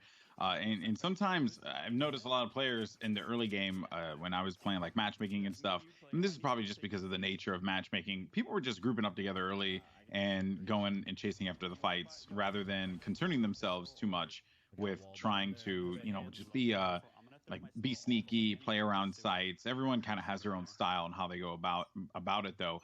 Interestingly, that they're going to have Lupo hold down B, but I like the idea of placing the his E at the key areas in the map to block vision. That window that's at B site, that window is so commonly peeked by players that having an Omen there to just easily throw a smoke against that window stops any and all opportunity for someone to try and get an easy pick on mid on B. Yeah, you might be wondering, well, how is he so successfully getting that pinpoint accuracy? In the top left-hand screen with the minimap, he can actually see where he's positioning the dark cover and where those little purple shadow balls are going to be. So that's why he is so accurate. And it is such a good tool both defensively and offensively, which is why I personally fell in love with Omen. But at the moment, for Lupo, it's just about watching this entry to B. He has to ensure that no one can get through there, because otherwise then people can start flanking, but the rest of his team have fallen elsewhere. So he's now going to have to try and do some work, but they have ecoed this round. He only has the pistol. So it's going to be very difficult. Yeah, that was a rough battle there, but it will be Summit, the last player left alive. Will have himself that silence SMG to see if he can take advantage of it. If you look at the double doors there and you notice that some stuff actually fell off from it, what that is that the double doors are actually not... they don't have any wall penetration. You can't wall bang through them at the beginning. You shoot through the wall, you shoot at the wall, excuse me, to shoot through the wall, if that makes sense. So you have to break that shielding on the doorways in order for you to be able to shoot through the double doors. So I actually kind of like that addition because it gives Garage a little bit more strength. Well, apparently, originally, that wasn't there. So you could just shoot through the walls and the armor wasn't there, but it was just... everyone was getting rinsed through that door. Like, if you were trying to hold it, you were just getting absolutely plowed through. So they added that, and I think it is a really good addition, as you say, because it just gives you that little bit of protection if you're trying to defend. And defending should be harder on this map because there are 3 sites. So there's just so much more angles that you have to be conscious of. But people have to be aggressive. It opens up the garage. It opens up the garage. If that wasn't there, it opens up the garage, and it gives them free access to the back of B and the back of C. It would have been too much. When does this thing expire? How long? One thing I've noticed just playing matchmaking is people are generally quite scared to push through a chokehold. It's dizzy. Oh my goodness gracious. What does that man eat for breakfast? Gets a 3K, and the spray control was insane there, and the spray transfer. Sublime. And this is just a taster of what some of the best players can do. Yeah, Dizzy, known for his ability at the early start of Apex Legends. Still, though, a phenomenal FPS player. That's going to be number 4 for him. Maybe trying to go for this ace here. Is it going to happen? Going to be going up against a breach, and that's the ace for Dizzy. Came around the corner. What a Chad. I love it. That was disgusting. Dizzy got an ace and it made Ace dizzy, man. That was... what a play. You noticed a few times there as well, like, people were challenging him, you could argue unnecessarily. When you know that someone is just, their shot is on, and they are, like, just absolutely obliterating everyone, you can take a more passive angle and you can try and encourage them to come towards you. Of course, you have to reconsider the spike and where the plant's going to be, and do you want to give them the ability to flank around. But certainly, if you're just walking out openly to someone who knows where you are, then you are going to put yourself in a tricky situation. As I say that, he gets stuck in a tricky situation of his own, and he will just find himself stuck in that ice. Sometimes it just be like that, but that's okay. After you had a round like that where you just beast moded on every single person that was in the server, it's okay. It's okay to kind of slow down here for a moment. That being said, you are going to have Tim the Tapman taking advantage of this. That is going to be one of the many Molotovs that are in the game. You have one for Phoenix, but Brimstone also has one called Incendiary. It's basically a grenade launcher. And that is a easy win there on that round. Just did not pan out the way they wanted. But despite that, though, 3-1 scoreline. So just touching on that, you know, you got for Phoenix, you have the Blaze, which throws down the fire, heals him, right? But hurts your teammates, and it also does significant damage to your opponents. Does not last that long, though. But the difference for Brimstone's Incendiary is that it actually is a grenade, so it bounces, unlike Phoenix's that does not bounce. So it's really like line of sight dependent. And those of you who are big fans of Counter-Strike and know how important incendiaries can be, like Molotovs, for example, if you're protecting a spike that's been planted and you know your opponent has to defuse it, if you just chuck that down on that spike, they ain't defusing it because they would just be sitting and they will burn. So it's a really good ability to hold on to for those situations. I certainly found personally I was able to win rounds just because of the incendiary. So that's going to be something you need to watch out for and you need to take into consideration when you're pushing onto a site and leaving yourself enough time to defuse. A reminder, 7.5 seconds to defuse the spike. Dizzy there got the indication. He got flashed out, saw a player around the corner. That was Lupo, who was just trying to be sneaky, but unfortunately will pay for that with his life. 5v4 now. They were looking to make the push onto Garage, but it didn't really pan out that well for them. The Phoenix there kind of stopped the push with the flash, but now that they're going to have this free reign on the A site, here comes the move. Also the slow up top, it is going to land right on Heaven. The revive comes in as well. Resurrect, Dizzy just really being there for his team. And this has just been that right there is a good indication of how we can expect to see players react to these plays. They knew that that push mid wasn't really going to happen, so they just go ahead and rotated. They had sight right away, and look at this here. The shots lining up for Dizzy. One player left alive. Flom for the cleanup. That's Mendo, and that's going to be round 4. And Dizzy just using all of the abilities there for Sage, pretty much. Just jumping onto site, throwing down the slowing orb, healing as well, and reviving someone at the same time. Had a wall if you wanted it. Like, the fact that you've got so much utility available with Sage makes her so powerful for both attacking and defending. Even though I'd say she was more of a defensive character, if you put her in the right hands, she can be so scary when you're attacking as well. Yeah. She is really... oh, that was actually pretty clever. So what Flom did was he deployed those trap wires at the early start of the game. Rather than putting them in areas where, you know, he may think that, like, going ahead or whatever. Because people always say, like, well, how do you use a player like Cypher, who is a kind of an inherently defensive player? You know, a lot of people early on were asking that question, how do we take advantage of this? But he stops the rotation. So they could, like, realistically leave C relatively unattended, because he will know when his trap wires get destroyed. He will know when someone activates the trap wire. So they know that C is going to be, basically, they don't have to worry about that left side of the flank. But here we go. And he is deploying, getting the enemy positions, knows exactly where one player is going to be, coming around the corner. They have full vision. The cage is out. Player is going to be on the opposite side there. Very well done. His ace is on the cleanup, but he does get picked off by Mendo, who secured himself a double. He has to be careful about the player that was creeping around in the back now. It's going to be a 2v3. What we're going to see here from Flom with this crazy contrasting colors, but it seems to be working for him so far. And that is going to nail him a shot there onto Mendo. I think that player, that was the Sage that I believe used the wall to go up onto the high ground. Flom, though, nails another.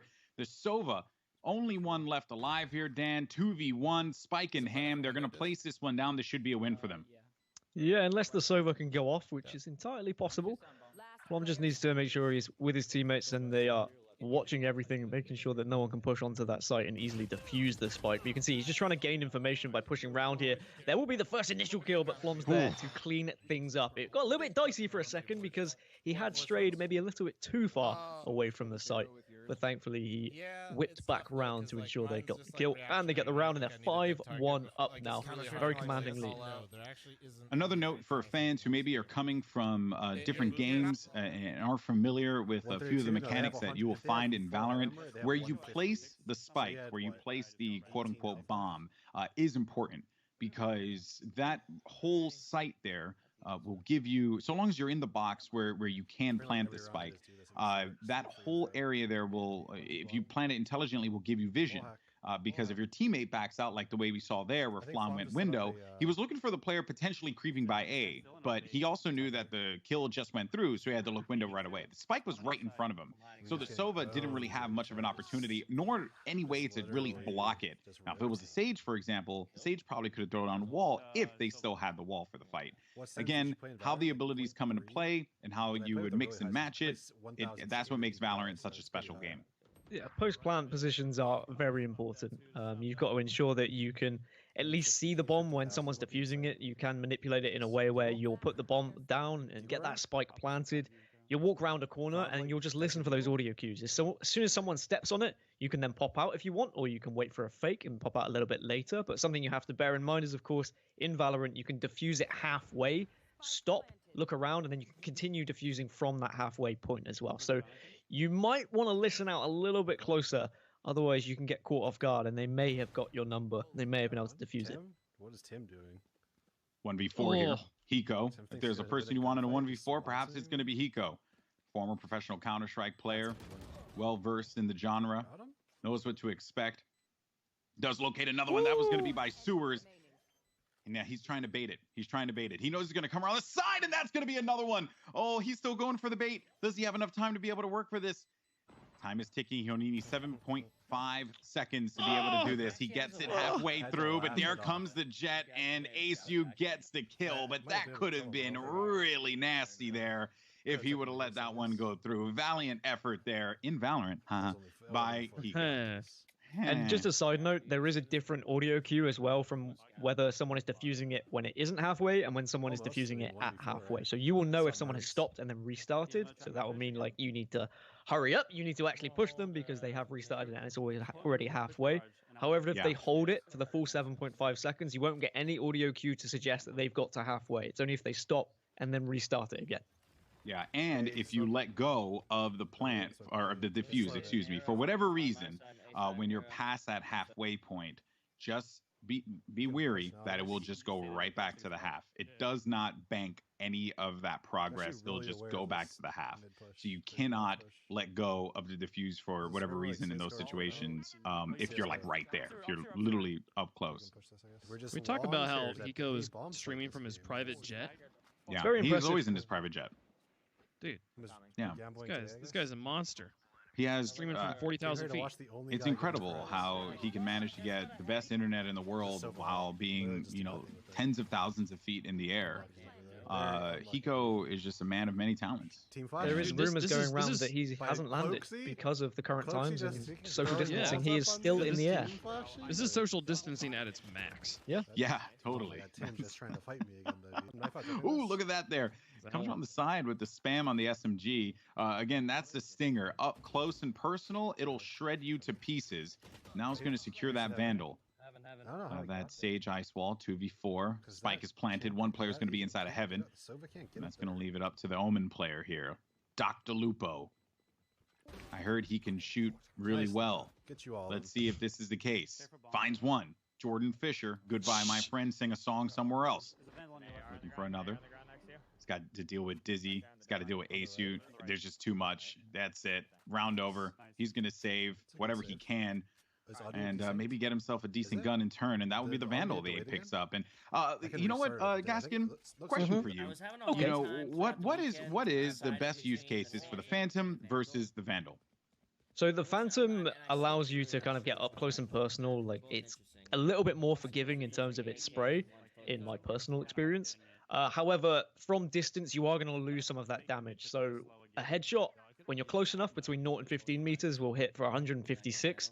But if you up that to around 15 to 30 meters, you're only going to hit for 140. So that won't be a one-kill headshot if you are at distance with the Phantom. So you're better off, if you're an aggressive player, you like to get in the face, that's going to be your assault rifle of choice. However, the Vandal always has the same amount of damage no matter the distance, whether you're close or far. So they're going to hit for 156 to the head with one bullet.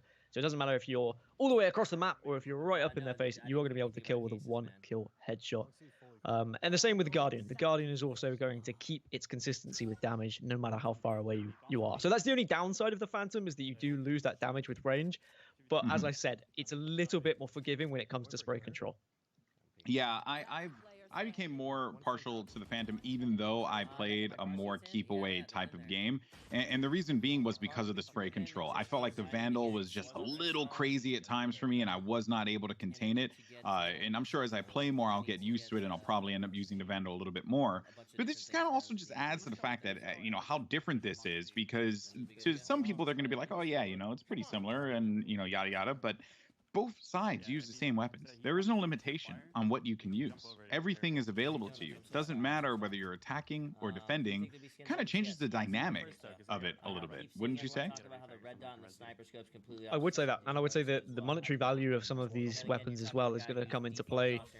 The fact that the Guardian is 200 cheaper than both the Phantom and the Vandal might mean that more people will get used to it because you can buy it in more rounds.